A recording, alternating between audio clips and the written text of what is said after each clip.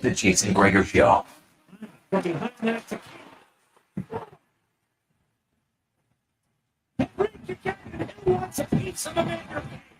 On Sports 1440.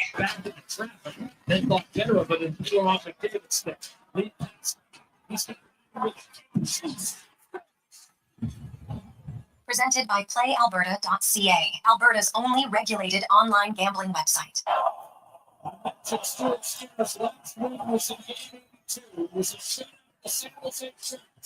He's going to pick up his second goal.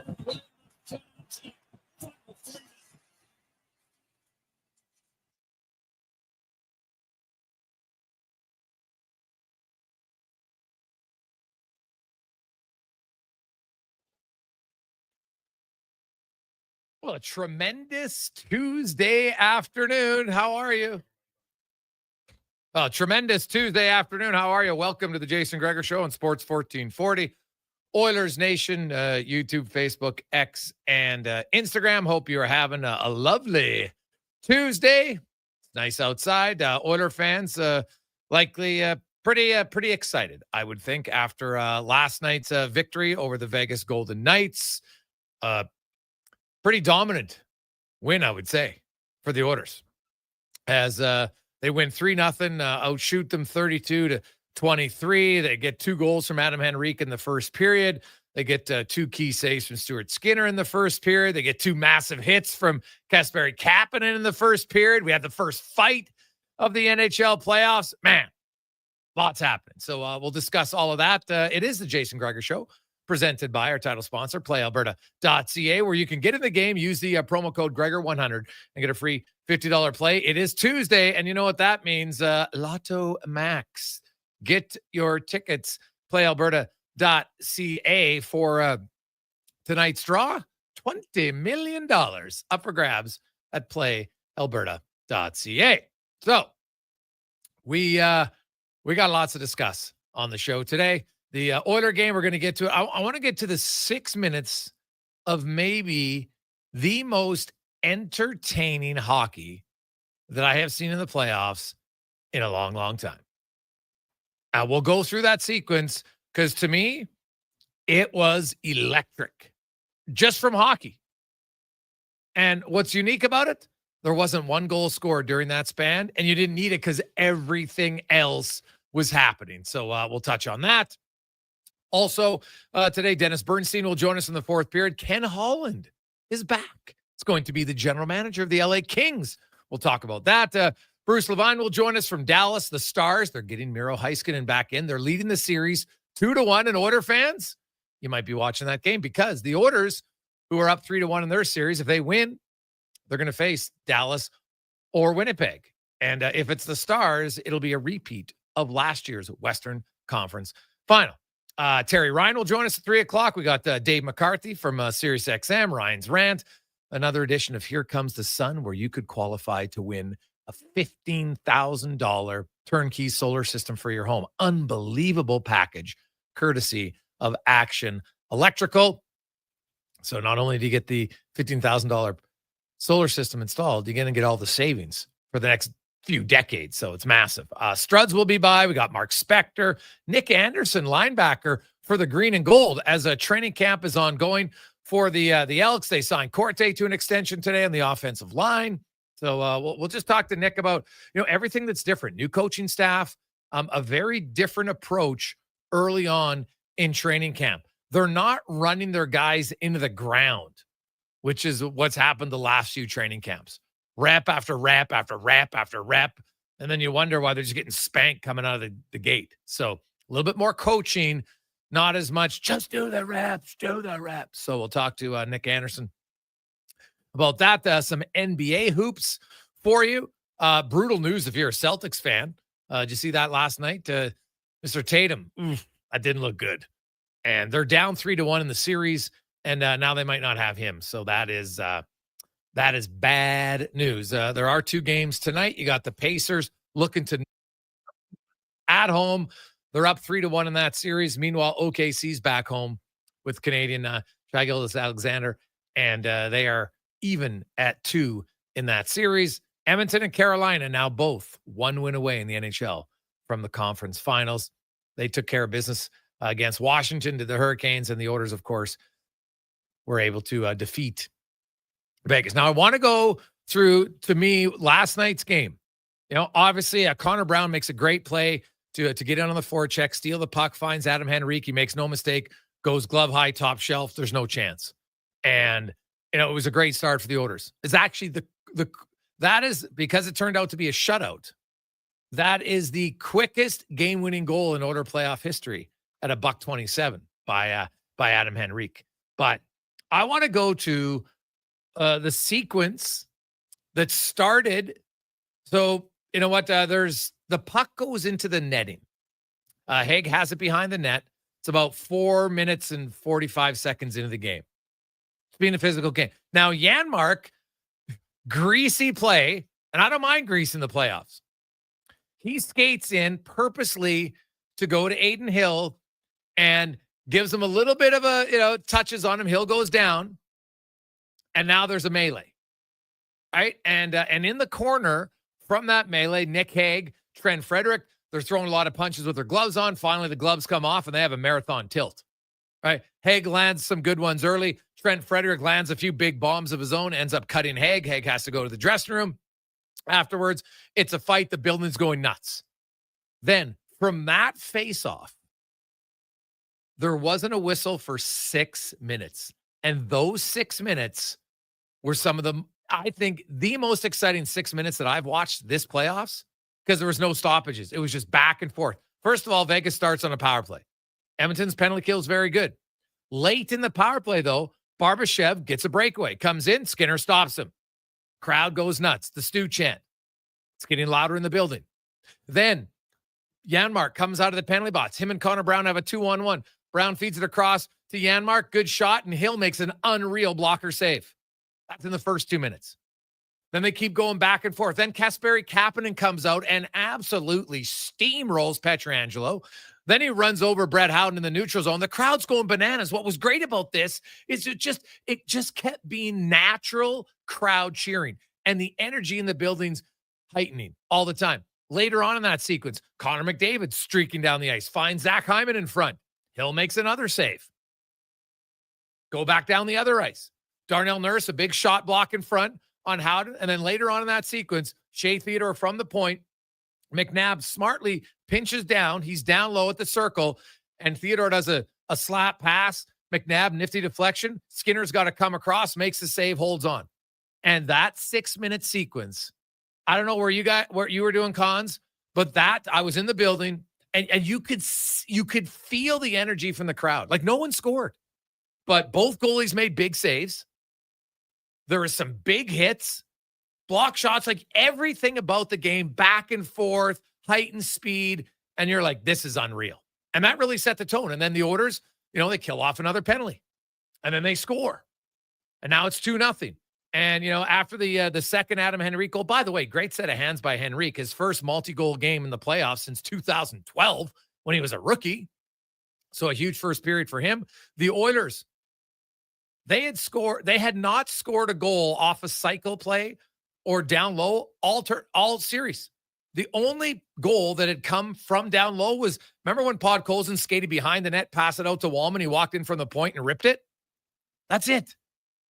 9 of their other 12 goals were off the rush, and some other ones were done high in the zone. They hadn't started any goals from below the goal line, but both of those came from down low. Good work by Brown, good work by Hyman to create turnovers, get the puck loose, and Adam Henrique, great job finishing on both plays. So after his second goal, Kane skates through the crease. Now, he was going at Hill. Make no mistake. I know Oiler fans were upset. McNabb pushed him. He was going in the way. Now, did McNabb give him a little bit of extra oomph? Yes. But he was going there. And I think the Oilers said, hey, we're going to try to rattle this guy's cage. And I think it worked. Even look at Kane's goal when he scored. Zach Hyman still going to the net and gives a little tap to Hill. They were like, hey, we're going to try to get this guy riled up. And it worked. Now, Hill played well. I don't think any of the goals were bad goals. He had no chance in the first goal. That's a great play by Henrique on the second. The third goal, maybe Kane comes down that side, short side. Would you want the goalie to make it? Potentially. Not an awful goal. But Cons, that's 6 minutes. You were watching at home, I know, with young Benny. Did you feel how exciting it was at home?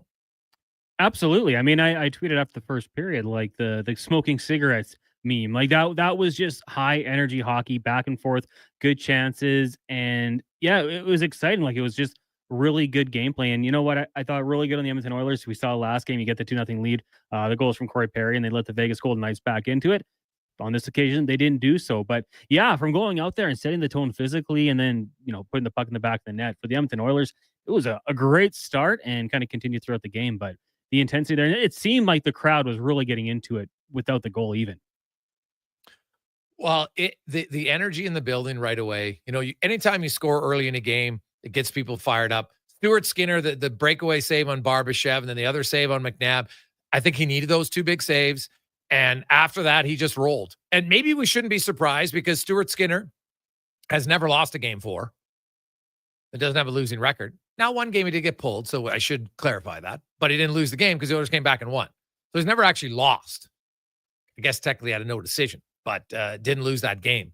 But here's the numbers why Oiler fans, the Oilers are now up 3-1 in the series. And since Chris Knoblock's taken over as head coach, in games 4, 5, 6, and 7, pretty important games in a series, the Oilers are 15-2. Stuart Skinner is 11-1 in those games. He has a .942 save percentage. I know some people like Skinner can never do anything good. I think you always have to look at the whole picture. Even if you look at last year's playoffs, Stuart Skinner had 2 really bad games against Vancouver, games 1 and game 3. He allowed 9 goals on 39 shots. So the save percentage in those games is atrocious. And what it does is it brings down the other 21 games. He had a 2.14 goals against average and a .916 save percentage. 21 games, really solid numbers. 2 games, horrific. Right? The claims that Skinner can't play well are so incorrect, it boggles my mind. Can he be more consistent? Yes. That's what you can say. To say that he doesn't have it in him to play good games is totally false. And later on in the series, when teams have more video on you, if you look at the Edmonton Oilers, they're pre-scouting. They've been able to break down goalies' tendencies and weaknesses later in series, and the other teams haven't been able to do it on the Oilers and on Skinner. So, who gets the credit for that? Got to give some credit to Edmonton, don't you? Right? You give it some credit to Skinner. Now, we can argue, hey, they got to be better in the first 3 games of a series. Fair, valid, right? It's not good enough. But the whole point is you want to win the series. And the later on, when the pressure mounts, the Oilers have been better. They're 15-2. In their 15 wins, they've outscored teams 60-25. And they've been outscored 5-3 in their 2 losses. One loss came in Vancouver in game 5 when JT Miller scored with 33 seconds left in the game. And then the other loss was game 7 in Florida. It's 2-1. So they allow 5 goals in the 2 losses and score 3. The other 15 games when they win, they're crushing teams. 60-25. Pretty significant. So, could the Oilers lose 3 in a row? Sure, they could. Anything's possible.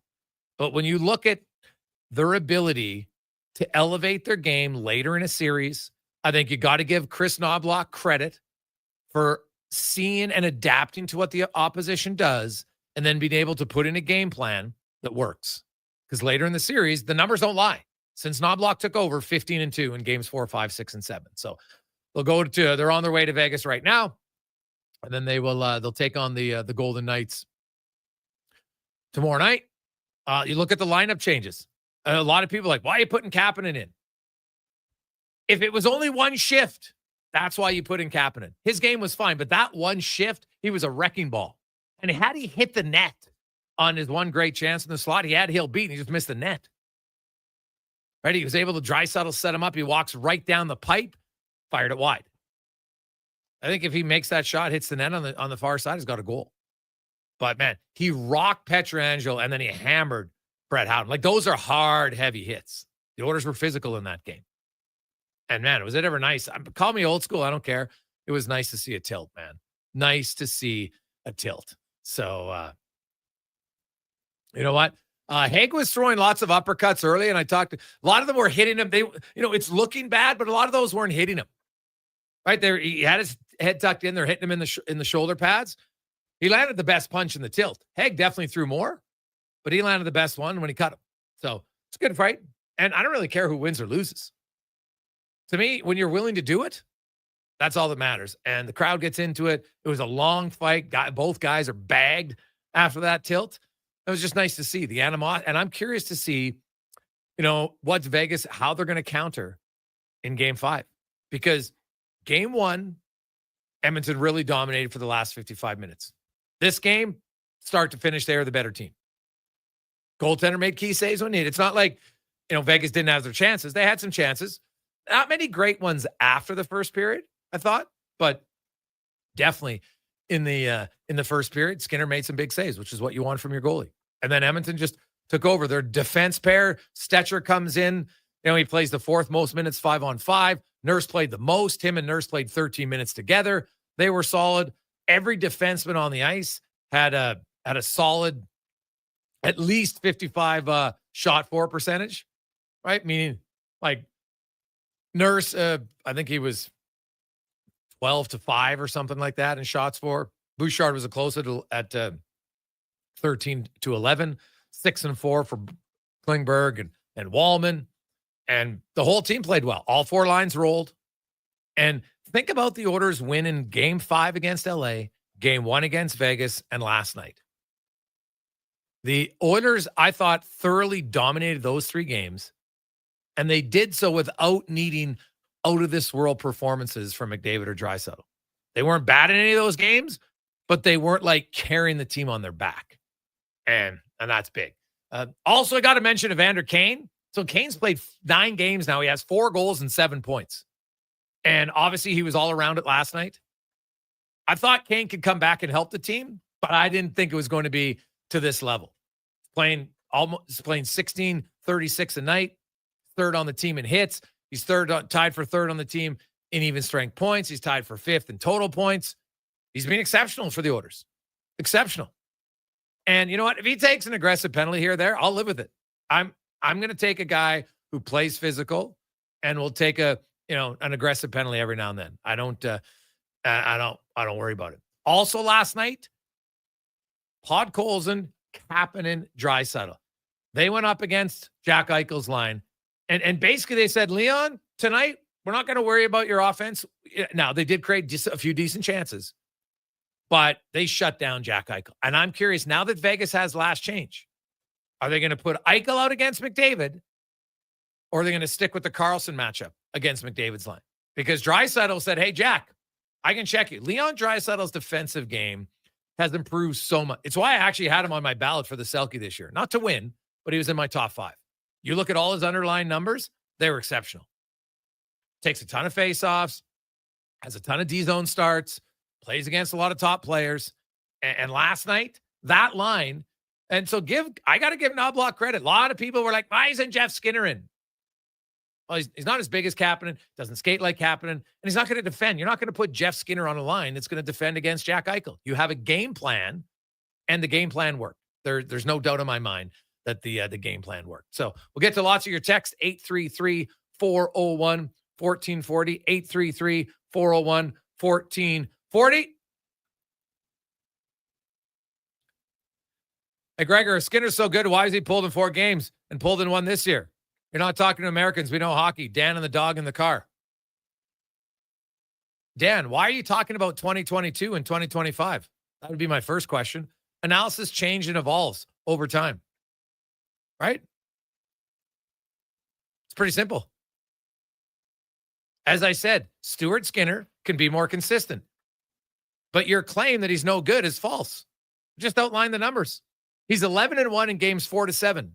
Do those games not count? Do they not matter? I think they're pretty important. That's all. I know some of you have such a hate on. You're not even happy that Skinner played well. Because you're like, yeah, but I said he sucked. And I want him to suck so I can be right. I don't get it. I've never understand people that are just, they'd rather be negative than enjoy it. Hey, Stuart Skinner played well. Yeah, but I don't like him, so I don't want him to play well. It's a weird way to look at it. Quick break. We'll come back. Ken Holland is back in the National Hockey League. What's his plan? Who's he bringing in as a head coach? Is he going to keep the head coach? We'll find out next on the Gregor Show, presented by PlayAlberta.ca. The job isn't done until the last load is hauled, and having a semi-trailer out of commission is not an option. Whether replacing or adding to your convoy, Edmonton Trailer has a huge inventory of new and used semi-trailers, trusted by the gravel, logging, oil field, fluids, and freight industries. Find a trailer right for you online or at one of their 3 locations. For sales, service, parts, rental, and finance, when you're in it for the long haul, Edmonton Trailer. Whether you're a craft beer connoisseur or more of a wine aficionado, there's always something new to discover at Sherbrooke Liquor, a unique, family-owned, independent liquor store. The selection? Incredible. The non-alcohol section is also very impressive. Sherbrooke Liquor, expert, knowledgeable staff with a passion for unique finds. More than just a liquor store, we're a community. Alberta's best, the one and only Sherbrooke Liquor. Wine, spirits, and oodles of beer. Visit SherbrookeLiquor.com. You got a go-to coffee spot, a trusted barber, even a lucky game day jersey. But when it's about looking your absolute best, there's only one name you need: Mr. Dirk. Family run since 1939, we're experts in crafting impeccable tailor-made suits and offering a wide variety of everyday styles. Pair that with personalized one-on-one fittings and the convenience of on-site tailoring. Mr. Dirk elevates your style game. Visit our Edmonton store or explore MrDirk.com. Score big on style with Mr. Dirk. Noodle, noodle, noodle, noodle, noodle, noodle, noodle, noodle, noodle, noodle. Noodle, noodle, noodle, noodle, noodle, noodle, noodle, noodle, noodle, noodle, noodle,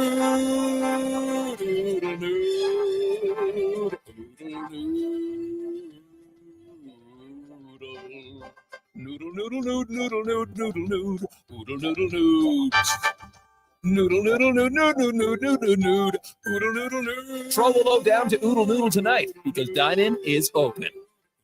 Excavators, loaders, lifts, compaction equipment, and more. Find the XCMG construction equipment you need. Available for rental or sale at Japa Machinery Group. Japa, helping build Alberta from the ground up for 50 years. Visit japamachinery.com. I won't shave till we bring home the cup. And I like to do a shot for every playoff goal. My jersey's not coming off until we're the city of champs again. Want a playoff superstition that always wins? Pick up a bag of Wilhauk beef jerky for every game. Because when it comes to the playoffs, where there's a Wilhauk, there's a way. Make every playoff game a Will Hockey game day with Wilhauk beef jerky. Only available in Leduc. Get yours today because you don't bring home the cup with salad. Is it Riverside Motorsports? No. It's Riverside Motorsports. Over 55 years in business, and people still get it wrong. Guess it's time to get it right. Riverside Motorsports. What you do for fun is our business. If you're passionate about golf, you're in for a golfer's dream at the Quarry. Challenge and natural beauty come together across 27 holes every golfer should experience. Book now. Get geared up at the Pro Shop and start swinging at the Quarry. Don't forget the Granite Grill Restaurant, an unforgettable top-tier venue to host all your events. For rental details or to book your tee time, contact the Quarry today. Edmonton's most popular golf and event venue. Call 477-THE-Q and visit thequarryedmonton.com. Hi there, I'm Ryan Reynolds, and I have a list of things I'd like to have on set. It's just little things like 2 freshly cracked eggs scrambled with crispy hash brown, sausage crumble, and creamy chipotle sauce from Tim Hortons. From my rider to Tim's menu, try my new scrambled eggs loaded breakfast box. If you bleed orange and blue and you're not using the all-new Play Alberta Sports and Casino app, then you're missing out. It's the only online sportsbook with odds boosts on all Oilers games. And now, it's not just sports. Play the slots, hit the tables, buy lottery tickets, all in one app, all across Alberta. Download Play Alberta now from your phone's app store and use promo code GOAL for a $100 bonus. That's promo code GOAL!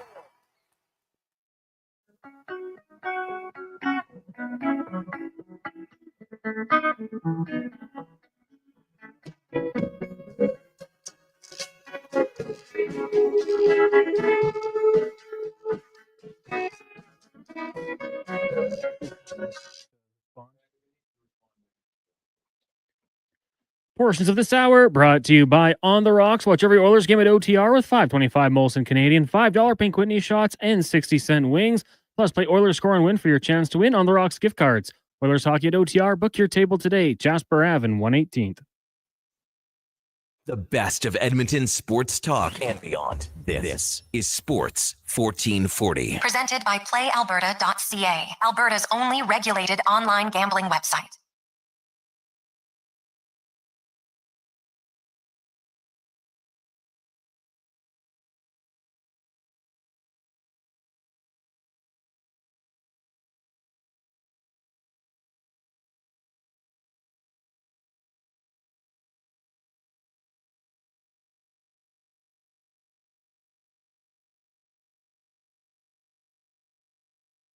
Welcome back. Sports 1440, Oilers Nation, YouTube, Facebook, X, and Instagram. Hope you are having a lovely day. We are getting set, of course, only one game tonight in the National Hockey League as Dallas and Winnipeg, and Miro Heiskanen is going to draw back in for the Dallas Stars. So huge news for Dallas fans. It's a tough break for the Winnipeg Jets. They only get tougher, but hey, if you want to win a cup, you got to beat the best. And Dallas's lineup now will be 100% complete. So that's good. Let's go around the NHL, brought to you by McDonald's. And once again, I just want to have a big shout out to everyone who supported McHappy Day last Thursday from McDonald's. Raised a ton of money for, of course, Ronald McDonald House, where it's a place that you hope you don't have to go, but if you do end up going, you'll absolutely love it. And it's fantastic for people who have sick children, and you can check it out and help them out anytime you like. And you know what? I would recommend, if you've ever want to get a group together, call Ronald McDonald House. You can go there as a group, and you cook meals for the families. It's a wonderful experience. You should check it out at Ronald McDonald House. As Dennis Bernstein from the fourth period joins us once again. DB, how you doing? Doing great, JG. Getting my reservation set for the JW in June. Oh, yeah, coming back. Hey, Edmonton looks really good now, man. Like, you look at 3 of their last games. Game 5 against the Kings, Game 1 and Game 4 of this series. They've thoroughly dominated their opponents in those games. And, we'll see. Games 4 to 7, they've been pretty dominant the last few years under Chris Knoblock. I want to get your thoughts, though, on the big news out of L.A. that Ken Holland is supposedly going to be the next GM of the Kings. What are your thoughts? Any tips on dealing with Kenny? Oh, honestly, I've dealt with lots of people over the years, Dennis. I'm going to tell you, Ken is one of the most honest and respectful people I've dealt with in hockey. I couldn't say there's very little I could say bad about Ken Holland. He's a great guy. Was always professional. You could disagree with Ken on things. He had no problem, but he was always super respectful to talk to. Yeah, it's funny because I was sitting, I think it was earlier this season with the contingent from Edmonton. And I know Ken tangentially, but not very, very well. But he sat there and talked about being 17 years old and working in some ice cream factory as a kid and all this other stuff. So I will tell you this, it will be an improvement with respect to the amount and tenor of the GM talking here in Los Angeles, because Rob Blake, for all the good that he did, and he did do good things for this franchise, don't get me wrong, he never talked. He talked once this year, and I'm sure Kenny will talk more than once. So it's welcome. But the question is, with Kenny, 69 years old, has the game passed him by, or can he still be an effective GM and take this team that is, I think, a very good team, Jason, to a contending team? And that's been the challenge. Now, the Edmonton Oilers have been a major obstacle in that contention. Kenny makes some big moves, or at least one more big move in the offseason. So I'm not surprised because they did need, I think they needed an experienced GM, because Rob was the first-time GM. He, certainly learned to the feet of Dean Lombardi back in the day. But going this route, when there's not really any really other stellar candidates, you can think of Mark Bergevin, maybe internally a Mark Yannetti, but I think right move, right time. But Kenny's got to prove himself that he can take a team that's a 100, 105-point team and get them to a third or fourth round of a Stanley Cup playoff.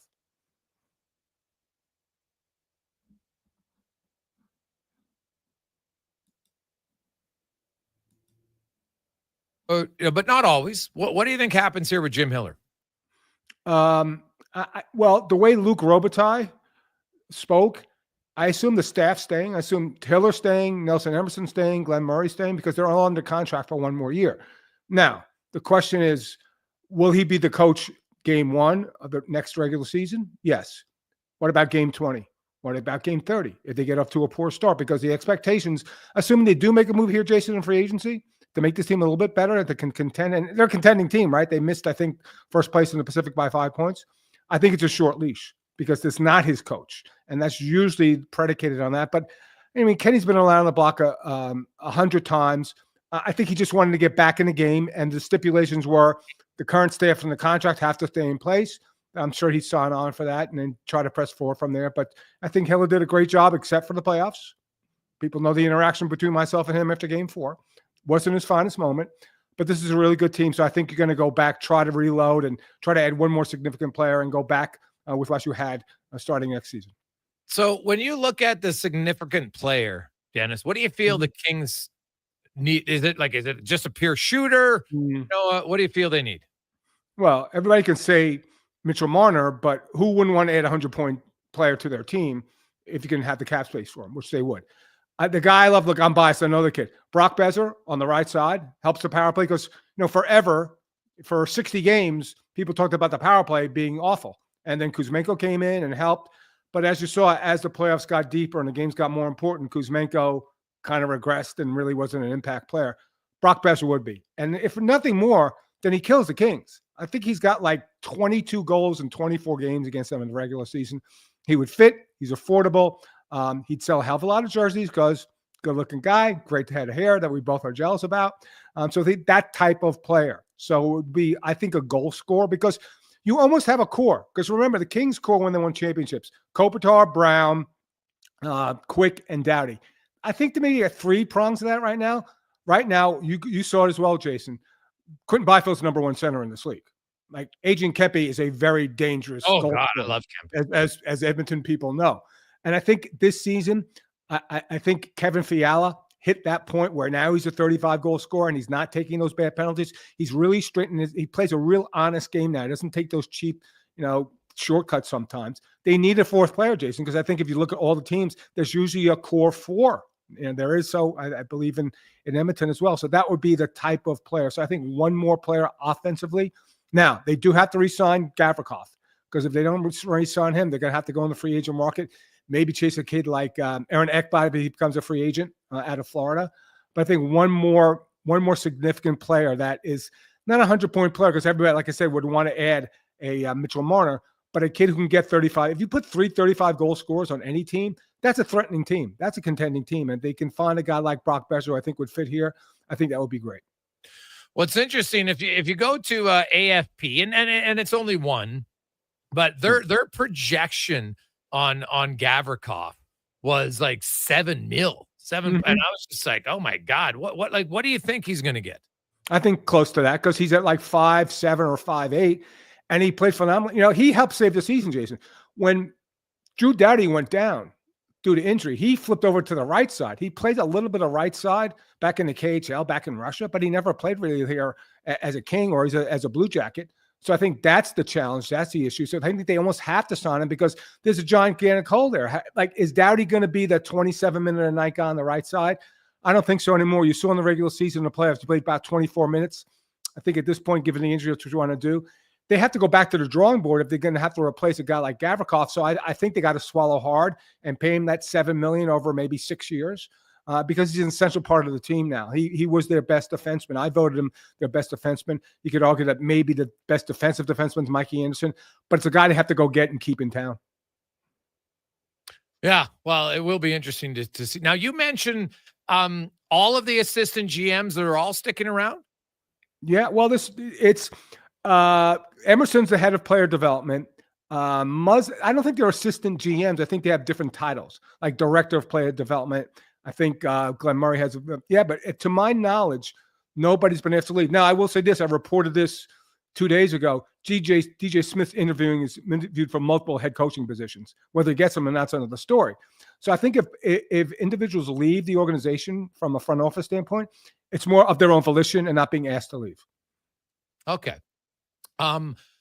When you look at the Kings and like, obviously for them, like some teams are just bad matchups. And I think it's safe to say after 4 years in a row, Edmonton's a bad matchup for the LA Kings. And now the problem is they're in the same division, right? Like Correct. The Kings might be starting to think, my God, we're the Winnipeg Jets of the 1980s where, what, we were a really damn good team.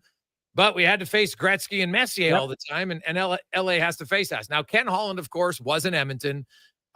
So he'll know what they're made of. But like Bob Johnson built a team, and of course it required Steve Smith to score in his own goal to beat them. Sure. But they kind of built the team. Do you think LA does that, or is that can't really do that in today's game?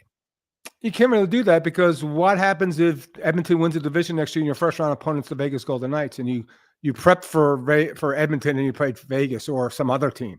I don't think you can do that. I don't think, like in this one particular case, Jason, if somebody tried to do that as a GM, I can't blame them because they can't beat them, right? So if you can't beat them, like how do you scheme? But how do you scheme to beat Connor and Leon? What do you do? Like, okay, you want to go get, Cale Makar and Quinn Hughes. Yeah, that probably beats them. But other than that, I don't think you can scheme that way. You just have to improve your team. And I think where this team was really strong was depth, but where they got beat in the Edmonton series was depth. And I'll say this. I know Connor and Leon are putting up numbers. This run is not about those two. They haven't crushed series. It's about Evander Kane and Corey Perry and John Klingberg. It's crazy. If I told you on night one that they might be as valuable, as important to the Edmonton Oilers as 29 and 29-97, you tell me I was crazy. But that's the reality of it, Jason. You watch these games, you see how them all fold. Like Evander Kane's an impact player, whether you like him or not, whether you like the fact that he rolls up in a different car, which probably isn't his, but it still rolls up on him before games. Like it's been a remarkable story to go from 0-2, everybody's dead, to rise up. And yeah, they were impactful. I get it. Kind of made Jack Eichel look like a traffic cone on that overtime goal. But that's not what's winning them the series. It's been a great run, and all the question marks that we had about depth coming in, the Oilers have answered. It's been a great performance by the players, and again, by the coach, utilizing these players in the right way. I keep going back. Game 5, the most pivotal game in the King series. Matthias Janmark scored a game-winning goal. Yeah. Yeah, no, the Oilers depth guys, Janmark, like every guy when he comes in, Kasperi Kapanen came in last.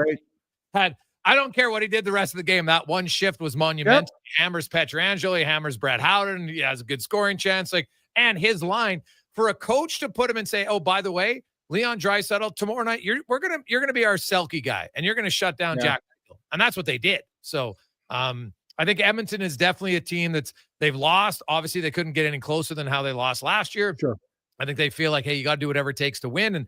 And some nights your best guys will be your best guys. Other nights, Draisaitl is going to be there in more of a defensive role. And, you know a guy like that in Anze Kopitar, right? He did it for years. Now, he's not as offensively gifted as Draisaitl. Of course. And Draisaitl's probably never as consistent defensively, but we're really seeing more of Draisaitl's defensive game come to forefront here lately. Yeah, they shut that team down. Like they made Vegas look old and slow last night. They did, because Hurdle didn't do anything. I'm still waiting for Jack Eichel to show up, and that was what had a big advantage. I said, how are they going to defend these two guys? They've done an excellent job in the games that they've won. They've done a great job defending. It's defending level like it was last season with Ekholm, and if Ekholm comes back in the next round, I mean, who knows? Yeah, well, Dallas right now. Hey, Dallas gets Heiskanen back, Dennis. I want to get your thoughts quickly on that series. And Connor Hellebuck's numbers, especially on the road, man. Let's say Hellebuck, like if he has a slow start tonight and you're down 2-0 in the first 10 minutes, you might have to pull him just based on what his road record's been here for the last 3 years. Yeah. And if you're a bettor, how can you bet on the Jets tonight? You just can't. Like the numbers tell you can't. Like you might win that bet and they might win, but you can't make that bet. And Jason, it depends on the type of goals. If he got 2 right away and he's deep in his, like he's been for some reason the entire playoffs, he's deep in his net. If 2 more go in like they have gone in, then you have to look at the other, because it's mental. It's not physical. He's not hurt. Like, yeah, the team could play a little bit better in front of him, but that hasn't been the reason. It's been him. Like, he owns all this. So, yeah, so if you go down 2-0 and they're bad goals, you have to, if Arneal. Like, this is a cliche for me. It's not game 7. It's game 6.5. If they go down 3-1 to Dallas with Heiskanen coming back, it's over. They have to win tonight. And you got to pull out all the stops. If your goalie, who's all world, isn't all world anymore, you got to go to another option. Dan, it's always good to catch up with you, man. It'll be interesting to see what the Kings are going to do in the offseason. Let's say he goes to free agency. How big of a swing do you think they would take at Mitch Marner? They would. They would take a big swing. They would. They've wanted stars here for a long time. Going back to they were praying they would get Jack Hughes in the draft lottery. They would take a swing. Now the question is, do players want to play in Los Angeles? Mikko Rantanen didn't want to sign in Los Angeles. Maybe Mitchell Marner would, because they have the makings of a younger core that he could play with. So I think they take the big swing. They need to take the big swing, because that could be a player that could put them over. At least maybe beat the Oilers once. Yeah. Yeah. Well, hey, you never know. Dennis, always good to catch up with you, buddy. We'll talk to you again. Maybe we'll see if the Oilers make it to the Cup final. Yeah, thanks for the time on Sports 440. JG, thanks for the time. Appreciate it. Betcha. That is Dennis Bernstein from the fourth period. Ken Holland will be the GM. Sounds like Jim Hiller is going to remain on as coach, according to Luke Robitaille from Dennis. So interesting. And hey, it's possible. So we're still waiting on the New York Islanders, because there's been some suggestions if they get a new GM, maybe Patrick Waugh stays, maybe he doesn't. And we'll find out. Sounds like Vancouver, Manny Malhotra, Adam Foote are the leading candidates. Jay Woodcroft did interview there. He's also interviewed in Anaheim and Seattle, is my understanding. So still a lot of openings in the coaching carousel. So we'll discuss that. We'll also discuss a huge return. Now, the update on Matthias Ekholm. Many of you are wondering. Chris Knoblock today said there's a chance he could be ready for the third round. Now, the start of the third round, I'd probably be surprised. Calvin Pickard is not going to play tomorrow. I don't think you're going to see Pickard this round, especially with the Oilers are up 3-1. There's no reason to rush him back. Why would you? Right? My understanding it's a little bit of a muscle tear kind of thing. So, which is good. Good in one way, bad in the other. Right? It's not a ligament, so that means it's probably more short term. But I would guess, if I was leaning, that Pickard's not coming back this round. And it's Stu Skinner here to try to finish the job in round 2. And then, hey, if Pickard gets healthy, it'll be a good conversation to have. And even if in round 3 or 4, if one guy plays 2-3 games, the other guy plays another game, I don't think it's a terrible situation. Honestly, I don't. So we'll see how it unfolds. But there's a big injury return tonight. We'll get to that next on the Jason Gregor Show, Sports 1440, Oilers Nation, YouTube, Facebook, and X, presented by PlayAlberta.ca. Find the perfect tractor for any job at Edmonton Kubota. Their massive selection of compact tractors has something for everyone, whether you're tackling small tasks or big projects. And right now, take advantage of 0% financing for up to 72 months. It's never been easier to get the power and reliability you need. Come down to Edmonton Kubota today and drive away with the tractor that's just right for you. Edmonton Kubota, where your perfect tractor awaits. The month of May brings machines, mud, and for us, many an opportunity. We're GS Construction, and we love the warmer weather because it means we can get to work. But to keep things moving, we need the right people on our team. You built your skills, you know your work matters. Now's the time to bring that experience to a crew that gets it. We're hiring experienced top men and pipe layers. So if you're ready to dig in and be part of a team that has your back, apply now at gsconstruction.ca for this great opportunity. The Bricks tent sale is on now. With so many items to clear out, they've had to set up tents in the parking lot. Save up to 60% off clearance items in the tent and store. With new specials every day and a bonus gift with furniture purchases over $999, these offers won't last long.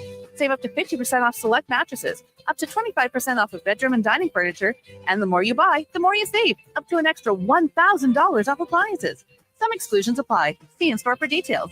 The Brick, saving you more. Dang. Last season, you bought new clubs to fix your game. You spent the entire season trying to learn how to hit with your magic clubs. And guess what? Dang. They didn't help your game. Now you're convinced it's your swing, but it really is your clubs. Even though you were told the ones you bought were the best ever made, if they were, you would have gotten better. Every day at Fitted Golf, we continue to prove the right clubs make all the difference in the world. From beginners to pros, Fitted Golf makes all the difference. Yes. FittedGolf.ca. At Fountain Tire, we're all about one thing, taking care of your vehicle. Oh, and your wallet. I guess that's two things. Save up to 20% off select tires until June 14th. Fountain Tire. We're on this road together. Hold on to your hockey helmet, Edmonton. On the Rocks is serving up 60-cent wings that fly off the plate faster than a slap shot And Molson Canadians for $5.25. OTR's TVs, hey, they're so clear you'll see the puck better than the ref. That ain't hard, is it? And every game night during Edmonton's playoff run, specials start 30 minutes before puck drop and last for the whole game. Be a part of the legend. See the menu at ontherocksyeg.com. Actions speak louder than words. Japa Machinery Group puts your construction plan into action with XCMG construction machinery you need. Available for rental or sale. Learn more at japamachinery.com. The My Choice sales event is back at Nissan. Get our best-selling Rogue, ready for adventures with plenty of room for cargo and crew. Right now, choose select 2025 Rogue models with $1,500 in Nissan bonus or accessory credit, or choose 3-year prepaid maintenance. The choice is yours with My Choice. Hurry in. These offers won't last long. Head to your local Nissan dealer and make your choice today. Available with leasing or financing through NCF. Conditions apply. See nissan.ca for details. Visit your local Edmonton and area Nissan dealer for more information. Every morning, you look in the mirror and see less of yourself. Hair loss can feel like losing a part of who you are. But it doesn't have to be that way. Hi, I'm Dr. Vance Elliott. At Advanced Hair and Skin Surgery, we understand the pain of hair loss. Our advanced hair restoration solutions won't just bring back your hair. They'll help you face the mirror with confidence. Good morning, you sexy beast. Visit drvanceelliott.com today because it's time to be the man you remember.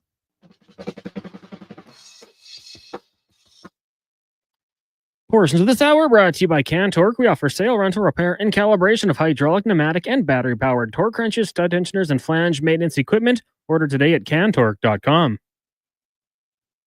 Hat tricks, touchdowns, and home runs. Get it all with the Jason Gregor Show on Sports 1440. Presented by PlayAlberta.ca, Alberta's only regulated online gambling website.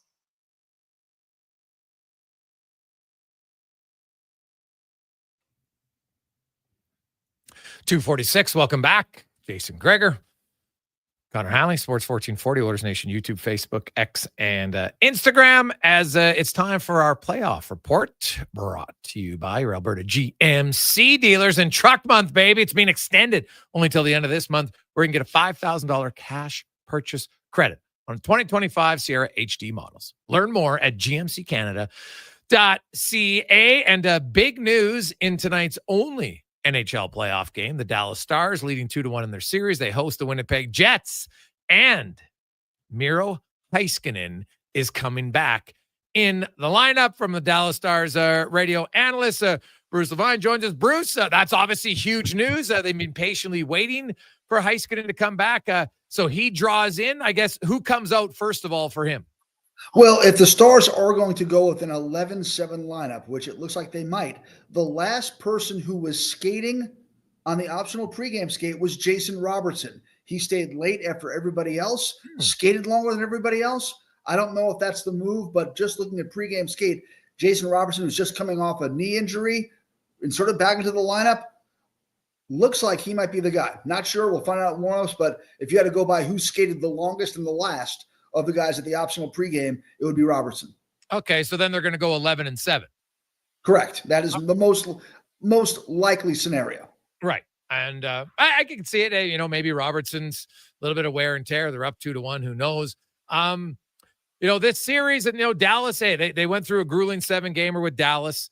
It's 3 games here against the Jets. They got an opportunity now to put themselves really in the driver's seat against a team, Bruce, and I'm sure you've seen the numbers. The Winnipeg Jets are awful on the road here the last few years. They're 1-8. Hellebuck's numbers are terrible. He's got like an over 5 goals against average and like an .850 save percentage. It's just weird how they can be that bad on the road. How important do you think this is for the Stars? Because the longer any series goes, you increase your odds of injury, fatigue, and any chance moving to the next round, even if you win. Well, this series is a long way from over. And for the Dallas Stars, they are very cognizant of the fact that Winnipeg won every home game in their last series. They split up earlier in the first 2 games of this series, but Dallas doesn't want to go to Winnipeg with it being a best 2 out of 3, with 2 games being up in Manitoba. So for the Dallas Stars, this is a very important game. And the Stars, Pete DeBoer said it constantly. It's about getting 2 games up on a team and putting their backs against the wall. They had a chance in game 2, didn't do it. Have a chance in game 4 at home. They think this is paramount. They think this is crucial to winning the series, is winning tonight. And look, past history is past history.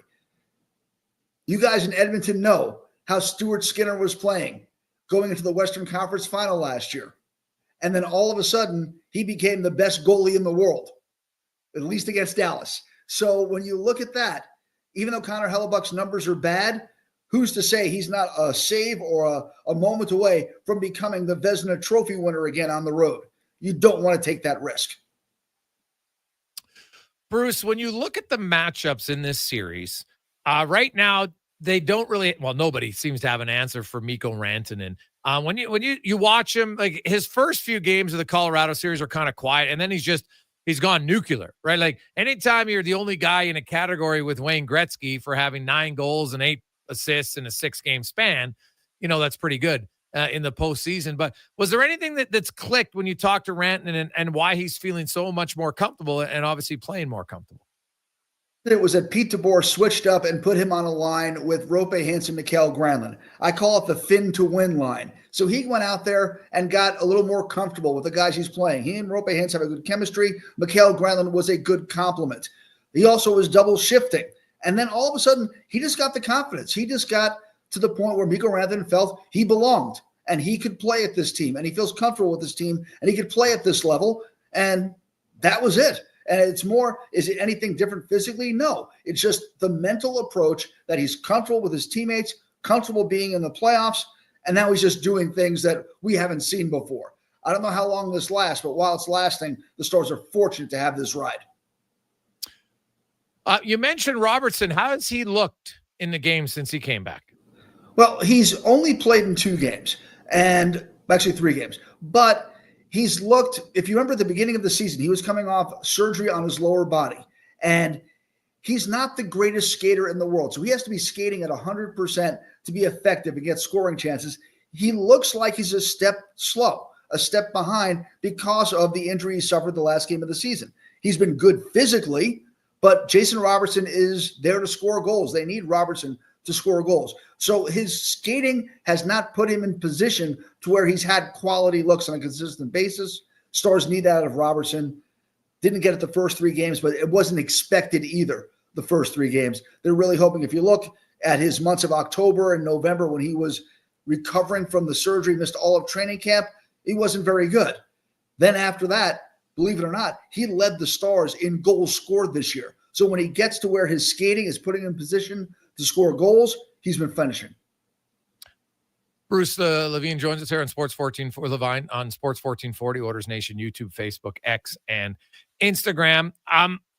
Adjustments as a series goes on, Bruce, become a factor. You look at Dallas. What adjustments do you make? I know they're up 2-1 in the series, but you're always looking to make adjustments. What adjustments do you think they're looking to make to give them even more of an advantage over Winnipeg tonight? Well, with Miro Heiskanen coming back in the lineup, it's really about not allowing Winnipeg to set up in the Dallas Stars zones. If you look at the goals that they have scored, at least the goals he scored in the last game, Dallas lost defensive zone faceoffs and then couldn't get the puck out of the zone. So for the Dallas Stars, it's got to be about cleaner with exits, cleaner with even when you're just trying to get the puck out of the zone to get a line change, being able to do that without icing the puck. When Winnipeg gets in the Dallas Stars zone, controls the puck, they've been able to wear Dallas down and get quality looks at Jake Ottinger. Dallas and Miro Heiskanen is so good at this, denying entries into the offensive zone, getting the exits going. It's about keeping Winnipeg at the blue line as compared to letting them get in deep and work that cycle. Bruce, last, I want to get your thoughts just on the other series, Edmonton and Vegas, because if Dallas wins, we could have and Edmonton wins, you could have a rematch of last year's Western Conference final. From afar, what have you thought of the Edmonton-Vegas series? One team looks really fast, and the other team is Vegas. I mean, the way that Edmonton is playing right now is scary. Because, last night, you didn't even get, a whole lot from your two, from Draisaitl or McDavid. And, Henrique chipped in. Kane looked good. Hyman's looked excellent. You guys look like there's a lot of depth in that series and depth with speed and a little bit of sandpaper to it as well. It looks right now that Edmonton is the better team. I thought this Vegas Edmonton series was going to go back and forth. If Riley Smith doesn't get a lucky goal at the end of game 3, you guys might be sitting on the beach right now waiting. Edmonton's talented players haven't dominated, and that's what makes it scary. I look at Edmonton this year compared to last year. Last year, McDavid, Draisaitl, Hyman had to be big for you guys to win. This year, I'm not so sure. And also, I'm happy to see John Klingberg back and contributing. He's a guy that went through a lot physically. Great guy in Dallas. His time here, he was special when he was here. But he's had so many injuries. To see him come back and play the way he's playing in the playoffs, that gives you guys, with him and Wallman, gives you guys a third pairing that is really, really solid. And that's also an improvement from last year as well. But I will say, Cody Cece's been a pleasant surprise for us. Well, I've always liked Cody Cece. I think he got it. He gets a real negative rap. Every coach who's ever had him plays him huge minutes against the other team's best players. But, a lot of people are like, yeah, but look at his analytics. I'm like, well, maybe there's more to look at than just that. Because he plays a lot of tough minutes for Dallas. He played a lot of tough minutes for Edmonton. In Klingberg's case, Bruce, I remember in the bubble when there was nothing else going on in the world. So I went to every playoff game that they had here. And John Klingberg, to me, was the best defenseman in the bubble. He was unreal. And a main reason that Dallas got to the Cup final, they're a very good team, but he was so smooth. And I'm not sure he'll ever have the breakaway straight ahead speed that he had before, but man, he's gotten his lateral speed back and his confidence with the puck. He's a really good outlet passer. And man, him coming back like this, I'm very curious to see what another summer of training for him, because he really hasn't had any good summers of training for a few years that I talked to him about, what he could do for a team next year and what teams will be willing to pay him in the offseason. John Klingberg does when he's on his game better than anybody I've seen recently is get pucks from the blue line to the front of the net. He's a guy that at the point, you talk about the lateral movement, he finds those creases. He finds those openings. He's not shooting to score. He's shooting to put the puck into a dangerous area. And if you remember in the 2020 bubble, Klingberg got the puck to the front of the net, and there was Joe Pavelski with tips and rebounds. Yeah. I mean, if I'm looking for somebody, if my power play is not great, I'm looking at John Klingberg going, here's a guy that if I put him on the power play, I'm going to get pucks to the danger areas. I'm going to get pucks on net, in traffic, through screens. When he does that, it makes everyone so much more dangerous on the ice. His defense has always been, the weaker part of his game. I'm not saying it's bad. I'm saying compared to his offensive ability. But boy, if I'm a team that's looking for somebody to quarterback the power play, or maybe my second unit power play to be more dangerous, you got to look at Klingberg. Yeah. Bruce, great rundown, man. Enjoy the game tonight, and hopefully we'll be seeing you in the next round. But I would love that. Again, maybe, you guys can come down. We could have a cold one in the 100-degree temperature and discuss hockey. Ooh, buddy, that's a good invitation. I might take you up on it. I love it. Thanks, Bruce. Have a good day, my man. Take care. There you go. That's a good rundown for the Stars and the Jets. Bruce Levine. We got a lot of texts to get to. 833-401-1440. Hey, guys, it'd be pretty funny to have someone purchase a few billboards down in Vegas with Aiden Hill spazzing out and put, "You mad, bro?"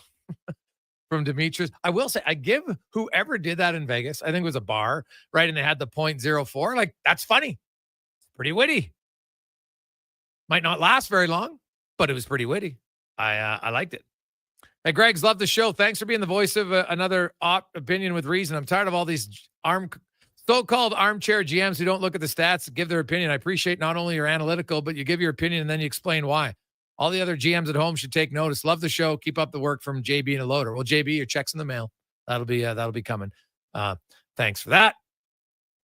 Hey, guys, I thought the Oilers last night had a plan, and the team executed the details of that plan. They made sure they had the players stay high all game to reduce odd man rushes. D-men stood up the Knights in the defensive blue line, and they were patient all game, not forcing thing. That was a detailed execution from Robert. Hey, man, there was, it's hard to find a clink in the armor of that game. As good as the game was against LA in game 5, last night might have been more impressive to me.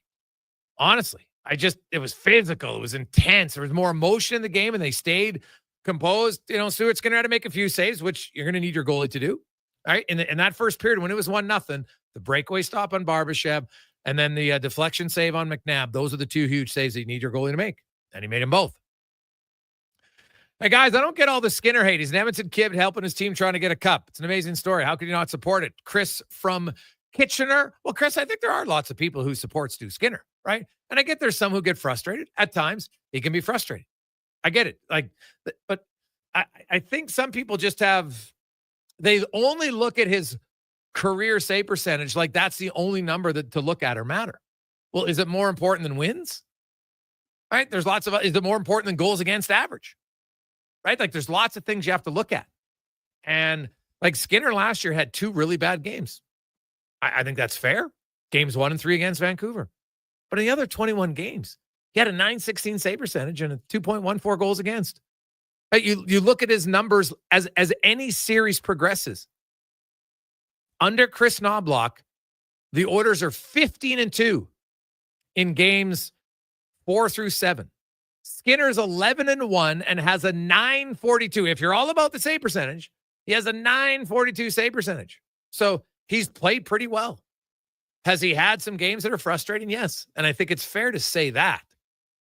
I think it's a little unfair. You'll never win with them. Like when you make a grandioso statement, like never, like it's a thing you learn as parenting. You should never say that to your kids. Never. You never do that because, well, are you sure? Try not to do that, right? Very rarely would I do that. Different things. So, Stuart Skinner took you to Game 7 of the Stanley Cup Final. So you do have a chance to win. We just heard from Bruce, a guy in Dallas. They talk about how Stuart Skinner was like the best goalie in the world in that series because he was really good. But people don't remember that. They're like, yeah, but he got benched in Vancouver, and that should allow me to be angry forever. I don't get it. Let's get to the Con Man and a Sports 1440 update brought to you by Booster Juice. They take flight with the new Dragon Fruit lineup. Introducing the Dragon Slaya Smoothie, Pink Dragon Booster Mixer, and the Dragon Booster Ball. Conquer your cravings today and stop in at Booster Juice. This is the Sports 1440 update.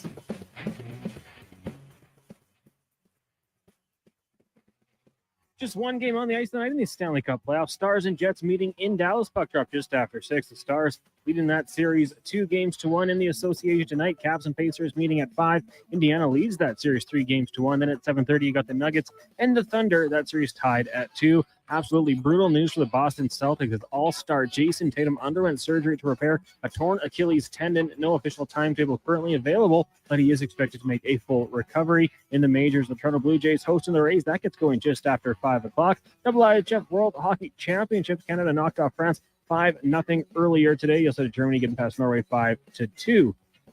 At the Centennial Cup today, 4 o'clock, Trenton taking on the Grand Prairie Storm. Then at 7:30, the host Calgary Canucks taking on the Edmonton Blizzard.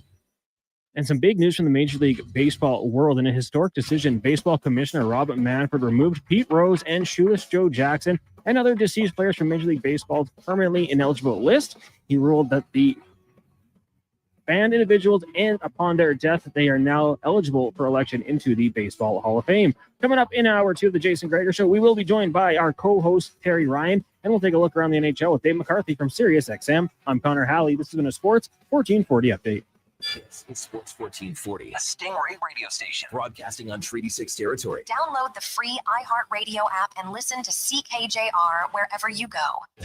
I'm Colin Livingston, president of Cantork. Since 2016, we've been at the forefront of hydraulic torque wrenches in Canada. I'm delighted to share our latest venture, in-house production for quicker turnaround, superior quality, and heightened versatility. Experience excellence at cantork.com. Adventure just doesn't stumble into your life. It roars to life with Riverside Motorsports. Tearing up trails or cruising the open road. Yamaha ATVs, side-by-sides, motorcycles, and dirt bikes deliver the performance you crave. Built for thrills, ready for your next adventure. Yamaha's legendary. So welcome to the Jason Gregor Show on Sports 1440. Oilers Nation YouTube. Located on St. Albert Trail. RideRiverside.com. Riverside Motorsports. What you do for fun is our business. Grant Fedoruk here from Instagram. Hope you're having some people live with problems they don't have to because they might not know that we're here, the things we can do, and the issues we can help. Problems less talked about, like incontinence, vertigo, Oilers Nation YouTube, lymphedema, or even things people live with every day, like shoulder, neck, and low back pain. So while a lot of people already know we have the people, tools, and technology to help you head to toe, I'm going to keep at this because if just one more person gets the care they need, then every penny we spend sharing what and who we can treat is worth it. Life shouldn't hurt. LeadingEdgePhysio.com. Your vehicle is a big investment. Protect it at Hughes Car Wash. We use only clean, fresh water and the highest quality car wash soap. Hughes Car Wash, the car wash pros. Find us at hughescarwash.com. Edmonton's only 24-hour-a-day sports radio station can be heard anytime, anywhere. Sports 1440 is streaming on your phone, your tablet, your computer. Download an app today and listen to Sports 1440. You've got a go-to coffee spot, a trusted barber, even a lucky game day jersey. But when it's about looking your absolute best, there's only one name you need. Mr. Dirk. Family run since 1939. We're experts in crafting impeccable tailor-made suits and offering a wide variety of everyday styles. Pair that with personalized one-on-one fittings and the convenience of on-site tailoring. Mr. Dirk elevates your style game. Visit our Edmonton store or explore MrDirk.com. Score big on style with Mr. Dirk. Wow. For a silly hockey fans, your partner in power just skated onto the ice. EWEL.ca, the new e-commerce website for electrical wholesalers Edmonton, is ready for the power play 24/7, 365. UL skates to where the puck will be in 5 years. Now that's forward thinking. Killer selection, slamming products from the best brands, and legendary service. Don't sit on the bench. Get your account today at EWEL.ca and win that project. Plug into your partner in power. Get an EWEL.ca account today. Day or night, tasting just so right.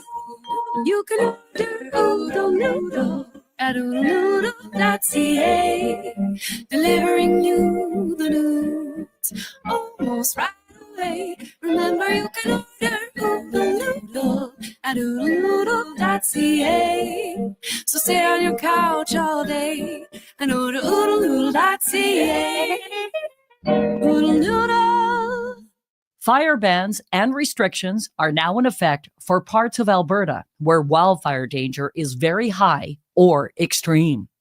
Because of dry and windy conditions, wood-burning fires may not be permitted on public or private lands. Visit albertafirebans.ca for more information about bans or restrictions in your area. That's albertafirebans.ca. A message from the Government of Alberta. All right, give me something big. The Ford It's a Big Deal event is on. Bigger. Get a big truck and an even bigger deal. Love it. Now the details. Right now, lease a 2025 F-150 STX with the black appearance package from $220 bi-weekly at 0% APR for 24 months with $43.75 down. That's like $110 weekly. Now bring it home. Plus, there's a $750 bonus for eligible Ford owners. Hurry into your Alberta Ford store or visit Ford.ca today.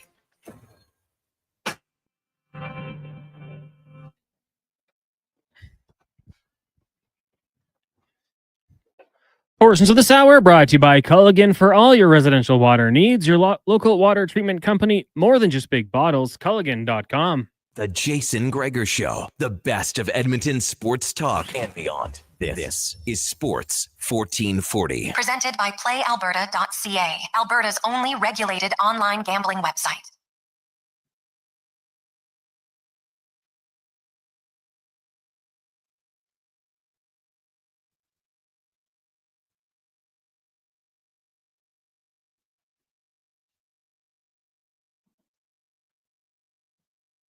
Just after 3 o'clock. Welcome back, Jason Gregor.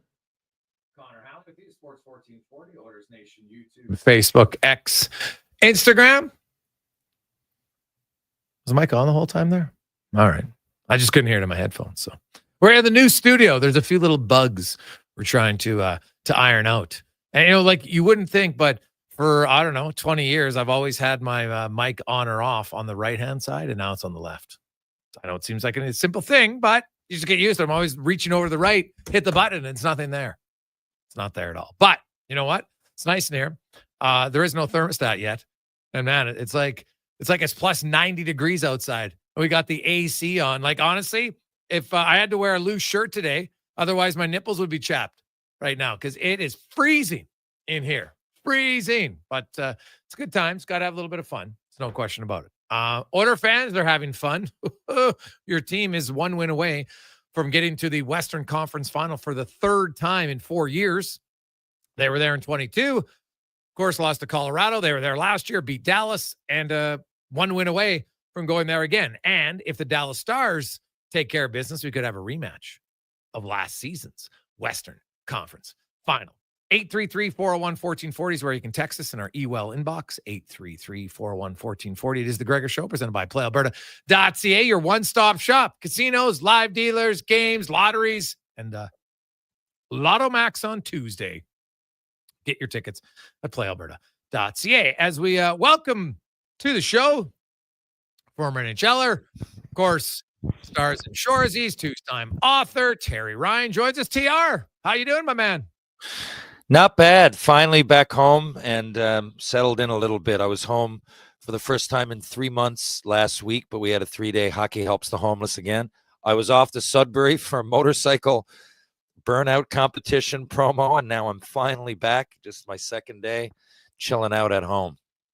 Well, I was getting the rundown from the Sandman. I know all the dirt on TR, so lots of it I can't mention on the radio, though. So I'll have to talk to you about it off of the air. So it's good. I love that both of you are going down the same path at the same time, and I will chirp you both about it later, just not today. Well, and I will say this before we go further. Great guy, though, because when I'm in Toronto and I'm not on Shoresy or I'm not doing events, but I need to be there for 4 or 5 days, which has been a lot the last few months. Sandman is good guy, lets me use his basement apartment for free. And in Toronto, that is huge because rent is very expensive. So there you go. The man behind GS Construction is also a good lad.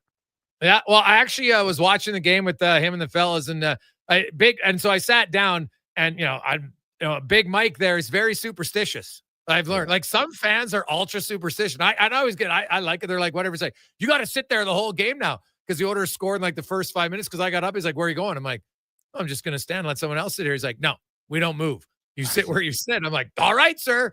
So away you go. And I don't know if you watched the game last night or not, TR, but there was a 6-minute segment from after the fight.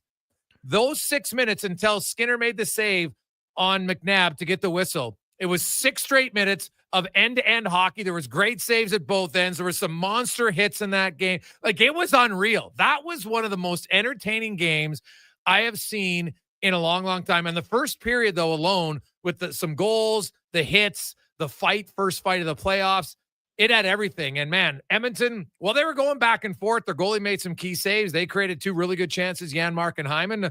Just what did you make of the Oilers' ability to, outside of the Barbashev breakaway on the power play, and Matt McNabb redirection, they really didn't give up a ton after that. And anytime they did, Skinner was there.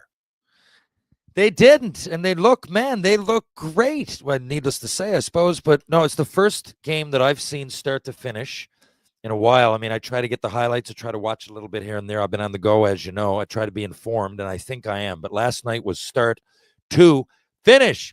And what I love about that whole thing, I can't put my finger on it, but the first couple of games of the playoffs, it was weird. The Oilers, because Kane was just back, and Frederick, I forget now, but he was injured a lot. So those two guys are obviously a lot of meat right there that are going to hit. I don't mean like meat, not be able to play, obviously.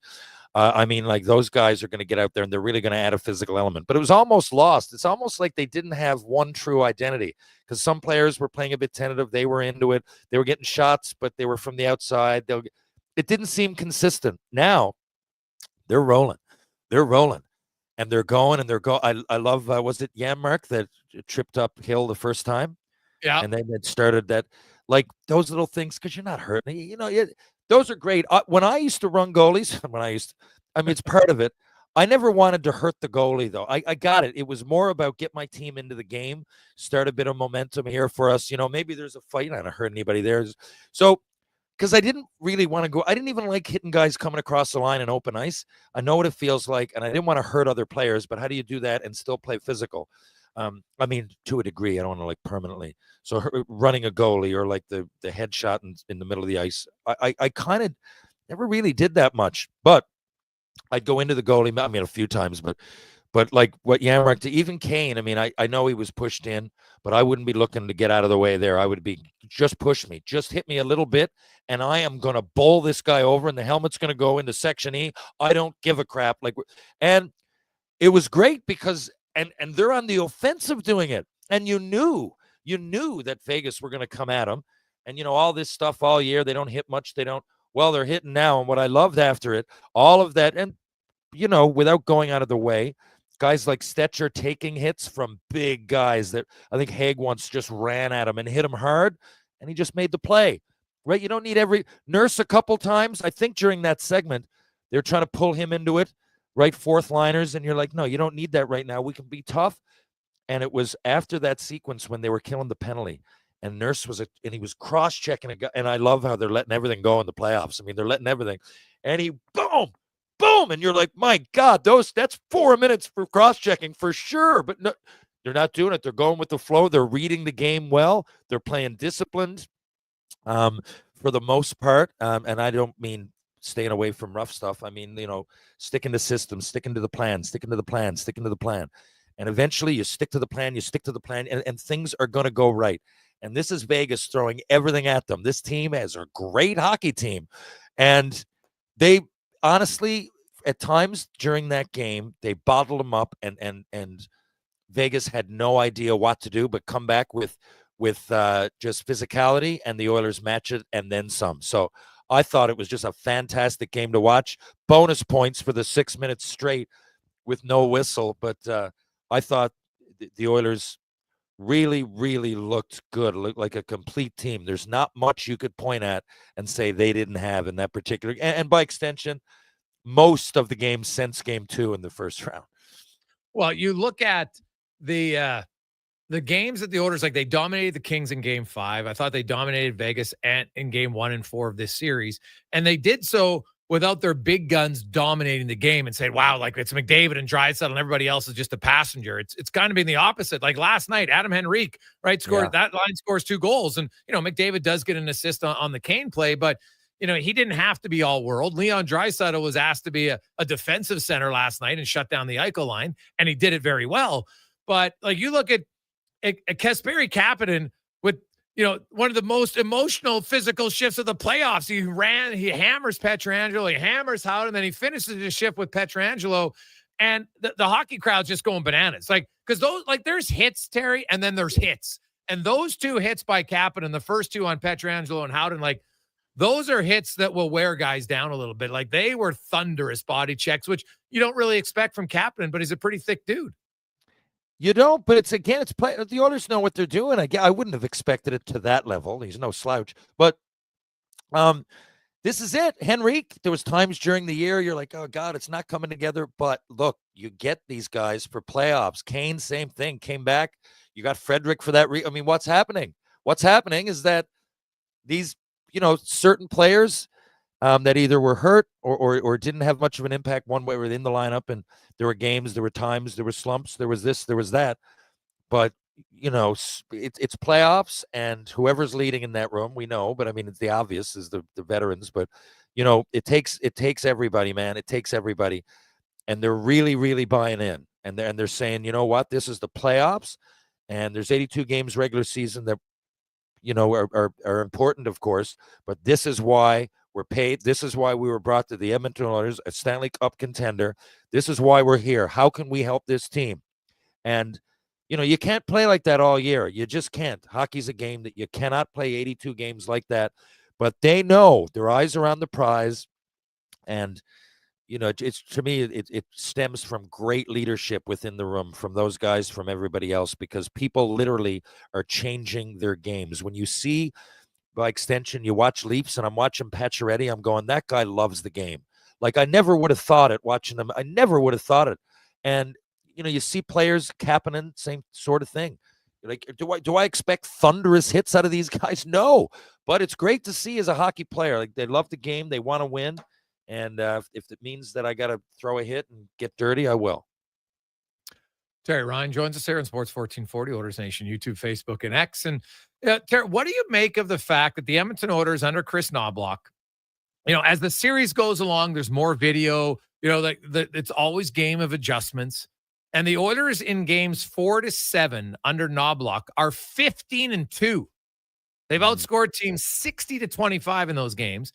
And in their 2 losses, they lost 3-2 and 2-1. And the one loss, they gave up a goal in the final 30 seconds. Like, it was a tie game. So What do you like? And Stuart Skinner's 11-1 in those games, got a 942. But what do you make of Chris Knoblock and maybe just the Oilers organization lately and their ability to, they find the weaknesses in the opposing goalies late in the series? Well, the other teams haven't been able to. If everybody thinks Skinner's so bad, how come late in series when you have more footage on him, they can't exploit him? Yeah, and I think I still think he gets a bad rap, and it's tough to deal with all that, man. Ask Jack Campbell when every single person is pointing at you and blaming you and everything else. It's tough to go out and you do your job. So I love to see him do it. First of all, second of all, I think Knobloch's a great coach, and I think he's underrated, even with the success that they've had, and little things from the last change and mixing up the lines and being confident without freaking out. Like, there's no panic button, really. And there was times, I mean, the first round, I mean, really, didn't we all think it was just about 3-0 there? But he handles himself with poise, and he's an experienced player as well. He did play the game. It's not an NHL name you'll remember, but Chris Knobloch played the game. He understands it from a player, from a coach. He seems to respect the guys. But I think it's part him. I'm going a little bit more that in those late games, it comes down to I feel bad comparing. Yeah, he has a big part to do with it, but come on, let's start with Draisaitl and McDavid. Let's just start there with the leadership with the want, and they know that they're being judged with the greats of all time, and you need a Stanley Cup. That's the first thing. So from a personal level, if I'm those guys, and by extension the others too, obviously, but it's really on them, and they're guys that are really pride. I'm sure they like winning awards. Who doesn't? But I'm sure they do. But they're team first. And we know that because we know the quote. We've seen them do it. We've seen them play injured. We've seen them change their game. We've seen them drastically do whatever they need to do for the team to win. And I think when you have players like that are so, they're literally iconic, right? Now, everybody wants to win. I'm sure everybody there wants to win.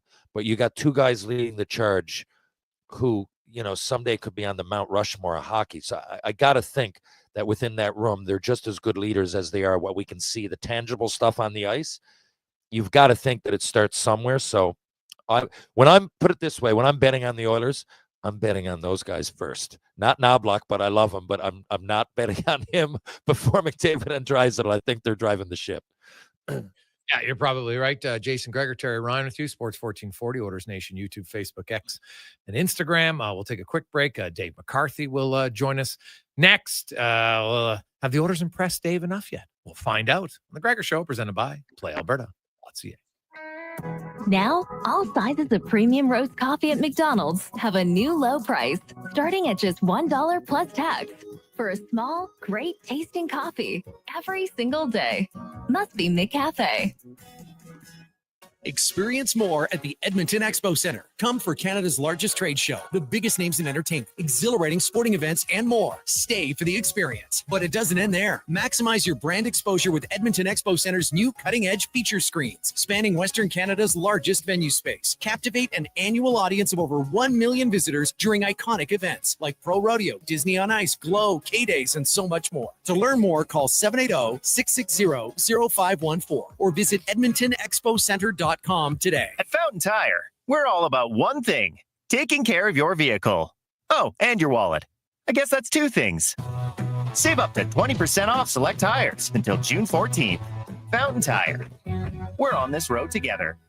Explore beyond the boundaries of capability and value during Truck Month at GMC. Right now, get 0% financing for up to 72 months on the 2025 Sierra 1500 Crew Cab Pro Graphite. With a TurboMax engine delivering 310 horsepower, GMC Pro safety features including automatic emergency braking, plus a max towing of up to 9,500 pounds. You'll be ready for anything this Truck Month. Ask your GMC dealer for details. Mr. Rooter hits the gym. As a new Mr. Rooter plumber, you get access to our company gym. Nice. Where's the equipment? Over here, we have a variety of tight pickle jars. Open those up to work out your pipe wrenching muscles. We've got your standard weighted plungers and over here a pipe wrench. Why is that guy forcing his body into a suitcase? He's getting limber. A good plumber must be able to fit under any sink. For a plumber who always works out, call Mr. Rooter.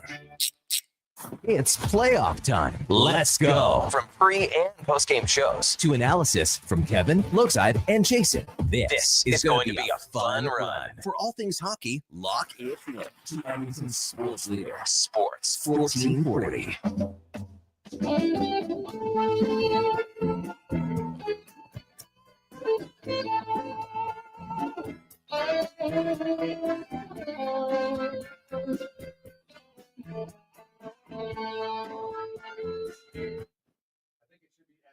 Portions of this hour brought to you by Leading Edge Physio. The team in Old Strathcona have special training dedicated to reducing the impact of cancer care before, during, and after your diagnosis. From lymphedema to the management of fatigue and side effects of chemotherapy and radiation, they can help. Learn more at leadingedgephysio.com. Hat tricks, touchdowns, and home runs. Get it all with the Jason Gregor Show on Sports 1440. Presented by PlayAlberta.ca, Alberta's only regulated online gambling website.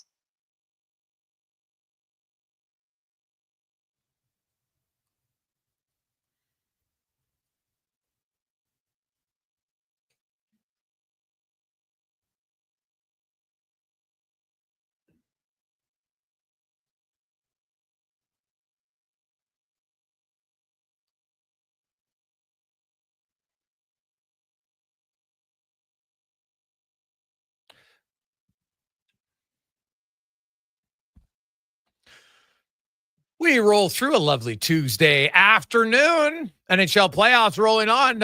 Oiler fans, you were a little heartbroken after Saturday night's last second win. Understandable. But the victory last night in the fashion they did probably reboosted and re-energized your confidence to see the Oilers get into the third round, potentially for the third time in 4 seasons. And, you look at the Edmonton Oilers, man, like they faced some big dogs. They lost to the Cup winner in 22. They lost to the Cup winner in 23. They lost to the Cup winner in 24. So they would like to end that trend this year and become the Stanley Cup winner. So if it's true that you have to, in order to learn how to win, you have to learn how to lose. Well, I think they've done that.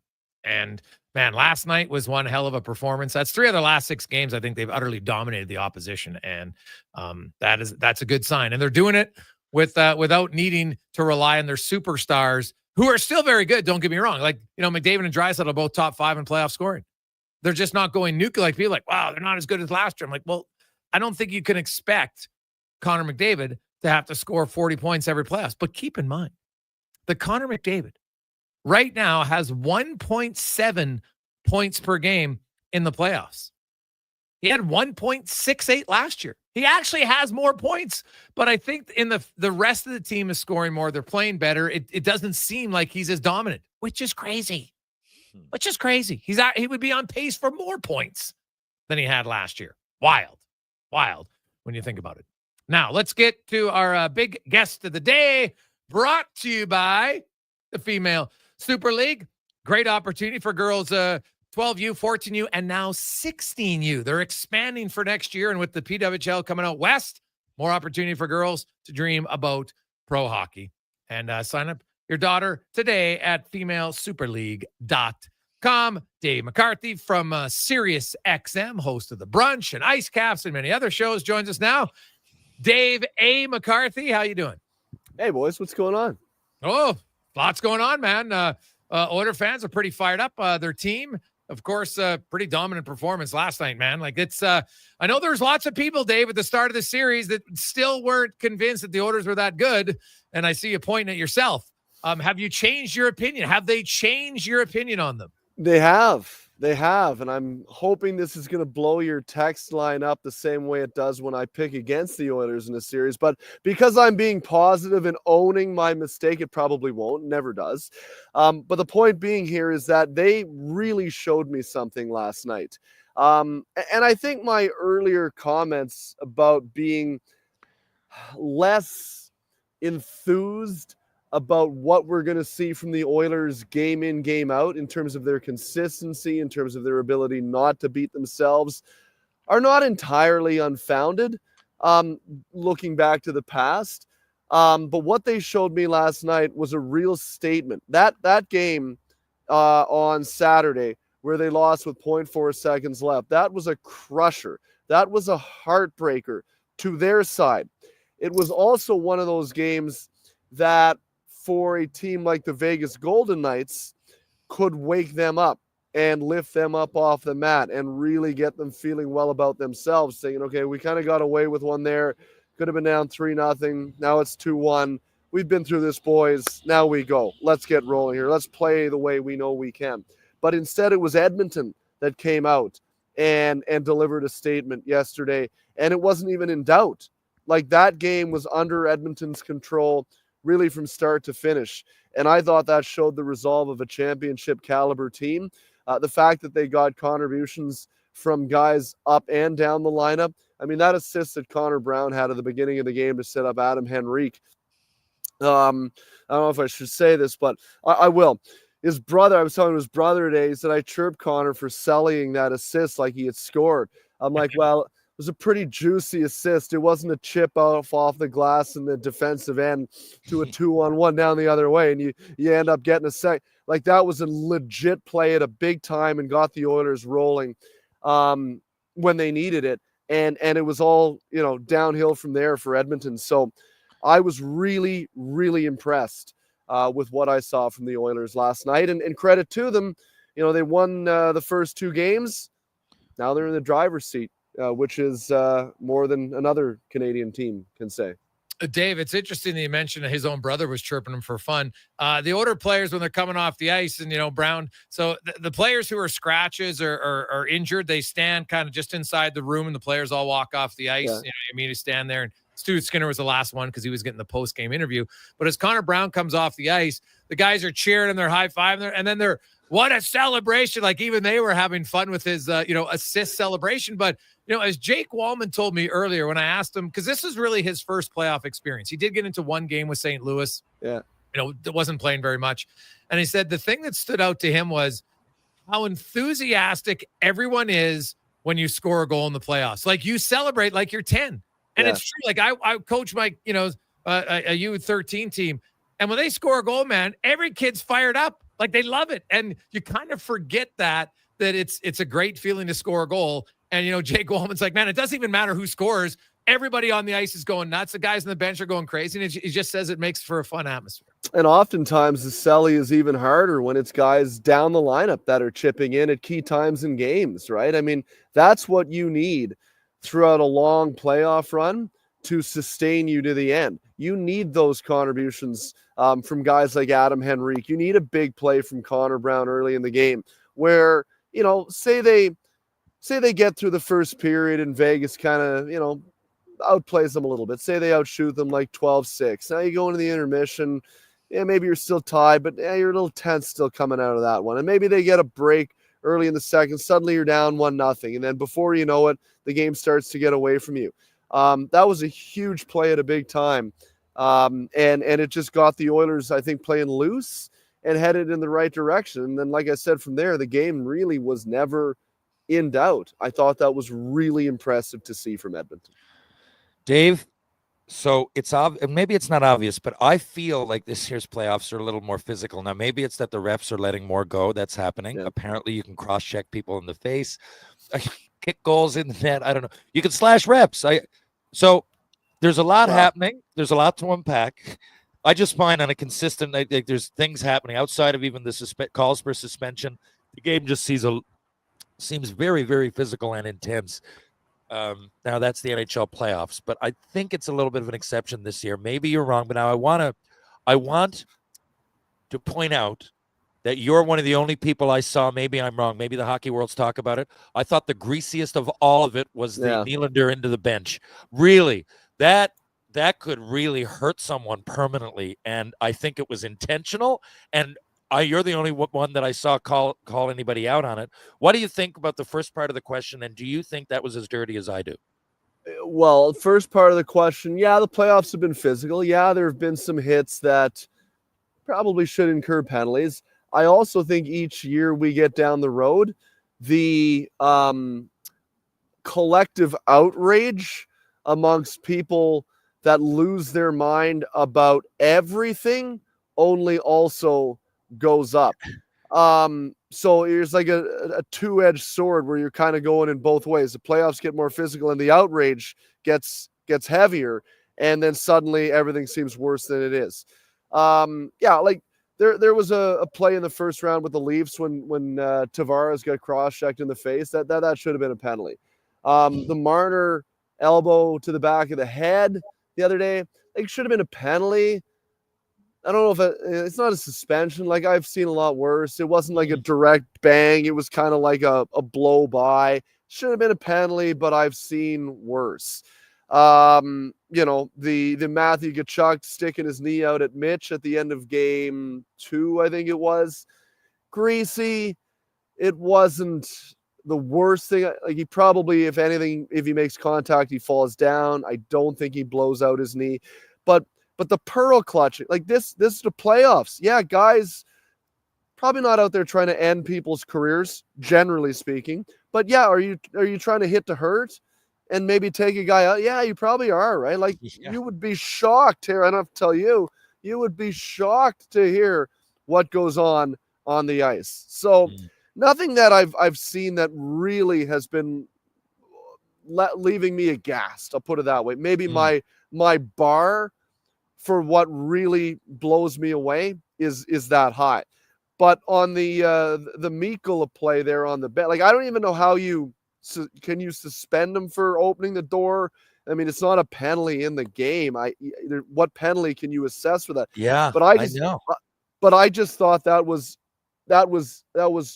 terribly, terribly greasy stuff, because the play's coming at him. He sees Nylander in the front. He knows exactly what he's doing. He opens the door. Nobody changed. Nobody went off. Nobody came on. That's why is the door opening? And that, like, you within the course of the game, you hit me a little high or whatever it is. Okay, it's still incumbent on the guy who's getting hit to be aware of his surroundings. Like, when you're on the ice, you have to understand what's going on and play knowing that people are out there trying to take a chunk out of you. Like, that's within the course of the game.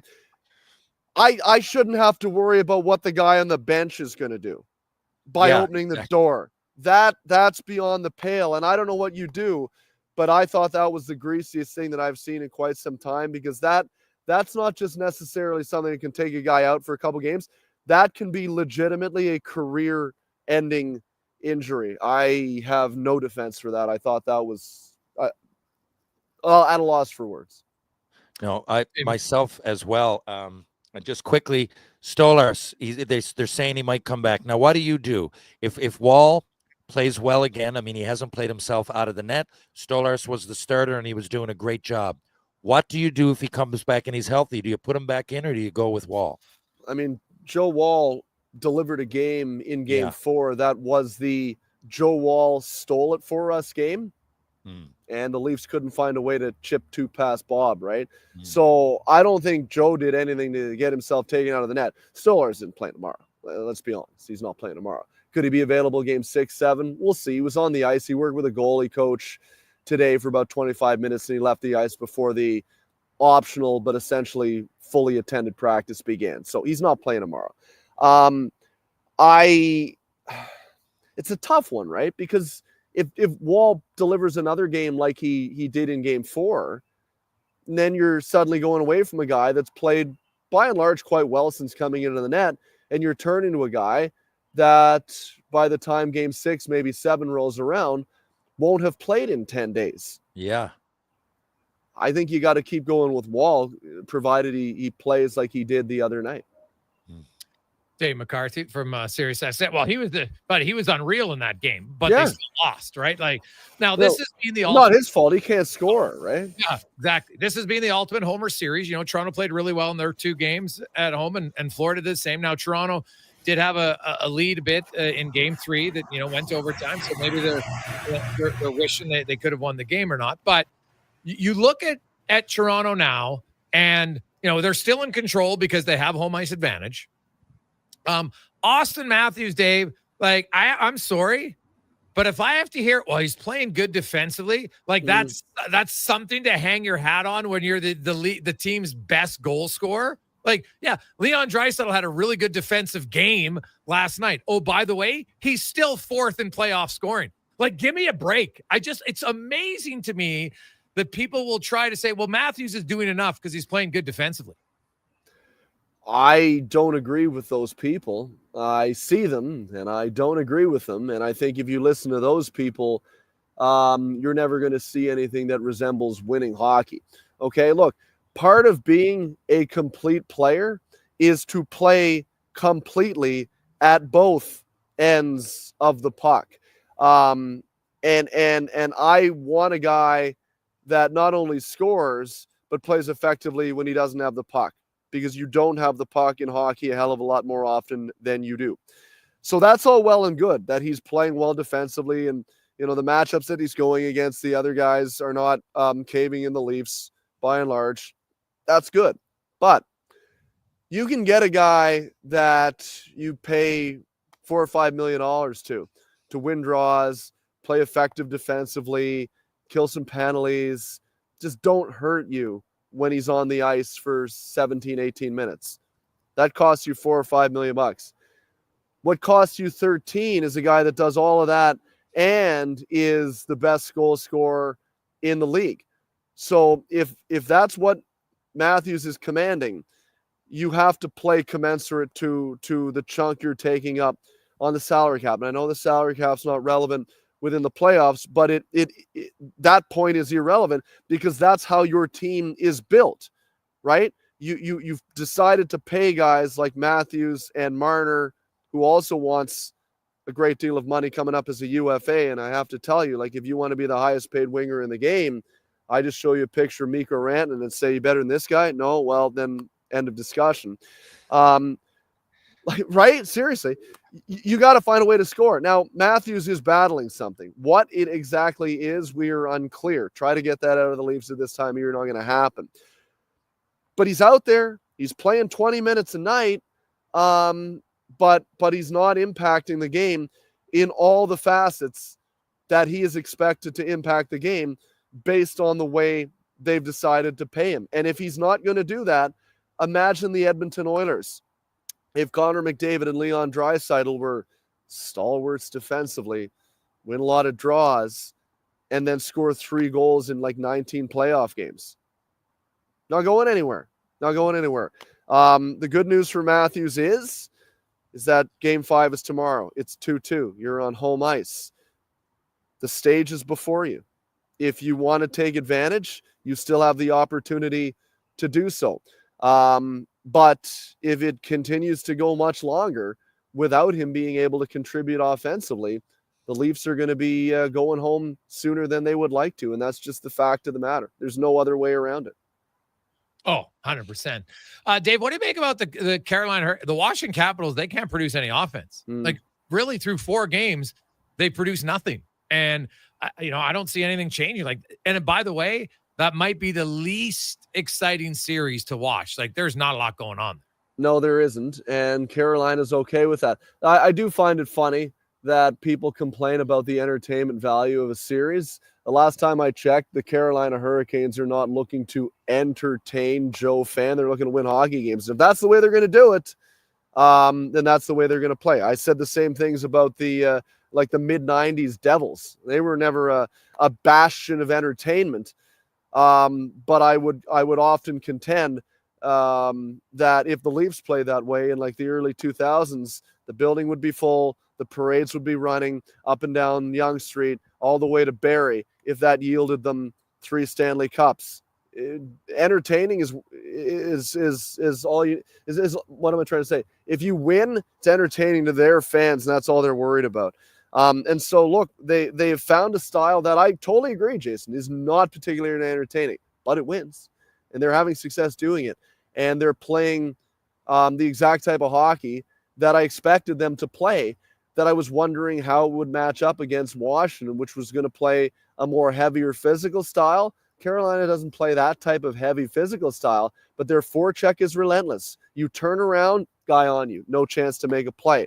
And they're stifling Washington. And as soon as they get into the offensive zone, they're throwing everything in the kitchen sink at Washington's goalie, and they're playing a percentages game. And like we saw in game one, eventually, even if it's not a great chance, the goalie is human, and one is going to squeak through him, like it did when Jacob Slavin scored in overtime. So the style they're playing is having success. Wouldn't it be funny if this is the year that they ultimately go to the Cup final, when they pushed all their chips into the middle, tried to go out, get Mikko Rantanen, didn't work out, had to move him. I think we all here thought in moving all those deck chairs around, they weakened their team.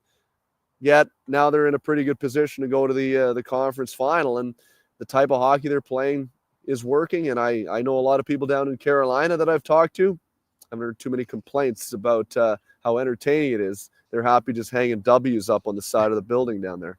No, it's true, but I don't know if we'll see if it wins them anything at the end of the day. But I just find it when I watch the other series, man, like watching that one's kind of like paint dry. I agree with you. Guess what? I'm going to go do something else. Like I have very little interest to watch it. Yeah, no, I agree with you completely. But it's something that, and I think it's kind of a way that they have, like they don't have a lot of elite game breakers on that. That's what they were going to try and go out and get in Mikko Rantanen. So if they're going to have success, they've got a bunch of good players, but they need to play a style that suits the group that they have. And this seems to be the one that does. They're having success because of it. I don't see Washington coming back in this series. So, credit to Carolina, albeit we may not be as entertained as we could possibly be. Davey, great stuff, my man. Ken Holland's going to LA. Oh, yeah. I just saw people reporting that they saw Lou Lamoriello in the Buffalo airport. Do you think there's a chance that Lou's going to end up in an advisory with the Sabres? Well, that's interesting. I mean, the last time they tried to shush him into an advisory role was here in Toronto, and that lasted about 3 weeks. Like Lou doesn't seem to me to be an advisory kind of guy. To me, he likes to be the guy that calls the shots. Now, in talking to people in Buffalo, it has seemed unlikely that Terry Pagula had interest in hiring a president of hockey operations to oversee their general manager. Maybe something has changed, but I think if Lou gets back in, I think it has to be in a position where he has the ability to put his hands on the wheel to an extent. He just doesn't strike me as the guy that is content, cashing a check, having someone pick up the phone every now and again, ask him for his opinion, and then maybe do it, maybe not. That's just never the way he's worked, and he's been at this a long time. And when you've been at it as long as Lou has, it's hard for folks like that to change their ways. Now, put it this way. If they were looking to bring in a president of hockey operations on like a 2 or a 3 year deal, he'd be the guy that I go to in Buffalo. That's for sure. Are they willing to do it from an organizational standpoint?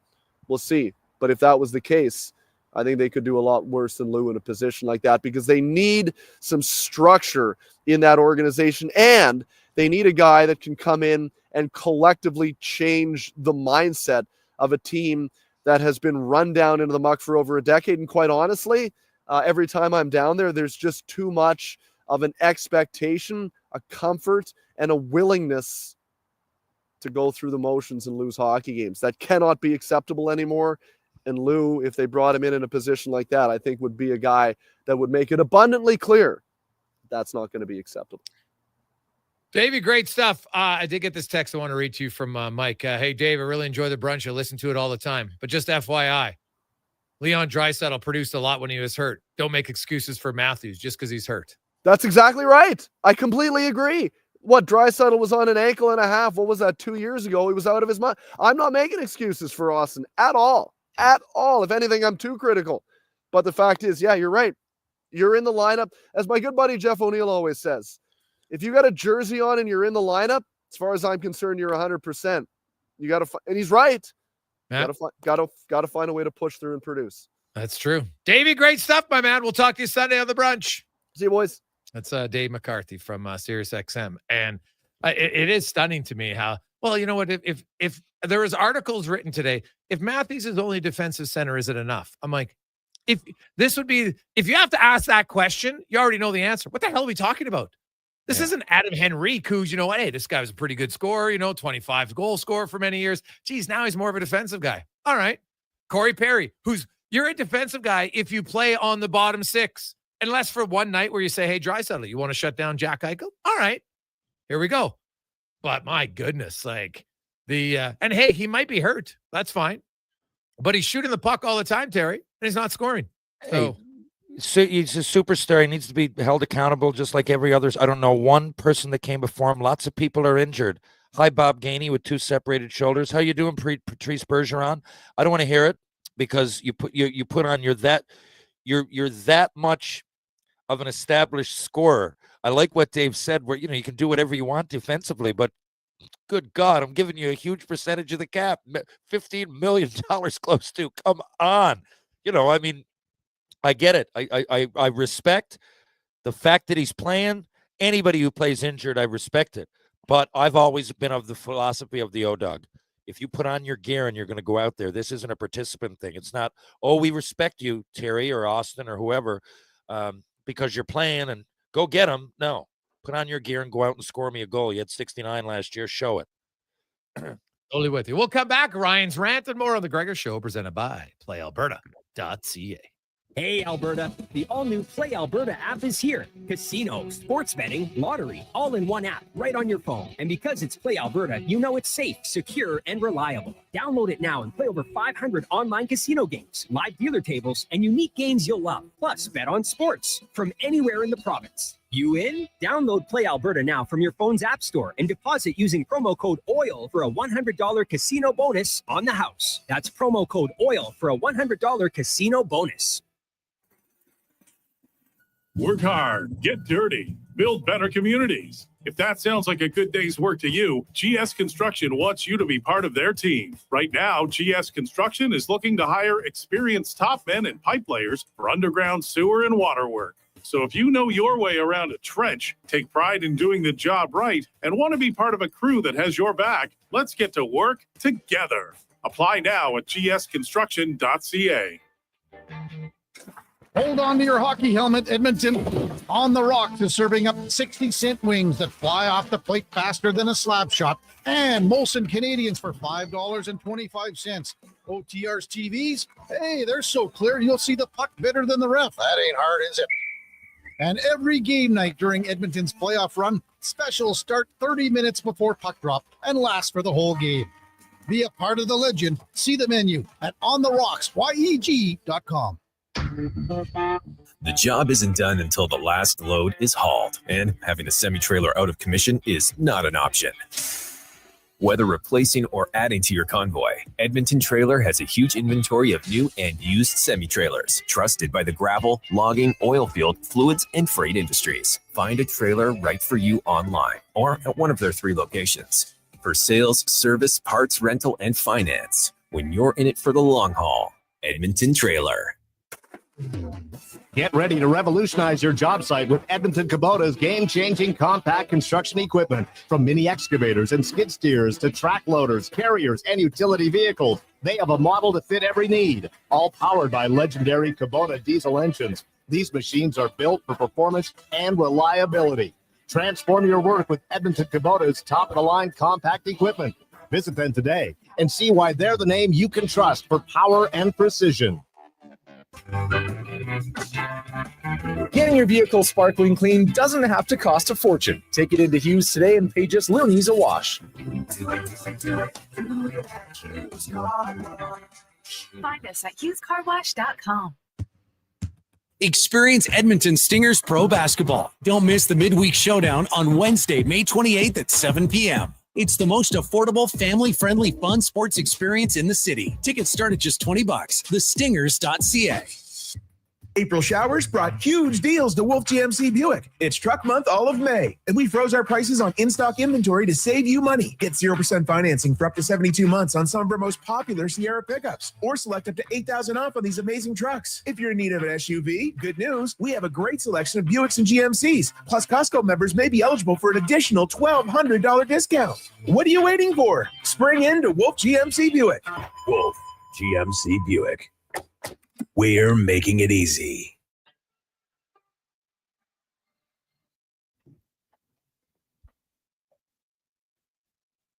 Portions of this hour brought to you by Action Electrical. They're the most diversified electrical contractor in Alberta with 4 divisions in project, service, tag, and solar for commercial or residential. Contact them today at actionelectrical.net. Hat tricks, touchdowns, and home runs. Get it all with the Jason Gregor Show on Sports 1440. Presented by PlayAlberta.ca, Alberta's only regulated online gambling website. 352. Welcome back, Jason Gregor. Oh, I just noticed we have a clock in here. Geez, I asked for one. I've been looking, and I finally found it. So now I know where to look at. It's nice for you. It's just nice to know, where the time is. I don't always have to search around in my, the small little corner of my laptop. So just like having the big clock, so I can look up. All right, we got to go to break. So it's nice. Jason Gregor, Terry Ryan, with you here on Sports 1440. TR, you got a tale or a rant you want to get to before we end? Are you wearing? By the way, are you wearing a Tri-City Americans hat? I certainly am. They took me. Tri-City Americans have had like 5-6 different logos, and they're all cool. Every jersey they have. So whoever, and when I went there, they were black and yellow. I'm guessing that's because they used to be the New Westminster Bruins, but it was still weird for the Americans to be black and yellow. Never made sense to me. But again, that was Sandman's era. All Sandman's years, they were black and yellow. I went in, and they became the blue, red, and white. Beautiful jerseys, each rendition. And thank you to the Tri-City Americans for bringing me down, myself and John Morasti, just a few months ago. Drop the puck. It was an awesome experience. Now, as we're talking, you asked me if I had a story. I figure as I was watching the game yesterday, I got a bit nostalgic, and I'll tell you why. Okay. When I went in 2000, 2001, I was still holding out in Montreal. So I didn't want to go back. I want to get into all that. You can look it up in my book if you want. I didn't want to go back to Montreal. Wasn't monetary, just a few things in the organization, Michel Therrien mostly. And I asked for I saw a lot of my buddies getting traded and doing well. Darcy Tucker, Aaron Asham, Matt Higgins, Craig Conroy, Jim Campbell, Valerie Bure, all guys in Fredericton. And I had pretty good years down there. So I was like, I think I deserve a shot somewhere, and I don't like Therrien anyway. So I went over to the St. John's Maple Leafs, got loaned out 1 year, and that was great playing for the Leafs organization. But people forget I wasn't part of the Toronto Maple Leafs. And, going there, so why would they put me on the power play? Well, it's all subjective, of course, but the first 2 years, of course, playing on the power play had good numbers. So I knew I could have possibly done it. But why would they play me ahead of Adam Mayer and Kevin Adams and Sean Thornton and on and on and on with their own prospects?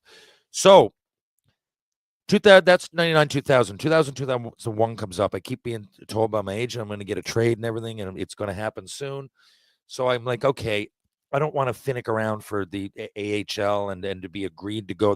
Let me just go down to the East Coast or the West Coast League somewhere. I went to the West Coast League, the WCHL, because the ECHL was, even then, most of it was affiliated. So I figured I'm only going to be here a few months. I'm going to get traded. Like my agent promised me that. He is Wayne Gretzky's agent, Mike Barnett. I got every reason to believe him. So I went down there to Colorado. And right away, I got my arm skated over. It was the beginning of the end, really. I talk about injuries. I don't even talk about this one. My arm got skated over. Still to this day, this whole part of my hand is, I could put a nail through it. I wouldn't feel it. It's all pins and needles. But that's not the point. The point is that kept me out of the lineup immediately. That year, I only ended up playing 30 games of the 72. So I ended up doing a lot of games in the booth, the color commentating. And who's our guy? Jack Michaels. This guy brought in from Pennsylvania. Jack's our guy, and he seemed to have a cool demeanor about him. He was articulate. We talked about music and everything, but I hadn't really listened to a broadcast. So I went up. This is probably, I don't know, 10 or 12 games into the year. Again, he's on our bus, the plane actually flew everywhere. He was great, but then I get up in the booth and he opens it up. He says, okay, ladies and gentlemen, and he announces Tacoma are in town against the Gold Kings. And he's like, Tacoma are wearing black and red. The Gold Kings are wearing white with a blue and gold trim, and they're going left to right. And I went, and he kept going. I'm like, what do you mean left to right? What are you talking about? what if I'm on the other side of the rink? Then they're going right to left. I just thought it was so ludicrous. And he says, yeah, but they're not. I like, what do you mean? He says, well, I'm creating imagery, and I'm creating it from where I am in the box. So I said, yeah, so these teams Colorado aren't going left to right. You're filling in that blank for and he goes, yeah, it's imagery. I'm creating a scene for people that aren't watching the game. And I said, okay. And then as he went, I'm like, this guy's so colorful. It was as if he was born with that gift. He was no different then than he is now. And I think now he's one of the best. I think he's one of the best ever. I think you're all blessed with Jack Michaels out there. I don't know what other people think, but I just think he's awesome. I always did. I got to know him really well. We kept in touch. Okay. So he ends up in Edmonton, and every time I'm out there, I throw him a line or whatever. I mean, we go way back. And who would have known that, you know, in 2001, he's a rookie from Pennsylvania and in hockey, Colorado Gold Kings, right? And then he went to Alaska from there. And then I ended up, stumbling my way back onto the hockey scene somehow. And so we find ourselves often now in the same room. And I just love it. And when I was watching the game last night, it came back to me about Jack loving to create that imagery. Because now when I'm watching him on TV, anytime you're watching a commentator and watching a TV feed, you're assuming that they're speaking from the perspective that everybody can see the game. And even when they don't always color a picture. But it stood out to me yesterday when he said, and here they are. And I even wrote it down. What did I write down? He said, Perry, McNabb, and Theodore, 3 guys, they're not wearing helmets. And he always says that. Like, if you're watching the game, it's a weird thing to just say they're not wearing helmets. I know that. I'm looking at it. But he always goes out of his way to create that imagery. And he says things once in a while that are total Jack Michaels. And the other things are on the spot. If you're a TV commentator, or you're hosting Sports Center, Sports Desk, whatever version that you watch wherever you are, it's kind of put on because, you might see someone hit a home run and, and he goes downtown. There's only so many you can do. And some people are really colorful. And of course they're writing it. They have to. You wouldn't want someone to be unprepared. But sometimes people think Jack, and I'm sure they would agree, he sometimes knows. And some broadcast guys, play-by-play guys, I'm sure they know, like, after a goal goes in, maybe I'll try this one tonight. And I'm sure there's a level of that. But Jack is so good on the spot. He's so good on the spot that it can't be planned. Little things yesterday, I don't know. I was trying to think of an example, but when he said, it's ready to boil, and when that whole the sequences of skirmishes happened, he's always there, and you can tell sometimes that it's just articulation, inspiration on the spot. And I just wanted to point it out because I'm so proud of him. When he came out there, I don't know that he knew he'd be in the. I mean, who does? He wasn't even starting in the East Coast League in some affiliate league, or the West Coast League was real. I mean, it was the Wild West. It was it was almost like an experimental league. It was lots of great players, most on the way down, not on the way up. Like little things like what the refs wore, different jerseys. They experimented with the red helmet for a little bit to the leading scorer. It was just one of those things. And I just never thought that a guy I met 25 years ago now, doing commentating, who's starting to talk about going left to right and all this nonsense, was going to end up doing what he's doing. And I literally think he's one of the best ever. So a little shout out to Jack Michaels. And, I hope everybody there appreciates him like I do. TR, man, great stuff, buddy. It's always good to catch up with you. We will chat with you later on this week. Have a good one. I'll be back in just a few days. Thank you, Connor. Thank you, Edmonton. Thank you, Jason. Go Oilers. Talk soon. That is Terry Ryan joins us Tuesday and Thursday. Let's get to the Con Man and a Sports 1440 update brought to you by Fountain Tire. Are you planning a summer road trip? Make your first stop Fountain Tire. From tire checks and oil changes to alignment and brake inspections, they'll make sure your vehicle is ready for every mile ahead. Find your nearest location, not nearest location, but nearest location at fountaintire.com. This is the Sports 1440 update. One game on the ice tonight in the Stanley Cup playoffs. Jets in Dallas taking on the Stars. That gets going at 6 o'clock. The Stars leading 2-1 in that one. In the association, you got 2 games. Pacers, Cavs at 5. Indiana, 3 games won there. And then at 7:30, the Nuggets taking on the Thunder. That series tied at 2 games apiece. Major League Baseball. Blue Jays in action. They'll take on the Rays just after 5 o'clock. Got 1 game underway. Reds and White Sox currently delayed due to weather in the Cincinnati area. In a historic decision, Baseball Commissioner Rob Manfred removed Pete Rose and shoeless Joe Jackson and other deceased players from Major League Baseball's permanently ineligible list. Manfred ruled that the punishment of banned individuals ends upon their death. They are now presumably eligible for election into the Baseball Hall of Fame. In the PWHL, Montreal's in Ottawa taking on the Charge. That series tied at 1 game apiece. Puck drop just after 5 o'clock. And in the WHL, the Tigers and Chiefs meeting in Spokane. Game 3, each team's winning 1 game in the hat. This one will get going just after 8 o'clock. IIHF World Champions today. Canada blanking France 5-0. Coming up in hour 3 of the Jason Gregor Show, we'll be joined by Mark Spector of Rogers Sportsnet. Ask 5 questions, and it's your next chance to qualify for Here Comes the Sun. I'm Connor Halley. This has been a Sports 1440 update. Sports 1440, Stingray radio station. CKJR broadcasts from West Edmonton Mall and Wetaskiwin. Download the free Stingray music app and listen wherever you go. Legacy Heating and Cooling jingle auditions take 1 for Gene Principe. Hey, thanks for being on time. I'm always punctual. Now, how about some cool beats while I drop the heat? Ready when you are. Tall legacy, tall legacy. Nice. Boom! I'm a musical genius. Legacy's gonna love this for AC season. What's not to love with no interest and no Principe payments for 1 year? Are you always like this? Yep. Unlike Legacy, I never know when to cool it. Legacy Heating and Cooling. Are you looking for safe and professional travel options? Look no further than Silent Rides, one of Alberta's premier bus charter companies. Whether your group is big or small, Silent Rides has you covered. We offer state-of-the-art motor coaches, first-class service, and affordable rates. Get your quote today. For more information, call 1-877-748-0991 or visit silentrides.ca.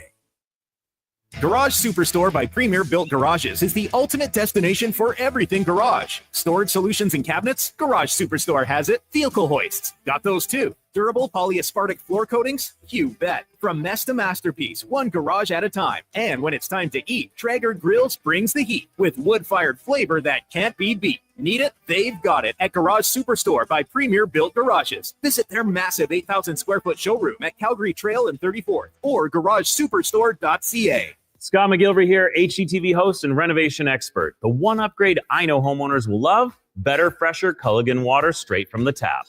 Culligan's Aquasential reverse osmosis filtration system takes your water to the next level. With up to 7 stages of filtration and 14 filter options, they're certified to reduce over 90 contaminants. Your tap water is about to get a major upgrade. Safer water that tastes great. Get started with a free in-home water test at Culligan.com.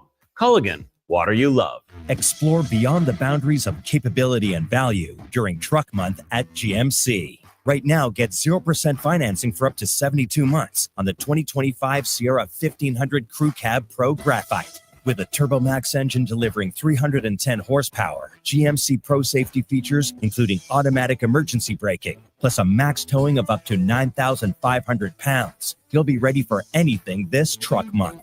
Ask your GMC dealer for details. Fire bans and restrictions are now in effect for parts of Alberta where wildfire danger is very high or extreme. Because of dry and windy conditions, wood-burning fires may not be permitted on public or private lands. Visit albertafirebans.ca for more information about bans or restrictions in your area. That's albertafirebans.ca. A message from the Government of Alberta. Need a solid foundation without the fuss? Richard and Kalina at DCL Pile Driving have your back. Locally owned, they offer straight, driven piles. No screwing around. Serving all of Alberta, DCL Pile Driving gets your Facebook, foundation X. machine hours with minimal ground disturbance. Perfect for tight spaces, whether it's for a deck, grain bins, or RTMs. Tell them the radio sent you and receive a special NHL discounted rate. Call or text 587-322-PILE. DCL Pile Driving. Don't get screwed. Get piles driven. When I met you in the summer, to my heartbeat sound. .ca. Jeez, I asked for one. I mean, We fell in love as the leaves turn brown, and we Portions of this hour brought to you by Papa John's. It's Terrific Tuesday. Get 40% off any regular price pizza when you use the code word 40Tuesday at the start of each order at papajohns.ca. From puck drop to kickoff, it's the Jason Gregor Show on Sports 1440. Presented by PlayAlberta.ca, Alberta's only regulated online gambling website.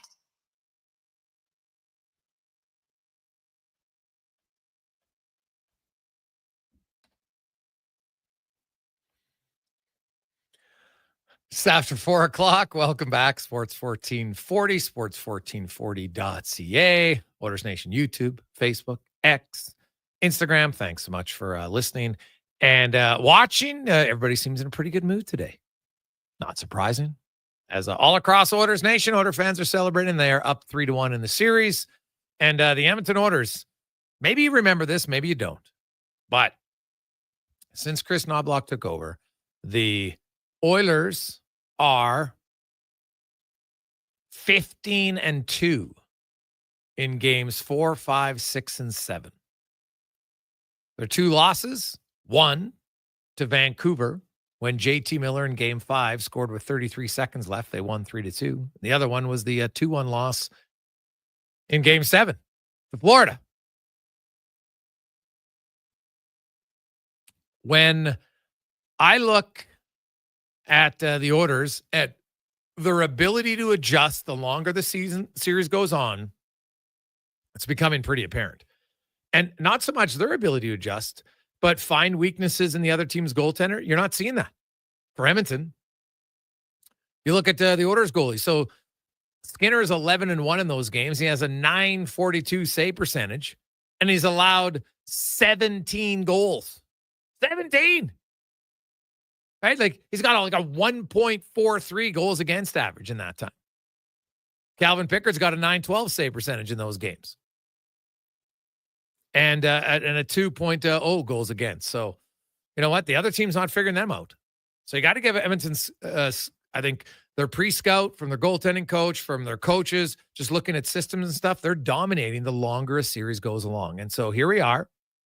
And the Oilers are now up 3-1. They got 3 chances, essentially, to win the series. The odds, based on under Knoblock, pretty good that they can finish it off. We'll see if they can do it first chance tomorrow night against Vegas, which would mean if they do that, then they'll go 3-0 in Vegas. That's hard to do. But then they get a little extra time off before they face the winner of Dallas and Winnipeg. And Dallas could take a stranglehold on that series. If they can get a win tonight, they will get Miro Heiskanen back as they lead 2-1 in that series.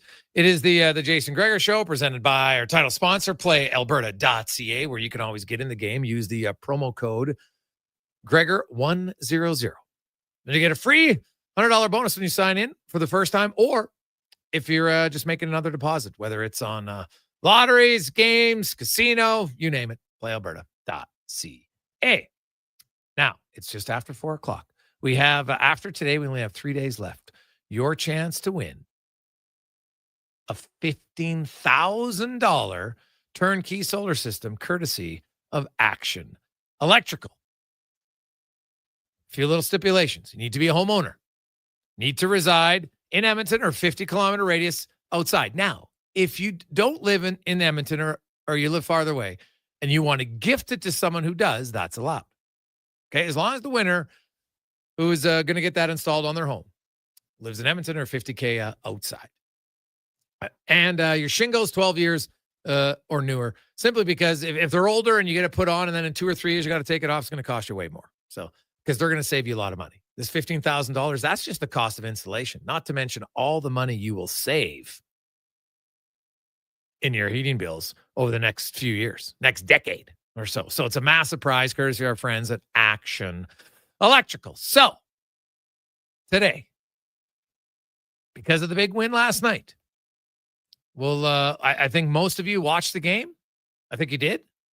So let's go with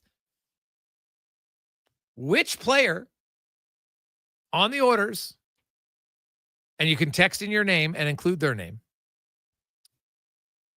This Edmonton Oilers was involved in the first fight of the NHL 2025 playoffs last night.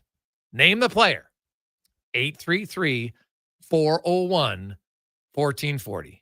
833-401-1440. You can text us in our email inbox. Name the player who is involved in the only fight so far of the NHL playoffs as a member of the Edmonton. And that's the only fight in the whole league. That was the first one. It was a good tilt, by the way. Lots of punches thrown both guys. Hey, got a lot of uppercuts going early, but this Oiler did respond pretty well. A few of his own ended up cutting him. So good tilt. While we wait for those to come in, we do have lots of other news and note. The big news in baseball is that Pete Rose, now if he gets elected, could go into the Baseball Hall of Fame. Now some would argue that he probably, just based on his player, as a player, he should have been in. Leads MLB in hits all time. Now, he did gamble and he bet on sports as a manager. Now, all the proof is that he only bet on the team he coached to win. Now, some would say still shouldn't do it. Okay, I can understand that. But that was as a manager, right? So he doesn't get into the builder category. He should have been in as a player, right? Because he never cheated as a player, right? Did anybody? What was his nickname? Right, Charlie Hustle. No one ever said he didn't try hard, didn't play his best as a player. Now, as a manager, some shady things. Bet on his own team. So I get it, but as a player, to me, he should be in the Hall of Fame. That's just how I view it. And I wonder, now, he's not around, and it's interesting. There was lots of people in his family that said the minute he passes away, they'll change the rules and he'll get inducted into the Hall of Fame. And guess what? Now, he's not inducted yet, but he's eligible. So it is the first step. Other news, only one game in the National Hockey League tonight, and the Dallas Stars, they do get Miro Heiskanen back. They've got Mikko Rantanen, who currently leads NHL playoff scoring, and they are up 2-1 on the Jets. So here's the Jets. 1-8 on the road the last 3 years in the playoffs. Connor Halley has like a 5.4 goals against average on the road. Horrific. An .854 save percentage in the 9 games. And the Jets have lost their last 4 game 4s. The last time they won a game 4 was in overtime in 2021 against the Edmonton Oilers. I'm sure you remember it. That's it. And so if you look at when a game 4 is a crucial game, you're either going to go up. Now, I guess if you're leading 3-0, then yeah, you win the series. So it's crucial, but it's not that important, but it's 2-1, right? You can either make it 2-2, you can go up 3-1. Like it's a big game lots of times. And the Jets have not fared well at all. Meanwhile, the Oilers, they won 8 in a row. Had a little bit more success in the playoffs than the Jets. So we'll see. Can Winnipeg end their game 4 drought? Can they find a way to win a game on the road? And it just got harder, though. It definitely got harder for sure. Because Miro Heiskanen is back. Oilers are on their way to Vegas. They flew today. They'll skate tomorrow morning. And then they'll get set to take on updates for the Oilers. Really nothing of note. I don't see Stetcher or Kapanen coming out of the lineup for game 5. Calvin Pickard is still day to day. I don't expect him to play in this series, whether it goes 5, 6, or 7. And I think they'll hope that he gets back for the next round. Matthias Ekholm, I said it right before the playoffs started that Matthias Ekholm wasn't going to play in the first 2 rounds, and he's not. And, they're at best case scenario was sometime in the 3rd round, and he's still projected that that's where they're hoping. It's not a guarantee, but they're hoping that he could be ready for the next round. It's a possibility. So that's a good sign. If you want Matthias Ekholm back in, man, their defense has been pretty good without him, which leads to questions. Hey, guys, I know this might be odd thinking, but what if the Oilers win and Matthias Ekholm doesn't play a lot? They're going to need to free up some cap space. Would you consider moving his final year of his $6 million deal? Comes from Daniel. Well, you know what? It's always valid to ask the question. Would you consider it? Now, Ekholm has he is free to get moved. He doesn't have a no movement clause. And the Oilers got a lot of them. He's in the final year of his deal. They love him as a person. I think they really like him as a player. I would be surprised, to be honest. Now, I know he's getting older, right? Like he's 34. But as we're seeing with Corey Perry, guys can play well later on, right? Now, Matthias Ekholm is going to turn 35 in May. So the final year of his deal, he'll be 35. Now, here's the advantage. Because next year, he will be already 35. He'll actually be turning 36. You could get Ekholm where he could sign bonus contracts after that. Lower AAV each year with the bonus. Right now, I don't know. I know he loves living in Edmonton. His wife loves it here. I think the organization really likes him. So, like, the Oilers finally got some defensive depth. I understand the salary cap. I think that's the part of it that you're like, hey, that's the only way I'd consider it. But I'd probably look, no, I'm going to keep Ekholm. I like him. And even if Matthias Ekholm eventually is only in our third pair, then we got a pretty good defense. So I'd be surprised if he was moved. But I'll say this, and I'm sure if you ask Stan Bowman, the one thing he learned in Chicago was after they won, then he locked up some guys who were big parts of their championships to long-term deals then, even though you knew they weren't going to age well, and they didn't.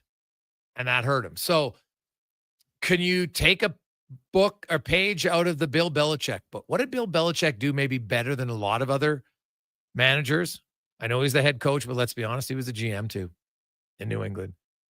He removed as much as he could the emotional connection and said, hey, I really love this guy. He was super important for us. But if I look at it from a pure business standpoint, it doesn't make sense for us to pay this guy this much at his age. And I think it's something that NHL teams, if you look at lots of them, you're loyal to your guys, and that's great. But, like, look at Tampa Bay. People were freaking out when they didn't sign Steven Stamkos. They elected to let him go, and they brought in Jake Gensel, who had a better season. Now, I know Tampa Bay didn't win, but that decision looks like a pretty good decision. So I think in the case of Ekholm, you know what? He'll have made lots of money. I do know he loves living in a winter city on a competitive team. And I don't think they'd trade him. But I'd be fascinated to know what his next contract would look like. That, to me, is probably the more interesting one. 833-401-1440, 833-401-1440. You can text us in our email inbox for our Here Comes the Sun promotion, your name and the name of the Edmonton Oiler who was involved in the first fight of the NHL playoffs last night. You got a few minutes, and then we'll pick our winner during the commercial break. Montana to Rice. Hey, guys, Bill Walsh did that as well with the Niners, got rid of guys 1 year early instead of 1 year late. And trust me, it's hard to do. And it is the most difficult thing. And now you can do it respectfully. You have to have I think you have to be extremely open and honest to the players on your team and the players who aren't on your team, who are, just say, hey man, like, yeah, it might be you down the road. It's not personal. But if you want to continue winning, because let's hypothetically, like, the Oilers are in their window to win now. Whether they win this year or not, who knows? They're not even halfway there, but they got a really good chance. And you got McDavid and Draisaitl. Draisaitl's new contract kicks in next year. I think McDavid's new contract is going to kick in the year after that. Right? Like, they're not going anywhere. Now, it doesn't mean you make it to the final every year. It's really hard. But you have to be, if that's your plan to say, we got to keep making, you're going to have to make some tough decisions along the way. So it's a really good question. I think it's a great question to discuss openly. And I can see the argument as to why you'd consider it. Doesn't mean I do it, but I can see why I consider it. Hey, guys, another team that does a good job of not hanging on to players, investing in young guys is Vegas. They got Hannafin, let Martinez go, got Hurdle, let Marchessault go from Gio.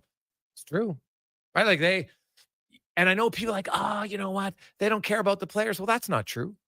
They care about the players, but they don't want to get into, and they offered Marchessault a contract. They just didn't offer him the term that he wanted. Right? So I think it's valid. We'll take a quick break and we'll announce the winner. And here comes the sun on the Jason Gregor Show, presented by PlayAlberta.ca. If you bleed orange and blue and you're not using the all-new Play Alberta Sports and Casino app, then you're missing out. It's the only online sportsbook with odds boosts on all Oilers games. And now, it's not just sports. Play the slots, hit the tables, buy lottery tickets, all in one app, all across Alberta. Download Play Alberta now from your phone's app store and use promo code GOAL for a $100 bonus. That's promo code GOAL! Get moving with Volvo and save big for summer during the May sales event at Volvo Cars Edmonton. It's the final month to lease or finance a 2025 XC90 plug-in hybrid from 1.49% and save $5,000. Lease or finance a 2025 XC60 plug-in hybrid from 0.49% and save $3,000. Lease or finance a 2025 XC40 from 0.49% and save up to $2,000. Volvo Cars Edmonton. Great vehicles, better services. Only at VolvoCarsEdmonton.com. Legend has foretold of a smoothie so delicious and refreshing that it could quench the thirst of a fire-breathing dragon. But it's also a great pick-me-up after a workout. The new Dragon Slaya smoothie from Booster Juice, a legendary blend of dragon fruit and mangoes, destined to be your next obsession. Try it today along with the new Dragon Booster Ball and the Pink Dragon Booster Mixer. 3 epic menu items to conquer your cravings. Booster Juice, Canadian-born, blending since 1999. Experience Edmonton Stingers Pro Basketball. Don't miss the midweek showdown on Wednesday, May 28th at 7 p.m. It's the most affordable, family-friendly, fun sports experience in the city. Tickets start at just $20. thestingers.ca. The Bricks tent sale is on now. With so many items to clear out, they've had to set up tents in the parking lot. Save up to 60% off clearance items in the tent and store. With new specials every day and a bonus gift with furniture purchases over $9.99, these offers won't last long. Save up to 50% off select mattresses, up to 25% off bedroom and dining furniture, and the more you buy, the more you save. Up to an extra $1,000 off appliances. Some exclusions apply. See in store for details. The Brick, saving you more. I'm Rick Showers from No Bull RV, and I love being Canadian. Despite what's happening south of the border, we've never been more united in our country, and that's a good thing. Know what else I love? The great outdoors in Canada. We can wake up on the prairie and fall asleep under a Rocky Mountain sky. That's right, Bob. Visitors will travel halfway around the world just to experience what we have in our own backyard. We're so lucky to live here, and that's why the good Lord created the RV, so you can spend more time in the great outdoors. And the best RV is a used RV, right, Rick? Every RV is a used RV, Bob. Unless it's still on the dealer's lot, it's used. All of the RVs at No Bull are used as well, which means they're already in Canada. Nobody can slap a tariff on a used RV. If it's here and it's used, that means it's Canadian. No surprises, no worries, just the best outdoor experience Canada has to offer. And that's No Bull. NoBullRV.ca. The Finning sales event is May 22nd from 10 a.m. till 3 p.m. at Finning. Kick off the weekend with a huge sale where you can demo all the latest cat equipment. Plus, get 0% financing and a free cat cooler with equipment purchase. Test your skills with a mini operator challenge for prizes and grab some food. Big day, big savings, big machines. Don't miss the Finning sales event, May 22nd, 10 a.m. till 3 p.m. at Finning in Edmonton, 10910 170th Street. My utility bills are going through the roof. How can I take advantage of the sun and put my lazy roof to work? Sounds like a job for the men and women of Action Electrical. Energy team reporting. When you're ready to make your home or business more efficient, Action Electrical has the power to install solar panel systems and EV chargers. Facing an electrical menace? Call on the men and women of Action. Operating throughout Alberta with supercharged skills and strong family values. ActionElectrical.net. Need a golf cart that works as hard as it plays? The Golf Cart people can help. They offer a wide selection of new and used models, including Club Car. Whether you're after a lifted cart for the cabin or a sleek ride for the course, they'll help you find the right match. Add accessories or explore ready-to-go options available now. Trusted by Albertans since 1997. The Golf Cart People delivers quality and experience. Visit golfcartpeople.com to find your cart and hit the road or the fairway your way. It's that time again, Edmonton. Dig the Schwab in. Schwab Chev Buick GMC knows that it's playoff season. Right, Schwabbing now. But even with some late nights ahead, their boss still has the Schwab team fighting Schwabbing hard to get you into the perfect ride. That price isn't Schwabbing good enough. Come score a great deal on your next vehicle with up to $12,000 off 2025 diesel trucks at Schwab Chevrolet Buick GMC in Leduc. Dig the Schwab in.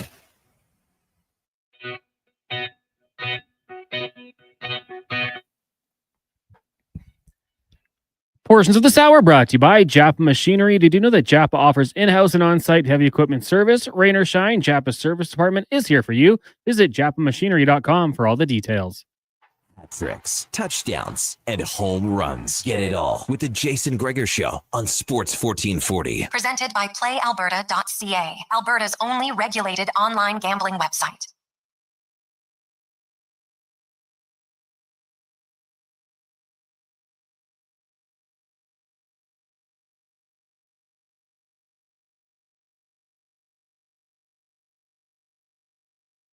Day afternoon.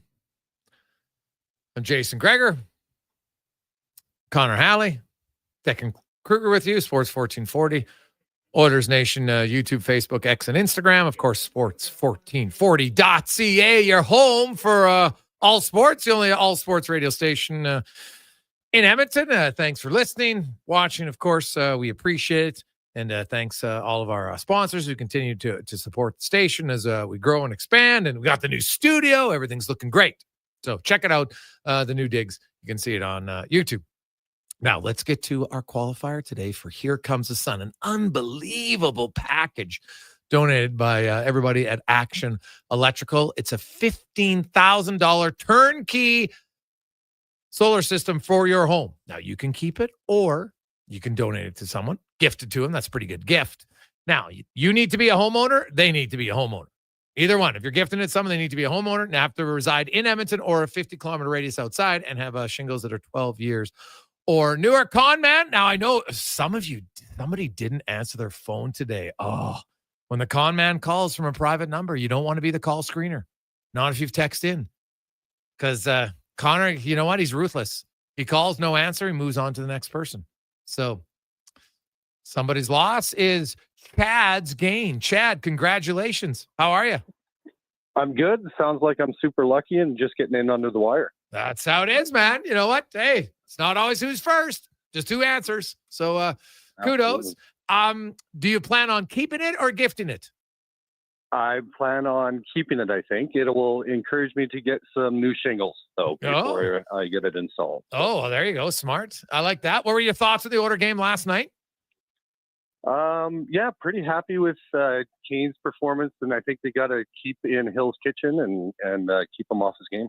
Well, it definitely was the most emotional game of the series, that's for sure. And added to it a little bit of crashing the net and, big hits. Man, it was a hell of a game. I thought it was highly entertaining. So congratulations. Stay on the line. There'll be one final step for you that Connor will explain, super easy. And then you'll be in the draw. You need to respond for sure. Do that other step by next Wednesday because the draw is going to be next Friday. Good luck.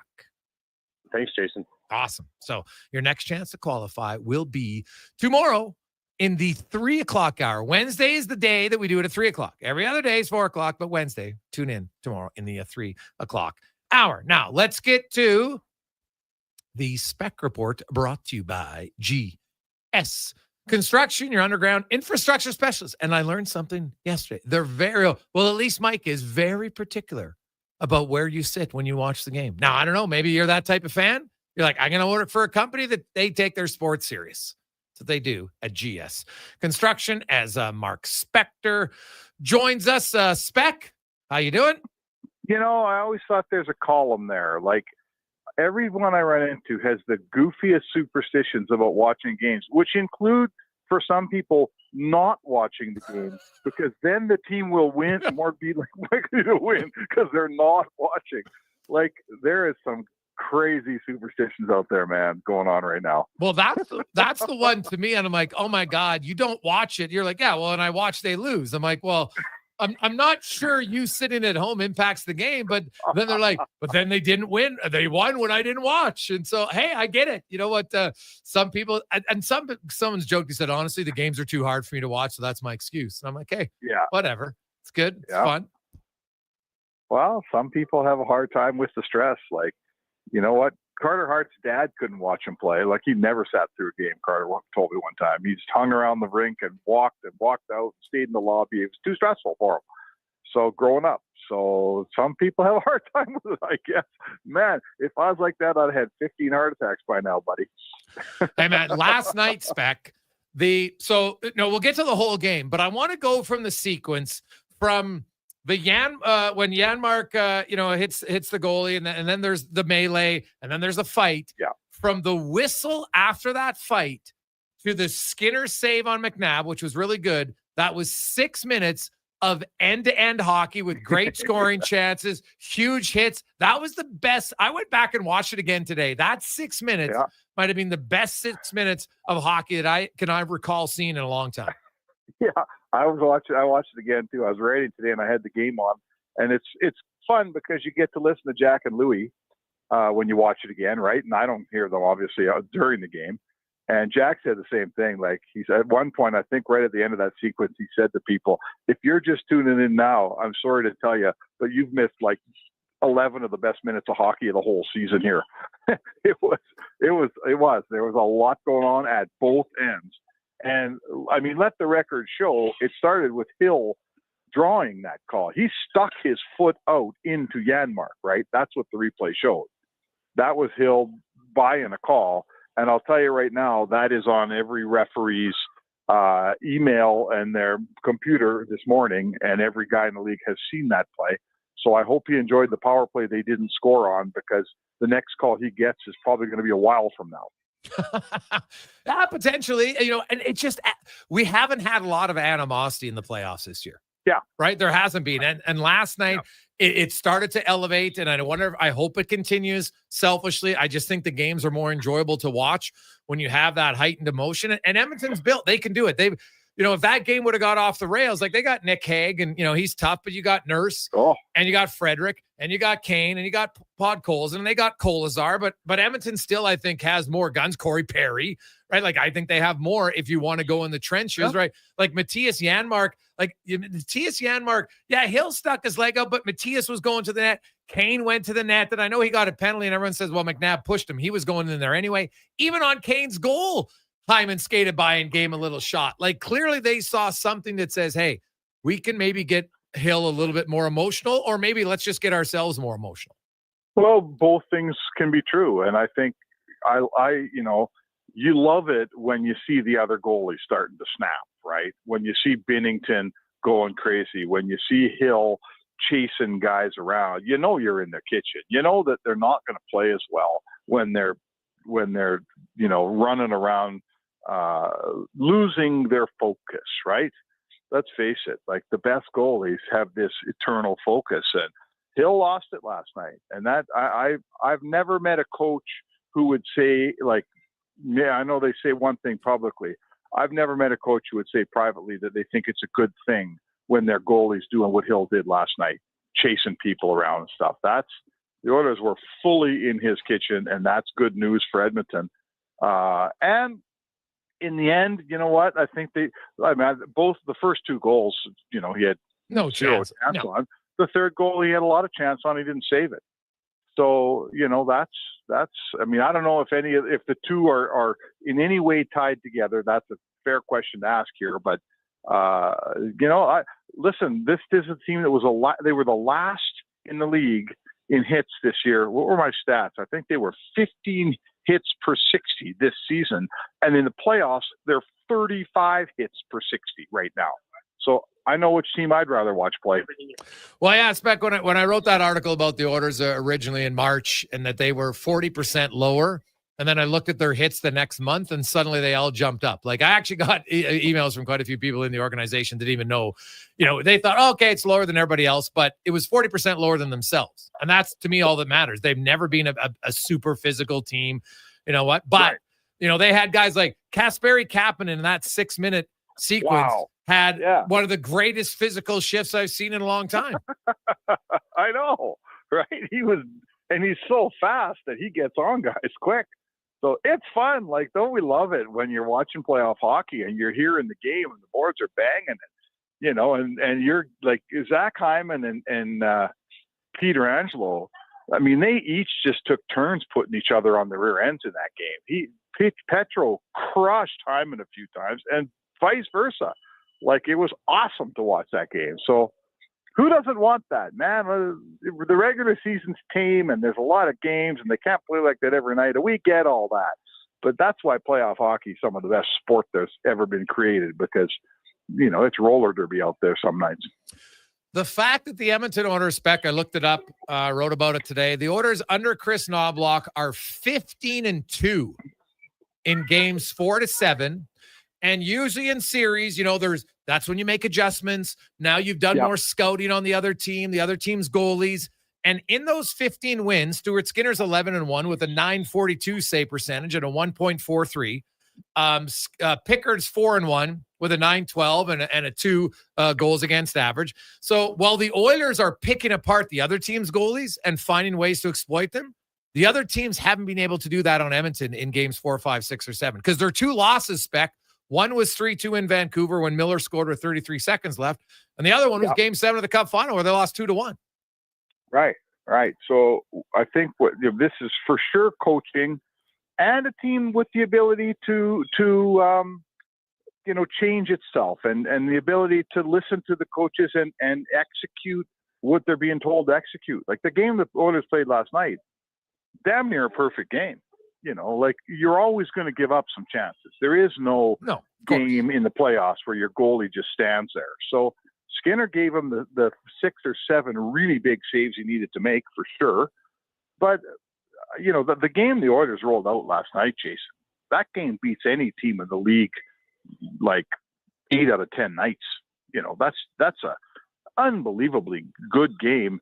And McDavid and Draisaitl didn't score a goal, and they weren't a huge part of the offense. I thought that one of the unique things about last night, when you look back at it, Draisaitl shutting down Eichel, like that never really occurred to me that Draisaitl would just become a shutdown guy and do the job he did. But Eichel, I think, had one shot on goal. He hit a crossbar on the power play, of course. But Eichel wasn't a factor, and Draisaitl didn't have any points, but maybe when you got McDavid, you'll take that trade-off. Draisaitl takes out their best guy, and I think I'll take the rest of the Oilers offensively over the rest of the Golden Knights, won't you? Oh, geez. Yeah, 100%. Right? Like it's funny. People are like, the Oilers aren't relying on McDavid as much, and they're not, because the other guys are scoring. But McDavid actually has a higher points per game so far in the playoffs this year than he had last year, and he had scored 42 points.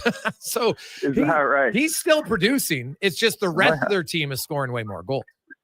Yeah, they're all of a sudden, aren't they looking like a good team? Like I think we thought that as they polished off LA. I started to see, what you wanted to see. And then the game last night, particularly bouncing back, Jay, like, game 1, Edmonton was way better. Game 2, Vegas was better, but not by much, and Edmonton won anyhow. Game 3, Vegas was way better all the way through. And I thought, there's a trend here. Like the series is shifting, right? It was going Vegas's way. And I'll tell you what, man, Edmonton just put their foot in the door last night and they flipped this series on its ear, and they were by far the better team last night. And I guess what it tells me is, for my money, in game 3, Vegas played their best game. And frankly, it should have gone into overtime. Draisaitl puts it in his own net, but Edmonton got outplayed all night and they almost got to overtime. Last night, Vegas got outplayed all night. It was 3-0. They had 10 shots halfway through the game. A lot of the stats and a lot of the things about that game, they weren't that close, Jay. No, wholeheartedly. No, Edmonton's full marks, man. They look really good. And, so does Dallas. They look like they're on a collision course again here in the West now. Neither series is over. There's lots of, lots that can happen. And the Oilers have shown to me with that 15-2 record that they know how to finish teams. They know how to win later in the series, or they know how to stay alive like we did in the Stanley Cup final to at least get to a game 7. And so we'll see what they do. Kapanen and Stetcher. And Stetcher comes in, Spec, and they played him with Darnell Nurse, and he actually played the 4th most minutes 5-on-5. Well, those guys had they found something during the season. And I remember you and I talking about this. The only question I ever had about Spector playing with Nurse is, can Spector play enough minutes in a game? Can you want to play Nurse 25 minutes? So you probably got to play Spector 20 or 21. And we kind of, you wonder, is he a 21-minute defenseman? But those two play well together. Nurse looks really comfortable, doesn't he? Like they got a ton of chemistry, and last night's a good example. They were able to play Spector enough minutes that he was a very useful partner for Nurse, and maybe that's where it goes. I don't know what happens when Ekholm gets back, because someone's got to come out of this thing, and it's probably going to be Spector again. But sometimes the right guy makes Nurse. If you find the right guy that makes Nurse play his best brand of hockey ever, I want that guy in my lineup every night, because a really, really good Darnell Nurse helps you win a whole bunch.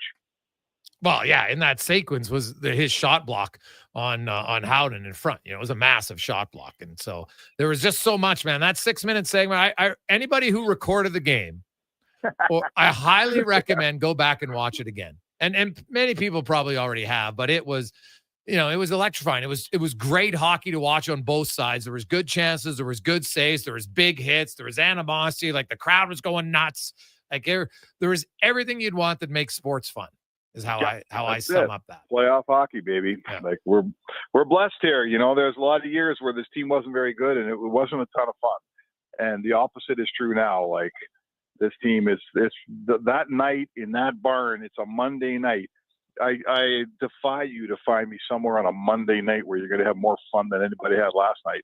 That was an unreal game and an unreal atmosphere. And you know what? It's only the second round, man. There's more to come. Mark Spector joins us, Sports 1440, Oilers Nation, YouTube, Facebook, and X and Instagram. So, Spec, where do you think the Oilers go from here, right? Like, we've seen them game 1, they dominated. Game 4, they dominated. And we know that rest is such a vital part of your arsenal if you can get it. I outlined earlier their ability to close teams out. Like, what do you expect? We know that Vegas is going to give you everything. It's their final game. They're a veteran team. We know all that. Their coach wasn't happy with how they played. I get all of it. But what are you expecting from the Oilers tomorrow? Well, I expect, what I don't expect is one of the two games that we saw in 3 and 4. Like in game 3, Vegas was way better than Edmonton. Edmonton didn't have much of a bite of that game. And I'd say to you last night, the opposite was true. Edmonton had most of that game, and Vegas kind of nibbled around the edges. I think we're at the point now where we know Vegas is bringing everything. You know that. This is it for them here. And I think having played the game Edmonton played last night, and I'm talking, the systems play, their neutral zone was impeccable. Their defensive zone was so strong. They gave up 0 second chances in front of Skinner. They played physically on the forecheck. They came at you. They had all 3 zones dialed in last night. I think there's no reason to think they won't bring that again. So, who wins? I don't know who wins, man. But I guess I'm going to say to you, I expect both teams to get a pretty big bite tomorrow night. I think Vegas, I got a ton of respect for Vegas. They're a pretty good program, boy. They've been good for a long time. I think Edmonton's better. Edmonton's going to win this series. Well, they're quicker, right? Like we noticed it again last night. Like Edmonton is a much faster team. Yeah. And I think, a lot of people in the the Oilers are way slower than they were last year. I argued with that a lot because, I don't think Pod Colson's any slower. A healthy Evander Kane is quicker. You get Frederick, and they're fast enough as a team. But against Vegas, they clearly look quicker. They do look quicker. That is true. And that's, it's funny because back in January, when you didn't have Frederick and you didn't have Kane, in December, when we were still talking about losing Fogle and McLeod and Holloway, and there were nights the Oilers looked slow. And there was a lot of concern. And I was one of the guys saying it, like, man, I hope this team's quick enough. And good for, obviously Kane coming back helps. Frederick helps. Kapanen coming in last night helps. And their puck movement is really what's going on here. So they are a faster team. That's going to help. Don't ask me when it's going to end. The Oilers want it to end, obviously, in 5. It'll end in 5 or 6. Edmonton's going to win this series. They're the better team. But don't count Vegas out yet, man. That's the old dog in the corner. They're going to be hard to put down. Spec, have a safe flight. Pace yourself in Vegas, and we'll chat with you tomorrow. Going straight to the midnight mass tonight, buddy. No problem. As always, yeah. Spec in church on a Tuesday. That's exactly it. Yeah. Don't genuflect too hard and hurt yourself, okay? All right, man. See you later. There you go. It's Mark Spector, the Spec Report, brought to you by GS Construction. We'll come back. We got 5 questions, and we got Struddy after 5 o'clock and more on the Gregor Show, presented by PlayAlberta.ca, Alberta's only regulated online gambling website where 100% of the revenue stays right here in the province at PlayAlberta.ca. Now, all sizes of premium roast coffee at McDonald's have a new low price, starting at just $1 plus tax, for a small, great tasting coffee every single day. Must be McCafe. Summit Restaurant, located in the heart of the Silent Ice Center and just minutes from South Edmonton Common. Summit is your destination for exceptional house-made pizza, delicious entrees, and expertly crafted cocktails. Experience the perfect blend of flavor and ambiance in a modern setting. Join us for a straightforward yet elevated dining experience where our commitment to quality speaks to every bite and sip. Make Summit Restaurant your next night on the town. Explore beyond the boundaries of capability and value during Truck Month at GMC. Right now, get 0% financing for up to 72 months on the 2025 Sierra 1500 Crew Cab Pro Graphite. With a TurboMax engine delivering 310 horsepower, GMC Pro safety features including automatic emergency braking, plus a max towing of up to 9,500 pounds. You'll be ready for anything this Truck Month. Ask your GMC dealer for details. Low Tide, Jason Gregor. They are all ready for the Cup run. Sports 1440 is your home for all things hockey, including our pre- and post-game show with Andrew Walker. Sports 1440 is Edmonton's sports leader. The Finning sales event is May 22nd from 10 a.m. till 3 p.m. at Finning. Kick off the weekend with a huge sale where you can demo all the latest cat equipment. Plus, get 0% financing and a free cat cooler with equipment purchase. Test your skills with a mini operator challenge for prizes and grab some food. Big day, big savings, big machines. Don't miss the Finning sales event, May 22nd, 10 a.m. till 3 p.m. at Finning in Edmonton, 10910 170th Street. Fire bans and restrictions are now in effect for parts of Alberta where wildfire danger is very high or extreme. Because of dry and windy conditions, wood-burning fires may not be permitted on public or private lands. Visit albertafirebans.ca for more information about bans or restrictions in your area. That's albertafirebans.ca. A message from the Government of Alberta.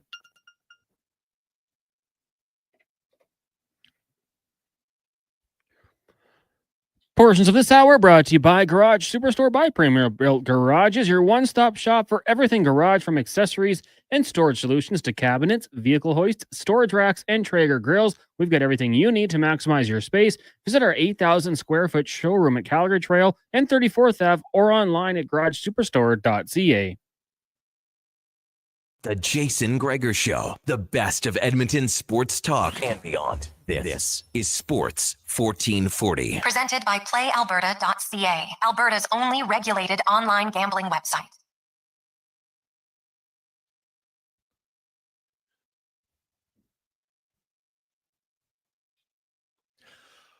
It is all right here in Edmonton. Of course, a little night off for Oilers fans. Only one game on the out-of-town scoreboard for the NHL playoffs, although NBA has got 2 games. OKC, man, trust me. If you haven't watched the Thunder and the Nuggets, check it out. Lots of Canadian content. Superstar on each team that's Canadian. Jamal Murray, and of course, Shai Gilgeous-Alexander. Also, Lou Dort. Love that guy as a defensive player. So lots of Canadian content if you want to watch a good NBA game. Tonight, coming up later on, we got Struddy. Also, Nick Anderson, very well-spoken linebacker for the Green and Gold, returns for his second season. We'll get the skinny on him, just how different this training camp is early on and the difference he's seen under Mark Killam thus far. But first, let's get to 5 questions brought to you by The Brick. You got 2 days left for some huge savings, 60% off scratch and dent appliances, up to 60% off select clearance mattresses, and 25% off bedroom and dining furniture right now at The Brick and thebrick.com. It's time for 5 questions on the Jason Gregor Show. All right, Jason, question number 1. I think a lot of debate for people when it comes to momentum and how much of it carries over from game to game. But how much of what the Oilers did last night do you believe will carry over into game 5? Well, it's really difficult to play, I think, that concise of a game every night because, like, Vegas is a good team. So, I don't think you can go in there and say, okay, just play that way again. Well, of course you'd love to, but it's not that easy. So I would say now the Oilers, we've seen 3 out of their last 6 games. They can play a really smart defensive game. I hope now you can't play a full 60 minutes of crash and bang as hard as they did, but I would like the good start. I think the good start can be carried over. That was the one thing Vegas head coach talked about. It's 2 games in a row. He hasn't liked the start of his team. So the Oilers better be ready. If there's one thing Vegas I expect them to do is come out strong. So the Oilers got to be ready for that. Yeah, I think there's just principles the Oilers can carry over into that game. If we play physical, I think good things will happen. If we bring the energy, hey, maybe we continue to buzz by Adin Hill just to see if we can get him to react and maybe get him off his game. I know he was very good last night, but hey, he was rattled. Like, he was throwing punches. He was slashing at guys. So I think there's some things they can carry over. Question number 2 for you. Now, if on the flip side, if you are Vegas and you're trying to find some positives to take into game 5, any bright spots that stand out for the Golden Knights? Yeah, well, I think they'll, their penalty kill was good again. So they'll go, I think that's one thing they'll look at. I would say if I'm Vegas, I'm going to look and say, we really did it. They're going to look and say, hey guys, we really contained McDavid and Draisaitl. They only had 1 point. So that's probably what they'll try to tell themselves. Yeah, that's kind of what I thought too. Like, is Adam Henrique going to beat us again for 2? Probably not. Can you slow down Kane? Maybe. And that might be it, as much as it is. Like, we slow down their superstars.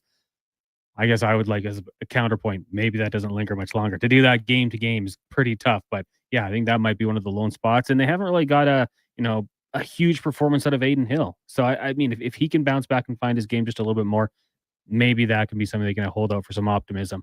Question number 3 for you. If the Ken Holland reports to the Los Angeles Kings, when do you see that organization advancing past the first round? Well, if I'm being a jokester, I'll say when McDavid and Draisaitl retire, because right now they just can't beat them. I'll say that I think, and I said this before the playoffs started, I thought LA had a better chance to beat Vegas. I thought that would have been a better matchup for them. So I will say when they don't face Edmonton in the first round, they'll have a decent chance. Yeah, I would, agree. If I had to put a year on it, I'll say next year. I think next year is the year the Oilers take the division. So I'll say next year, and the Vegas Golden Knights maybe take the Kings in the first round, and maybe LA gets past them. Question number 4 for you. We saw the news. You mentioned it already. Pete Rose, Shoeless Joe Jackson, and others removed from the permanently ineligible list, and one day could go into the Hall of Fame. So did you ever think we'd see the day that Major League Baseball would do this? Yes.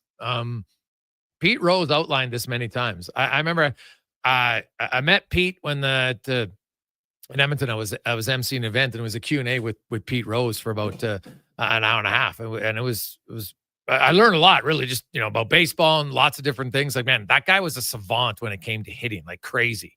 But he said it at the time. He goes, man, when I die, that's when they're going to let me in. And it looks like he was right.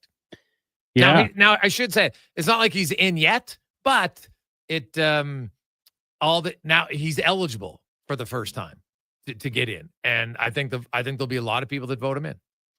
Yeah, I mean, it was lifetime ban, right? Lifetime, sadly over. Now they're eligible to do it. It sucks, and it's kind of unfortunate. You don't get the flowers that maybe he deserved as a player when you should have got them. But I guess when you say lifetime ban, hey, maybe this does start to make a little more sense. Final question for you. This is a bit of a stretch here. Robert Pattinson celebrating his 39th birthday. So he got his big break in the Twilight movies as Edward the Vampire. On Wikipedia, vampires are considered mythological creatures. Some might say monsters. So when you look at monsters, mythological creature movies, there's a wide genre. What would you say would be your favorite? Go ahead. I mean, I've probably said this one a few times. I absolutely love Zombieland. I think that's such a good movie. One you always got to throw on at Halloween. And another one for you, I Am Legend. Will Smith, one of the last remaining guys in New York City up against the zombies. or The Infected. That would be another one I'd have up there too. Well, it's easy for me. And for a variety of reasons. The movie was okay, but Kate Beckinsale was unbelievable in Underworld. So, all day, baby. All day. She's the reason. Yeah, she is the reason. If you haven't seen Underworld, just look at Kate in that black outfit in Underworld. Yowzer. You know what? I don't care if you're a man or woman. I don't care what you find attractive. You'll find that attractive. There's no doubt in my mind.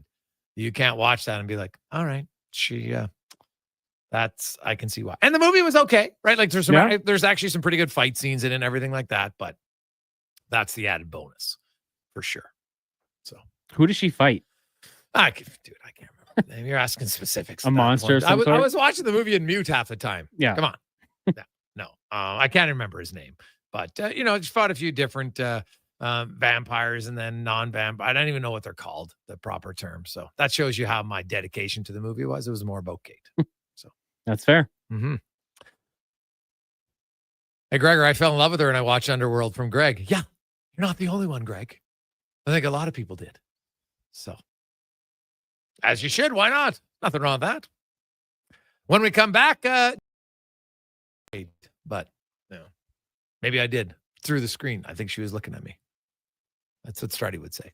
He'll join us next after a Connor Halley Sports 1440 update brought to you by your Alberta GMC dealers. Truck month continues on, but only for this month. Your Alberta GMC dealers, we're going to get a $5,000 cash purchase credit on 2025 Sierra HD models. See more at gmccanada.ca. Sports 1440 update. Just one game tonight in the Stanley Cup playoffs. It gets going in just over an hour. Stars and Jets meeting down in Dallas. Winnipeg trailing 2-1 in that one. In the association, you got the Thunder and Nuggets at 7:30 and getting going in a couple of minutes. Cavs up against the Pacers. Absolutely brutal news today for the Boston Celtics as their star, Jason Tatum, will miss the remainder of the playoffs and likely most of next season with an Achilles injury. In the WHL, Tigers and Chiefs meeting in Spokane. Game 3, each team winning 1 back in Medicine Hat. That'll get going just after 8 o'clock. In the PWHL, Montreal in Ottawa taking on the Charge. That best of 5 series tied at a game each. That one actually going to get going shortly. And in the majors, Toronto taking on the Rays just after 5 o'clock earlier today. Or right now, you got the Tigers and the Red Sox 1-0 heading into the second. In the fifth, Guardians on top of the Brewers 1-0. White Sox and Reds still scoreless as they are in a delay. You got 2 games postponed already. Orioles, Twins, and Cards, Phillies. Coming up in hour 4 of the Jason Gregor Show, we'll be joined by Edmonton Elks linebacker Nick Anderson. And up next, former NHLer Jason Strudwick. I'm Connor Halley. This has been a Sports 1440 update. Sports 1440 in West Edmonton Mall and Wetaskiwin. CKJR is a Stingray radio station. Download the free radio player app and listen wherever you go. A pizza from Papa John's is already pretty great, but you know what's even better? 2 pizzas from Papa John's. For a limited time, get a medium 1-topping pizza for only $6 when you order any large specialty pizza at regular price. The works, the meats. Pick your favorite specialty pizza and get even more delicious Papa John's to enjoy. Whether you're feeding your family, your team, or yourself, get your next meal from your locally owned and operated Papa John's. Better ingredients, better pizza. Papa John's.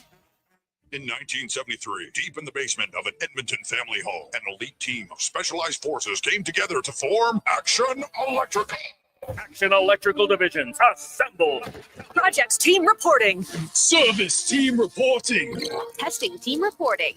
Energy team reporting. Supercharged with skills in their electrical fields and grounded by strong family values. Facing an electrical menace? Call on the men and women of Action.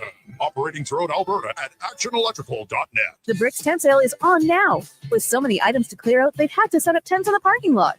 Save up to 60% off clearance items in the tent and store. With new specials every day and a bonus gift with furniture purchases over $999, these offers won't last long. Save up to 50% off select mattresses, up to 25% off of bedroom and dining furniture, and the more you buy, the more you save, up to an extra $1,000 off appliances. Some exclusions apply. See in-store for details. The Brick, saving you more. Legacy Heating and Cooling jingle auditions take one for Ryan Nugent-Hopkins and Zach Hyman. Are you ready, guys? We were born ready. Heck yes, Nuge. Drop the beat. Legacy, Legacy. We freaking killed it, Nuge. That's what I'm talking about, Zachary Martin Hyman. Nice guys.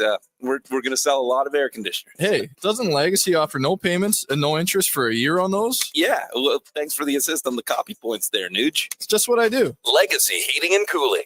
Get moving with Volvo and save big for summer during the May sales event at Volvo Cars Edmonton. It's the final month to lease or finance a 2025 XC90 plug-in hybrid from 1.49% and save $5,000. Lease or finance a 2025 XC60 plug-in hybrid from 0.49% and save $3,000. Lease or finance a 2025 XC40 from 0.49% and save up to $2,000. Volvo Cars Edmonton. Great vehicles, better services. Only at VolvoCarsEdmonton.com.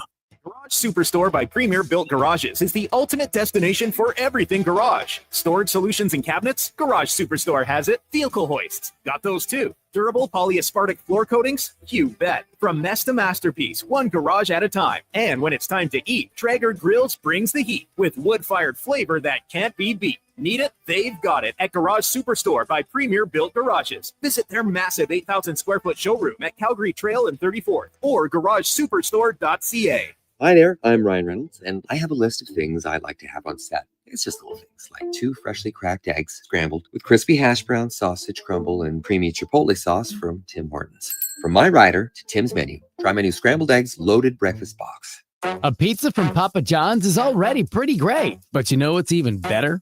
2 pizzas from Papa John's. For a limited time, get a medium 1-topping pizza for only $6 when you order any large specialty pizza at regular price. The works, the meats. Pick your favorite specialty pizza and get even more delicious Papa John's to enjoy. Whether you're feeding your family, your team, or yourself, get your next meal from your locally owned and operated Papa John's. Better ingredients, better pizza. Papa John's.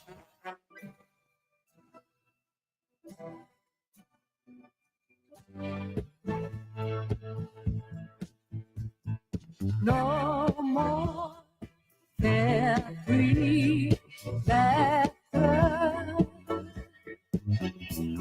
silent.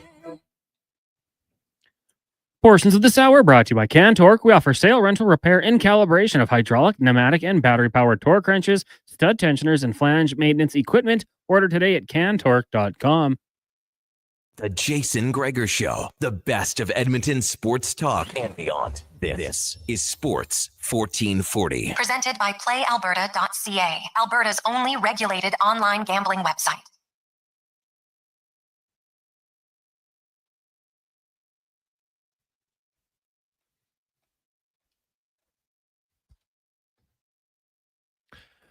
Just after 5 o'clock. Welcome back. Jason Gregor Show, Sports 1440, sports1440.ca.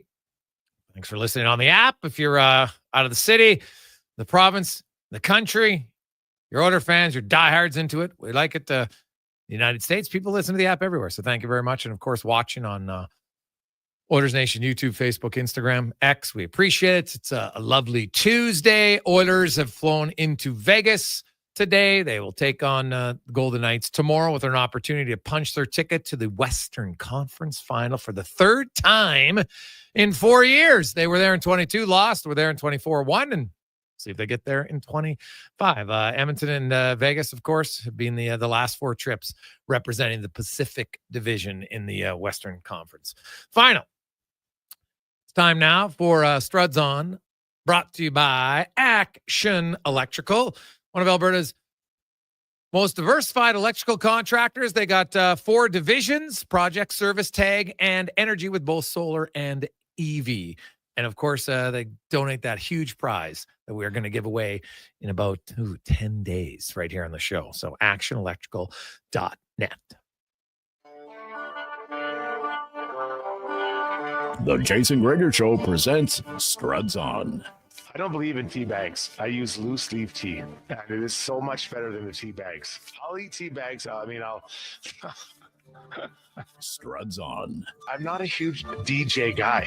I mean, I guess if you hand me a couple glow sticks and a tight white t-shirt that I can get wet, maybe I'd be into it.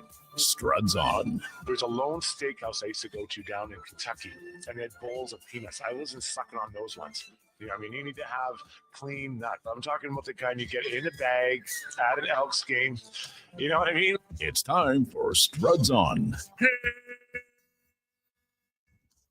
Struddy, we had the ABBA intro, and my son, I've gotten him into, so I made a whole, it's not even a mixtape, but I made like a playlist on app because I think it's like the first one I've ever made, and I spent a few hours. But I got a lot of old school songs. Got some Elvis on there. Had some ABBA, and the Four Tops, Temptations, and some of the new stuff. And so I was listening to it in those certain songs. But he was a big fan of Waterloo and Mamma Mia. Those were his two. I wouldn't say big fan, but he's like, okay, I can see how these songs are all right. So getting him in. I was laughing, thinking. I told him that Struddy is a big fan of ABBA. So. Well, tell them welcome to the fan club. We're always welcoming new young fans into it. Yeah, it's good. Well, probably a lot of new young fans were welcomed into the Oilers fan club last night, Struddy. That was an unbelievable performance. And really, before we get to the game itself and the Oilers play, just the energy from the fight to the next whistle, Struddy. 6 minutes of maybe the best hockey I've seen. The first period, Gregor, that's maybe the best period I've watched in I don't know how long. It had something. It had everything, right? We had goals. We had goalies getting into it, goalies getting Aiden Hill getting to other players. We had the fight. We had penalty kills. We had all kinds of stuff. High emotion, high drama. It was a fantastic period. And I had watched previously some of the Canes Caps game. And honestly, I was kind of down. You're like, oh man, is this playoff hocky? Yes. And then you tune that on, and you are just exploding with excitement for it. So it was great. That was if you're a hockey fan, doesn't matter who you cheer for. That is a period, and then subsequent game you want to watch. Oh God, it was awesome. Big saves, big hits, everything. Finally had a fight. Right, I'm like, hey, is fighting still allowed? But it is, and that adds lots. And really, I want to start with Adam Henrique's performance in that first period. The first goal, hey, he put it where he's supposed to, but I don't think we've talked enough about his second goal. That was a sick display of hands in tight and go through the legs to score. He's crafty, and he's a guy that he understands where he's going to score from. He scores from around the net. Like Hyman. Hyman, though we saw him score from a bit of distance in game, was that 1 or 2? But, he's a guy that understands he has to be good and tight. So he's good and tight, and he's getting pucks in there. And that quick little play between his legs and to put it up where he did, that's a great play, and that's a quick play. But he knows that's where he has to go. And you look at that line, all three of them, they understand they have to meet at the blue paint. Now, Kane scored his from more distance, Craig, but that was a bit of a wobbler. But that line was really smart, how they're playing, and they play together. And it's funny, I think Henrique made the comment, like, we want to play with Ken. We want to play with this type of line. That's the kind of line I want to play on. And that man, how good does that feel to hear that if you're one of the members of that line? Oh, well, yeah, they have a lot of chemistry, right? There's a combination. Even Connor Brown, who's not a big hitter, like Connor Brown had a big hit in the game last night. Yeah. I almost had to check myself twice. I'm like, is that really Connor Brown? Because that's just not his game. But, when the emotions are higher, everybody's hitting. Yeah, for sure. And you wanted that. Going into the game, I really thought the Oilers had to be better defensively because they were leaky the previous 2 games. So they did that. They brought that, but they also brought an intensity that Vegas either couldn't or match or wasn't ready to match. And they brought it. And they were just going after the Vegas Golden Knights. The guys like Pietrangelo, Eichel, all these guys were getting hit after hit after hit. And that wears you down. And I thought the Oilers did a great job setting the table in that game that we're not going to get pushed around. We're going to push you around, but we're also going to be smart and sure defensively. Jason Strudwick joins us. Struddy, what do you think of Troy Stetcher on the blue line? So my concern with Stetcher has been his size. His compete is massive. We saw the play with Hurdle. But I think he's the right guy to bring in this series because he plays a quicker game than Emberson. And when the Oilers are at their best, specifically game 1 and 4, they've been quick back to pucks to D-men, quick D to D or quick plays to the center, whatever it is. They've been doing it really quick. And that is how you kind of stop Vegas from getting prolonged time in your offensive zone. So they did it quick, and he does that really well. Competes like crazy. So is he the right size? No, but he's the right guy for this series right now. And I think it was a great move by the coaching staff, Knoblock. Yeah, well, he's come in. He added a lot, and they played him with Nurse, and they really kept their D pairs together for a lot of the times. I thought Nurse had an excellent game on the back. Well, everybody did. There's not one player I'd look and say, geez, I didn't really like his game at all. Heck, Kasperi Kapanen Struddy came in and was throwing his weight around, which was, like, that might be the two biggest hits I've ever seen him hit. I've ever seen him deliver. Imagine how excited he would have been. And what's crazy, let's look at the right side. So Arvidsson, his line, you could argue, is one of the best lines in the first two games. He's out of the lineup. Corey Perry, who was arguably the Oilers' best player in Game 3, he was demoted to the fourth line. And then they bring in Kapanen and put him up, up where he was on, I guess, what you call the second line. So he's excited. He gets in there, and it was clear the game was marching orders. We want your speed. We want your physical. And in the playoffs, that makes a difference. Getting in on the forecheck or getting hits. And when he does that and plays that way, it's a big deal. And he actually had a really good scoring chance. Yes. He wasn't quite able to create. Now, he's got to keep that up. He's got to keep that up, and they got to be in his ear. But, the depth, and there's still Skinner not playing. You got Ekholm, who's, he's out there. But there's some depth to this team, and they can use different players for different looks depending on what's going on in the series. Yeah. Well, you look at Ekholm, and he's not coming back this series. Maybe I said it from the get-go of the playoffs. Their goal was hopefully sometimes midway of the third round. And you know what? We'll see now. Maybe the third round starts a bit earlier. It all depends. So, if Edmonton and Dallas can finish business, and Carolina's got Washington on the ropes in that series, the one that might go the distance here potentially is the Toronto and Florida series. And Struds, I want to get your thoughts on, under Chris Knoblock, the Oilers are 15-2 in games 4-7.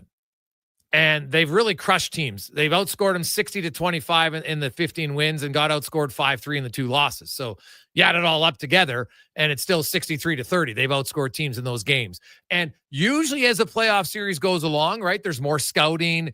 You find out tendencies of the other team. The other teams haven't been able to expose the Oilers goaltenders at all. Their numbers actually got better as the series goes along. And the Oilers themselves have found it. How much of that is coaching in your eyes?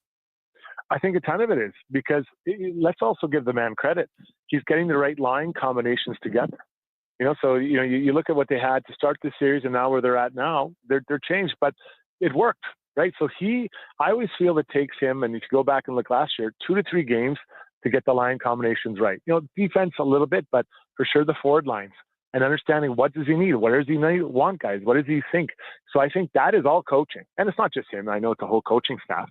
And then the guys buy into what he's doing. His game plan is clear. I think like last night, let's be physical, let's be good defensively. And it wouldn't have been hard to get the guys back on track after watching, some of the highlights of Game 3. So I believe it is coaching. Those stats are pretty incredible. And then you mix in Stuart Skinner getting a shutout last night, and how is he feeling about himself?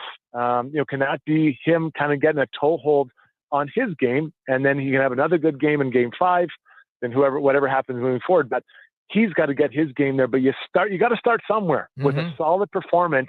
And that was what he got last night. So it feels like things are trending in the right way for the Oilers. But Vegas is going to go down easy, but I give Knoblock a lot of credit for what he does, I'd say a third of the way into a series. Jason Strudwick joins us. What'd you make of Skinner's game? I thought it was controlled and fairly calm. I thought Game 3, there was times where he was kind of, laying on his stomach or laying on his side, and, to D-man, you're like, okay, that's, it's not what I traditionally would call, the goaltending, but last night he was square to the pucks. He was where he needed to be.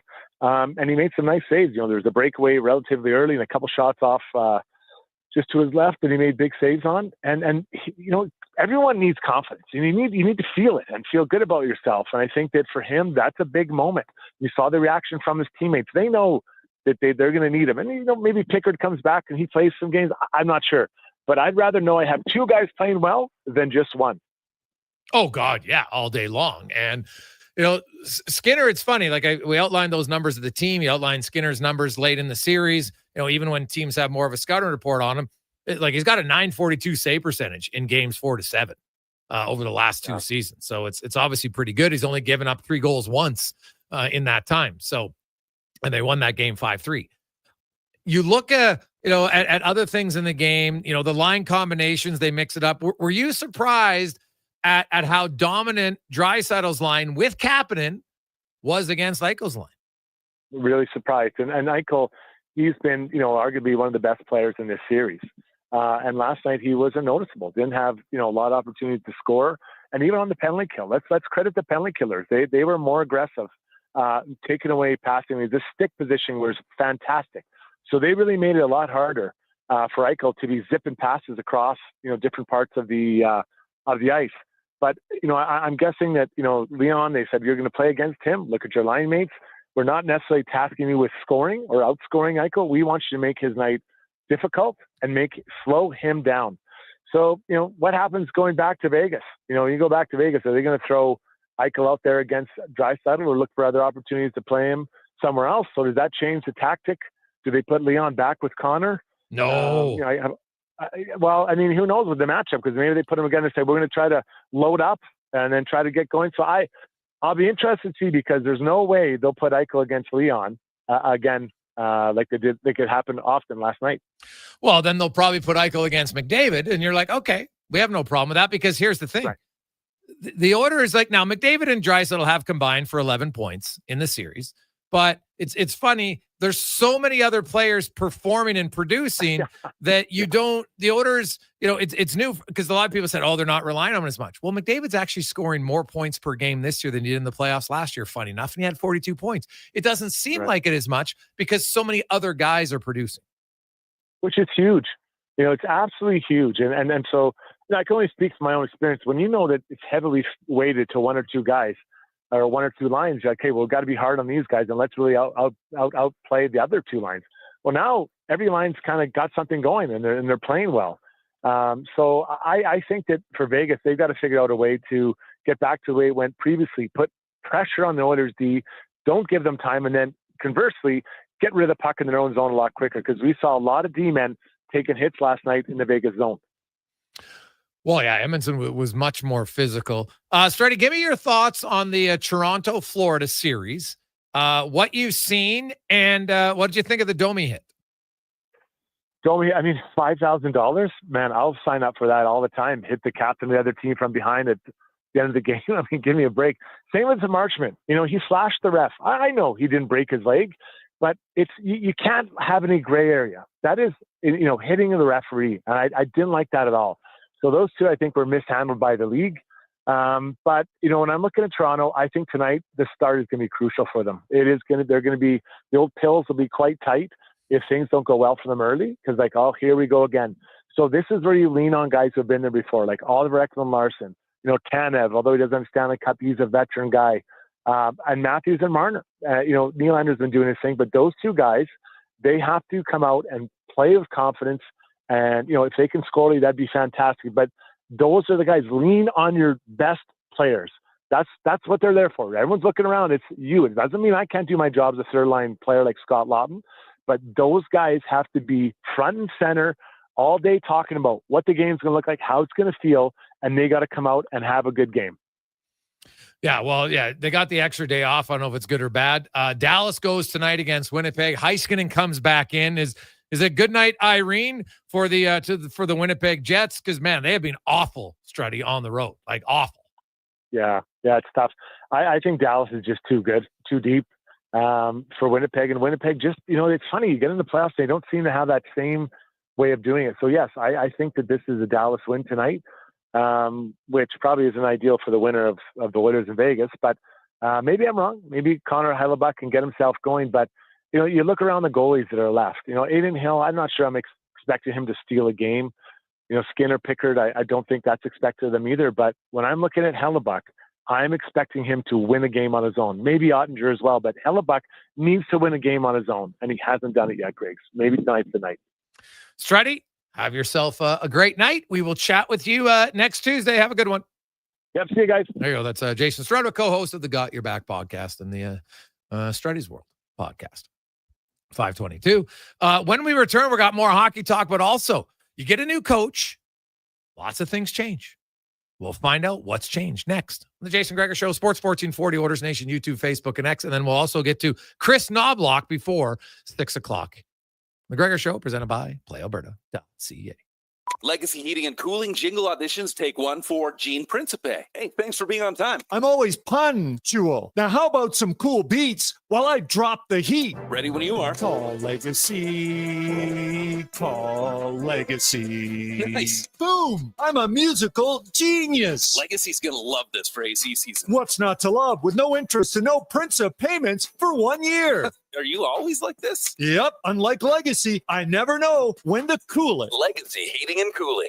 I take possession of my commercial space in 3 months. I need lighting. I need a fire alarm. I need data. I need a generator. I need panels. Sounds like a job for the men and women of Action Electrical. Projects team reporting. We design, build, and construct all the electrical systems for your projects. Need everything to work right? Get the Action Electrical project team on your site. Facing an electrical menace? Call the men and women of Action. Operating throughout Alberta at actionelectrical.net. Hey, Alberta, the all-new Play Alberta app is here. Casino, sports betting, lottery, all in one app, right on your phone. And because it's Play Alberta, you know it's safe, secure, and reliable. Download it now and play over 500 online casino games, live dealer tables, and unique games you'll love. Plus, bet on sports from anywhere in the province. You in? Download Play Alberta now from your phone's app store and deposit using promo code OIL for a $100 casino bonus on the house. That's promo code OIL for a $100 casino bonus. We've got some good news for you. Employee pricing is back at St. Albert Dodge. You pay what we pay, and if you're in the market for a new vehicle, it just doesn't get any better than that. You'll get a great deal, and it's so easy. No complications, no negotiations. The pricing is simple. Your biggest challenge will be choosing the vehicle you want. Employee pricing. Come see us now for the best selection and the best pre-tariff prices of the year. And see how easy it is to do business at St. Albert Dodge. At Fountain Tire, we're all about one thing, taking care of your vehicle. Oh, and your wallet. I guess that's 2 things. Save up to 20% off select tires until June 14th. Fountain Tire. We're on this road together, Canada. Explore Internet just got 10 times faster. 5G Ultra brings incredible speeds to homes in rural and small town Canada. Upgrade today at xplore.ca. Hey, Gary, is that your dad? No, this is Evan, the new sales rep I hired. Oh. First impressions matter, but when hair loss takes over, it can feel like you're not being seen for the maverick you truly are. Hi, I'm Dr. Vance Elliott. At Advanced Hair and Skin Surgery, we know that hair loss is more than just a cosmetic issue. It's personal. Let's discuss all the cutting-edge options available so you can make a great impression every time. Book a free consultation today at drvanceelliott.com. It's that time again, Edmonton. Dig the Schwab in. Schwab Chev Buick GMC knows that it's playoff season. Right, Schwabbing now. But even with some late nights ahead, their boss still has the Schwab team fighting Schwabbing hard to get you into the perfect ride. That price isn't Schwabbing good enough. Come score a great deal on your next vehicle with up to $12,000 off 2025 diesel trucks at Schwab Chevrolet Buick GMC in Leduc. Dig the Schwab in. I'm Rick Showers from No Bull RV, and I love being Canadian. Despite what's happening south of the border, we've never been more united in our country, and that's a good thing. Know what else I love? The great outdoors in Canada. We can wake up on the prairie and fall asleep under a Rocky Mountain sky. That's right, Bob. Visitors will travel halfway around the world just to experience what we have in our own backyard. We're so lucky to live here, and that's why the good Lord created the RV, so you can spend more time in the great outdoors. And the best RV is a used RV, right, Rick? Every RV is a used RV, Bob. Unless it's still on the dealer's lot, it's used. All of the RVs at No Bull are used as well, which means they're already in Canada. Nobody can slap a tariff on a used RV. If it's here and it's used, that means it's Canadian. No surprises, no worries, just the best outdoor experience Canada has to offer.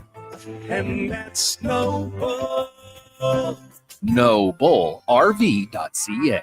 Hi there, I'm Ryan Reynolds, and I have a list of things I'd like to have on set. It's just little things like 2 freshly cracked eggs scrambled with crispy hash brown, sausage crumble, and creamy chipotle sauce from Tim Hortons. From my rider to Tim's menu, try my new scrambled eggs loaded breakfast box. A pizza from Papa John's is already pretty great, but you know what's even better? 2 pizzas from Papa John's. For a limited time, get a medium one-topping pizza for only $6 when you order any large specialty pizza at regular price. The works, the meats. Pick your favorite specialty pizza and get even more delicious Papa John's to enjoy. Whether you're feeding your family, your team, or yourself, get your next meal from your locally owned and operated Papa John's. Better ingredients, better pizza.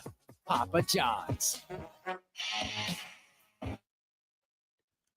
Portions of this hour brought to you by Sherbrooke Liquor. Sherbrooke is a house of curiosities, a mom and pop, a curated experience that is equal parts wine tastings and 2-4s for May long. See more at SherbrookeLiquor.com. The Jason Gregor Show, the best of Edmonton sports talk and beyond. This is Sports 1440. Presented by PlayAlberta.ca, Alberta's only regulated online gambling website.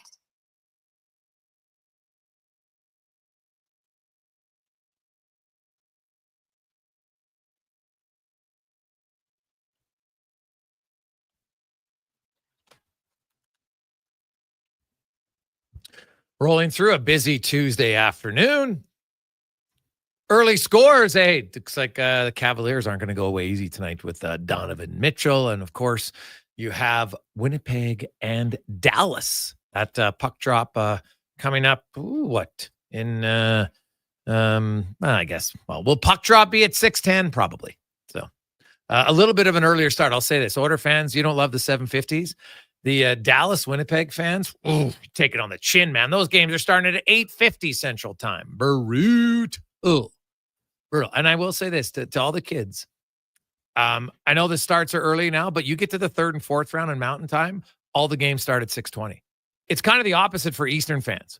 So their first round and second round start at 7, but then they got to start at 8:20 after that. So it actually gets worse for the young kids the later it goes in the East, and gets better for the younger fans. And heck, let's be honest, some of the older fans like, God, I don't want to stay up till 11 o'clock anymore. So kind of a win-win.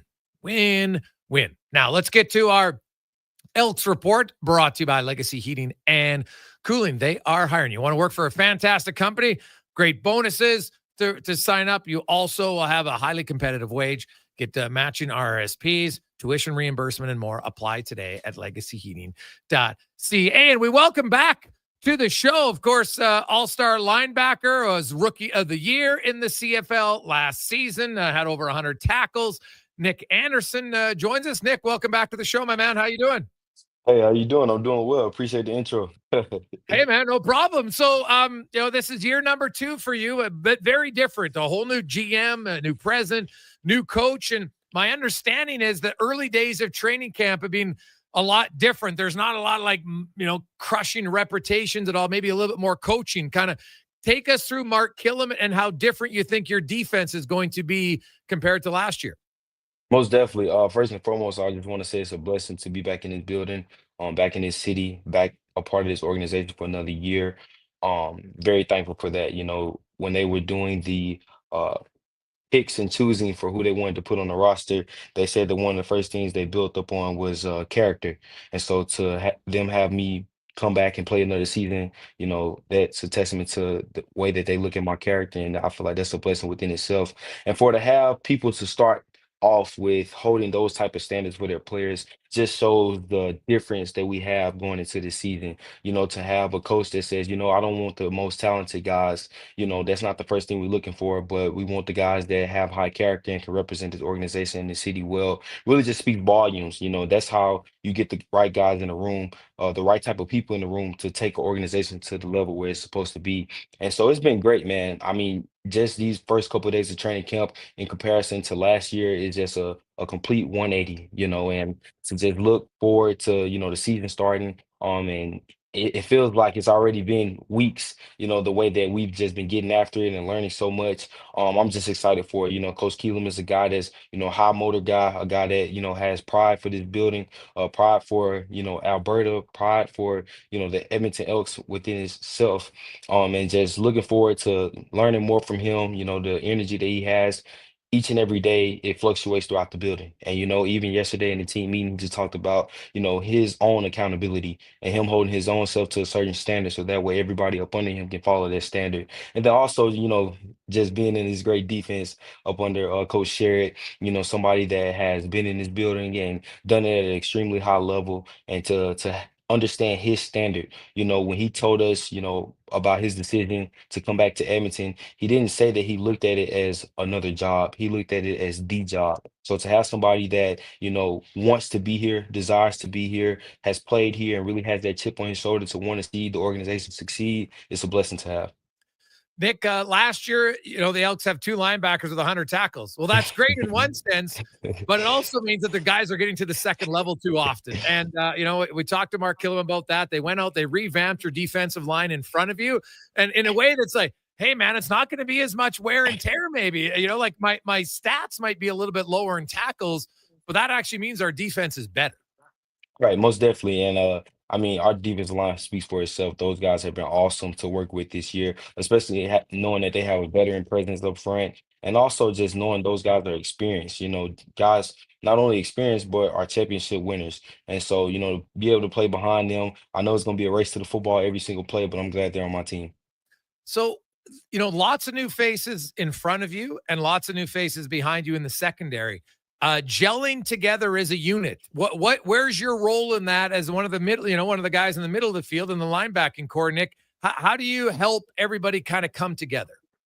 Just overall, being a vocal leader, I feel like that was one of the things that I wish I could have did better last year. I really accepted my role last year as being a rookie, but now, I'm not a rookie anymore. I don't have that title. So I really just challenge myself each and every day to go out there and be one of the guys that speaks up, one of the guys that, demands greatness. But first and foremost, doing that myself, holding myself to a different standard each and every day, trying to be better than my most previous practice. And I feel like everything is coming along fine. I feel like the back end, the front end, everybody on defense kind of is holding themselves accountable. The guys are clicking well. So I'm excited to see what, we have in store. Today was a great defensive practice. We were flying around, making plays, first day in pass. So, defensively, everybody gets a little hype for that. But we had a great day of practice, but it's time to build. It's time to build. You can't you're only as good as what you did the last time on the field. So definitely get into these meetings and continue to get on that excelling trend. Linebacker for the Elks, Nick Anderson joins us. Nick, your position, do you in this scheme defensively, will your responsibilities change a bit this year to last year? Last year was more of a match principle, so I played a lot of man coverage. Did a lot of different things last year, but kind of in this scheme, I'm gonna be more of a zone defender, which is pretty good for me. More vision break defense. That's something that I work on all the time. That's something that I work on heavily in the offseason, being able to change directions, being able to, break off quarterback vision. And so I feel like it's a defense that's going to play to my strengths. It's a defense that's going to put me in a situation to make a lot of plays, and just really just show off my own talents. But I feel like it's very efficient. I'm looking forward to it for sure. So it allows you to kind of read and react more. Mm-hmm. Is that fair? Yes, sir. Yes, sir. Yes, sir. And you love that as a linebacker, being able to play fast, just play your keys and just make a lot of plays.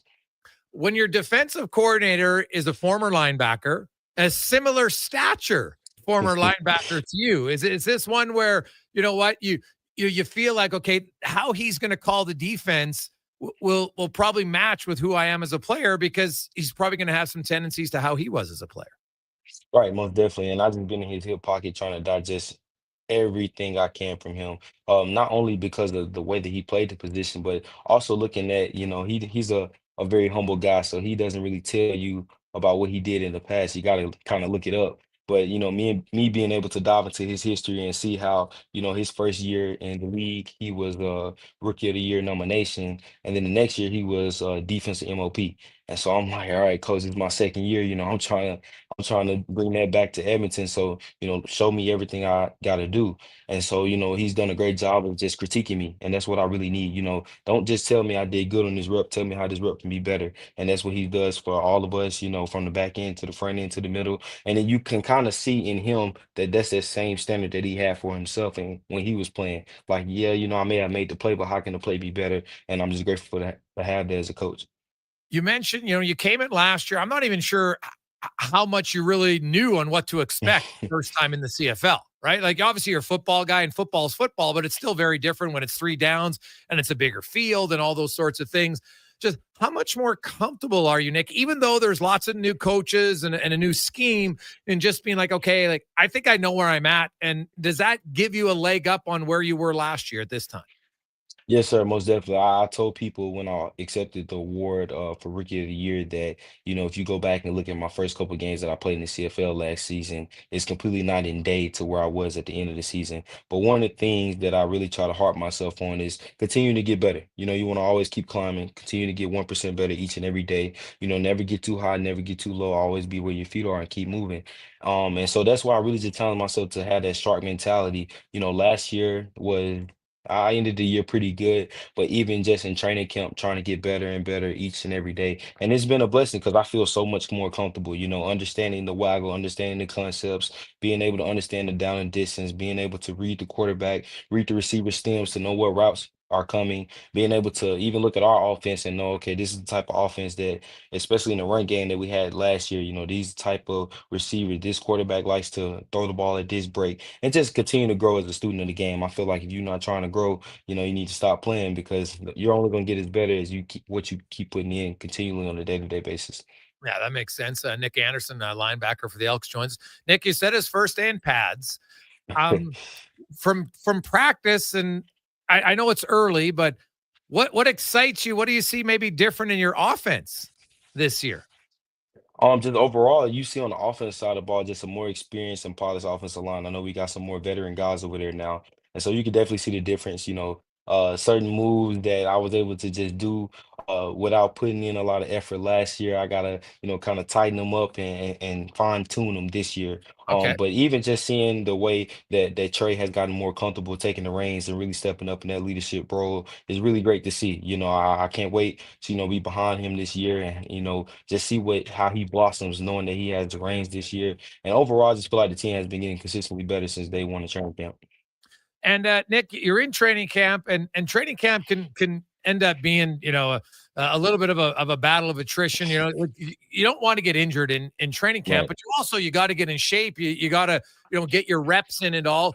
Kind of give me your thoughts on Killam's philosophy on how he's going to use training camp to make the team better while also not being fatigued. Most definitely, I feel like he's done a great job of just keeping us, uh, like you said, just continuing to roll, continuing to get the work done, but making sure the work is modified to where guys aren't overworking. And I feel like that's the biggest thing, especially with us playing as many games as we play and having the season be as long as it is. Be smart.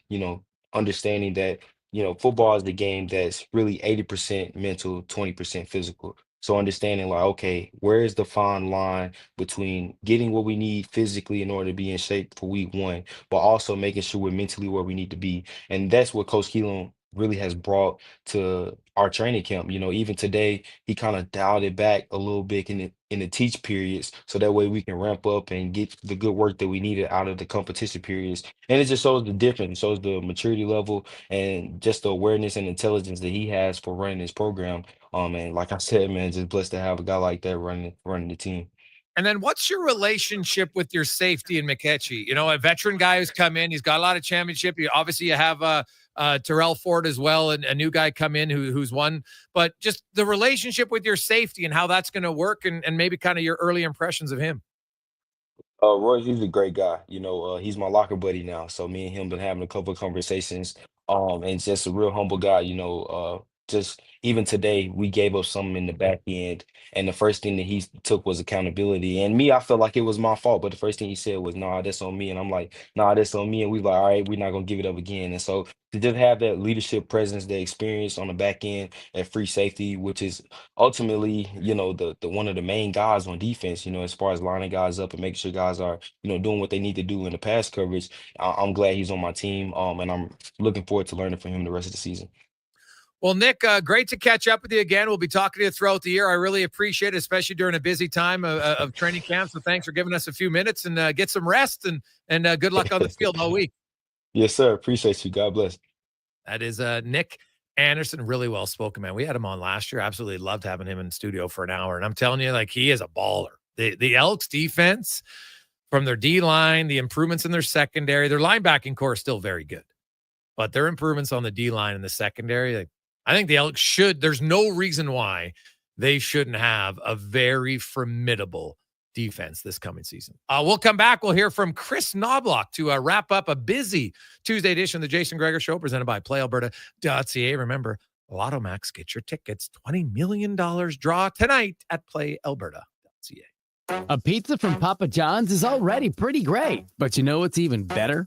2 pizzas from Papa John's. For a limited time, get a medium 1-topping pizza for only $6 when you order any large specialty pizza at regular price. The works, the meats. Pick your favorite specialty pizza and get even more delicious Papa John's to enjoy. Whether you're feeding your family, your team, or yourself, get your next meal from your locally owned and operated Papa John's. Better ingredients, better pizza. Papa John's. Get moving with Volvo and save big for summer during the May sales event at Volvo Cars Edmonton. It's the final month to lease or finance a 2025 XC90 plug-in hybrid from 1.49% and save $5,000. Lease or finance a 2025 XC60 plug-in hybrid from 0.49% and save $3,000. Lease or finance a 2025 XC40 from 0.49% and save up to $2,000. Volvo Cars Edmonton. Great vehicles, better services. Only at VolvoCarsEdmonton.com. Silent Ice Sports and Entertainment is an innovative market leader across Western Canada with sports and entertainment properties, including the Spruce Grove Saints, the Junior Prospects Hockey League, Silent Rides Charter Company, the Hockey Super League, and the newly launched Female Super League. Silent Ice also owns the Western Hockey League's Seattle Thunderbirds and operates the Morinville AAA Arena. The Silent Ice Center, a new state-of-the-art entertainment facility, is open in Nisku, which features 2 sheets of ice, including a 1,600-seat arena and a restaurant with a viewing area. Now, all sizes of premium roast coffee at McDonald's have a new low price, starting at just $1 plus tax. For a small, great-tasting coffee every single day. Must be McCafe. Need a golf cart that works as hard as it plays? The golf cart people can help. They offer a wide selection of new and used models, including Club Car. Whether you're after a lifted cart for the cabin or a sleek ride for the course, they'll help you find the right match. Add accessories or explore ready-to-go options available now. Trusted by Albertans since 1997. The Golf Cart People delivers quality and experience. Visit golfcartpeople.com to find your cart and hit the road. Or the fairway, your way.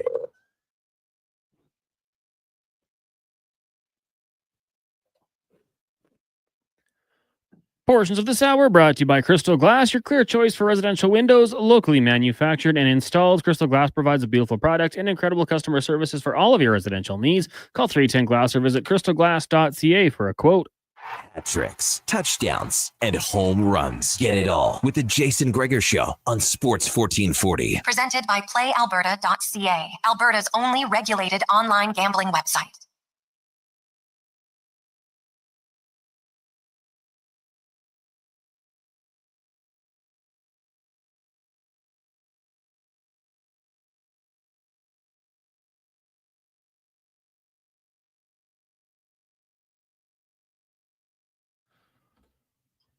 Ooh, Nipley edition of the Gregor Show, Sports 1440. We're in the new Sports 1440 studios. Bright lights, everything is great, but thermostat is on cool right now. Oh my goodness. I have to warm up a little bit the next time. All right, getting soft. I don't know, Cons, are you cold or is it just me? What's going on? I had a day of experience and knew to bring a sweater, Okay. which I probably should have relayed on to you, but No. It's yeah. a good introduction. Basically, I'm getting the rookie treatment today. yeah, a little hazing, but not Yeah. hazing. Yeah, exactly. Not that. No. Like safe, fun, not harmful in any stretch. So No, yesterday during Fantasy Frenzy, they didn't have the air on. It felt thick in here. Like, yeah. okay, So it's all or nothing. This is quite nice, I would say. Okay. Yeah. Now, let's get to the oil report brought to you by Volvo Cars. Edmonton, as the May Day event continues on now, XC90s, XC40s, XC60s, all on sale, but only for the rest of this month. You can get financing for as low as 0.49% and save up to $5,000, depending if you want the 90, the 60, or the 40. Stop in, see Jordy and Mike and the team at Volvo, and they'll take unbelievable care of you. VolvoCarsEdmonton.com. Now, let's hear from Chris Knoblock and just, his thoughts on Kane and his ability to jump in the playoffs and contribute 4 goals and 7 points in 9 games. Well, I think there's a couple factors. One, he's a extremely gifted athlete. He's very strong, fast, powerful. He has an upper hand on that area of the game on most players. The other one is, he likes the competition. He likes the level of intensity, and the game means more at this time of the year. He rises to that occasion where you see other guys maybe wilt, but he likes the competitiveness and the type of game. And also, you mentioned the game changes. It changes more to what fits his style. More physicality, harder to get to the net. There's more battles, more hits. So those are all attributes that he's good at. Yeah, he's come in, and I think he's probably been better than some expected after being out that long. It's been good. What about the importance of, finishing this one off in 5 and getting that extra rest? I don't think we're looking at how many games left we have in the series, and it's a one-game mentality. Whether we lost game 3 the way we did, it was forget about it. So let's move on to the next one.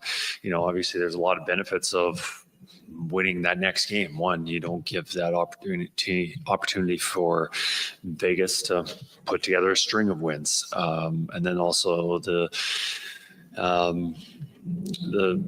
ability to have some downtime. Guys can rest and not add on the bumps and bruises through the playoff season as it goes. Like, guys get banged up, and it's a physical game, as we've talked about. But I think it's right now, it's that's an extra benefit, but just not allowing Vegas that opportunity to get back, the opportunity for them to win a few games.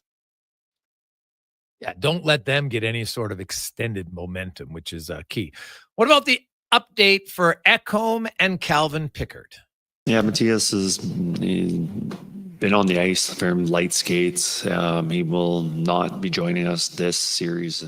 We're hopeful that he can join us next series if we're able to get to that.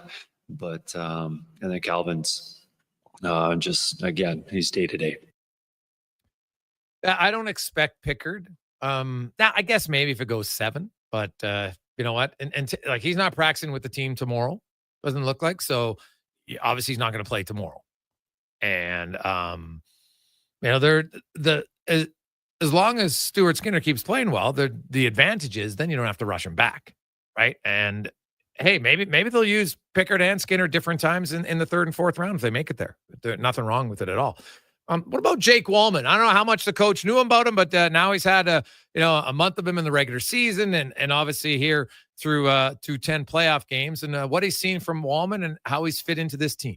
When we made that trade, we wanted versatility. We added a couple pieces, Trent Frederick being another guy, and Wallman another one, where just you never know in the playoffs with injuries, and you need versatility. And we saw that last year, went through the playoffs, through our series, and guys in and out of lineup and different roles. And Frederick and Wallman are very similar with the versatility of them. Like, you asked me about Wallman. Well, Wallman's can kill penalties. He can be on the power play. He can play on the left side, right side. There's a lot of versatility, and we've been using him in all those situations. So, and then also, you look at his play and the plus minus the playoffs, he's obviously bringing a lot to our team. And when we're looking for a fit, yes, we wanted versatility, but we also wanted somebody that fit our team. And what was good, and we felt our team is, we're good at moving the puck, and we've got some offensive players, and we just don't want to be a chip and chase off the glass, go and chase it down. We want somebody who makes a good first pass so our forwards can generate some offense. And, he's been doing a lot of that. And, one unexpected thing that we found out about him is, the competitive side of it and how many block shots he's had. So he's been doing a lot of good things for our team. And, I don't think we'd be in this position if we hadn't added a guy like Wallman, Klingberg to add to our defense, especially when we're missing Ekholm during this time.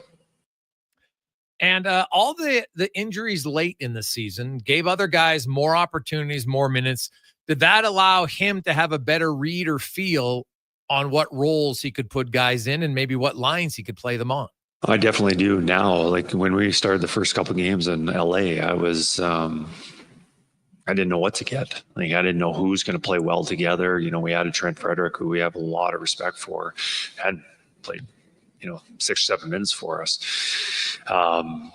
Who's he going to play with? What kind of player is he? You have some kind of idea, but you don't know until he's on your bench. And then, then the other guys who were out, you obviously know what McDavid's going to give you, Dreisaitl's and Zach Hyman's. But, you think about some of the other guys who really stepped up with that absence of players. We needed some guys. One guy that comes to mind is Janmark. And Janmark has been playing some really good hockey for us. We saw him last year step up in the playoffs and play some good games, but he's taken it even another level. And you look at the end of the season without McDavid, without Draisaitl, there's a lot of games where he was our second line centerman and, building his game. And he's not a centerman up until the end of this year. And he's been really good at it. And right now we've been using him, in that role, and we saw in the LA series how we were able to roll those 4 lines. Well, that Janmark line was able to play against LA's top line just because of, how comfortable I am with him. So, and there's many other guys who needed that time or use that time to really get confidence and step up their game. And, Connor Brown's another one at the end of the season was playing really well, and you see it carry over into the playoffs. A lot of positives for the Edmonton Oilers, and we'll hear about Stuart Skinner tomorrow from the head coach and more. I wouldn't expect any lineup changes unless somebody got injured that we didn't know about in that game. And the Oilers will look to close out Vegas. The Oilers are 15-2 in games 4, 5, 6, and 7 under Chris Knoblock the last 2 years. Pretty impressive. We'll try to continue that tomorrow. On behalf of Connor Halley, Declan Kruger, I'm Jason Gregor. Enjoy the games tonight. NBA playoffs. There's 2 of them. Go OKC, baby. Also, you have the Jets and Dallas. See the Jets make that a series. They could get a win. Can they end their road drought? We'll find out. Now, let's get to the Con Man and a Sports 1440 update brought to you by Legacy Heating and Cooling. Home with the no payments, no interest for 1 year on your AC unit. Stay cool all summer long at legacyheating.ca. Have yourselves an awesome night. We'll talk to you tomorrow. Live from On the Rocks.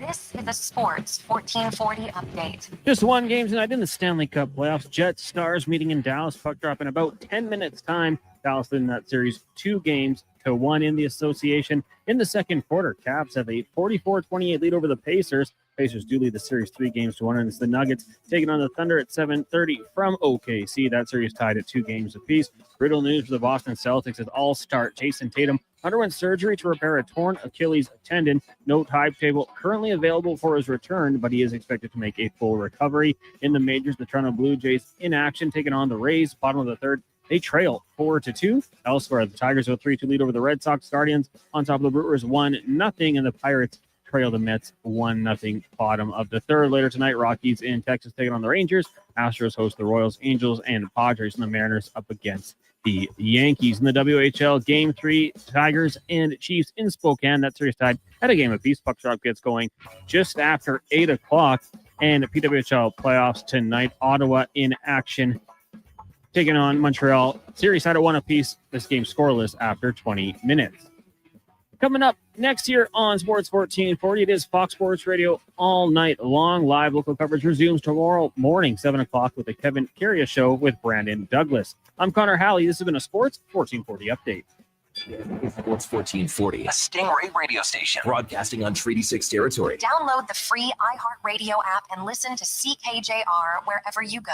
If you bleed orange and blue and you're not using the all-new Play Alberta Sports and Casino app,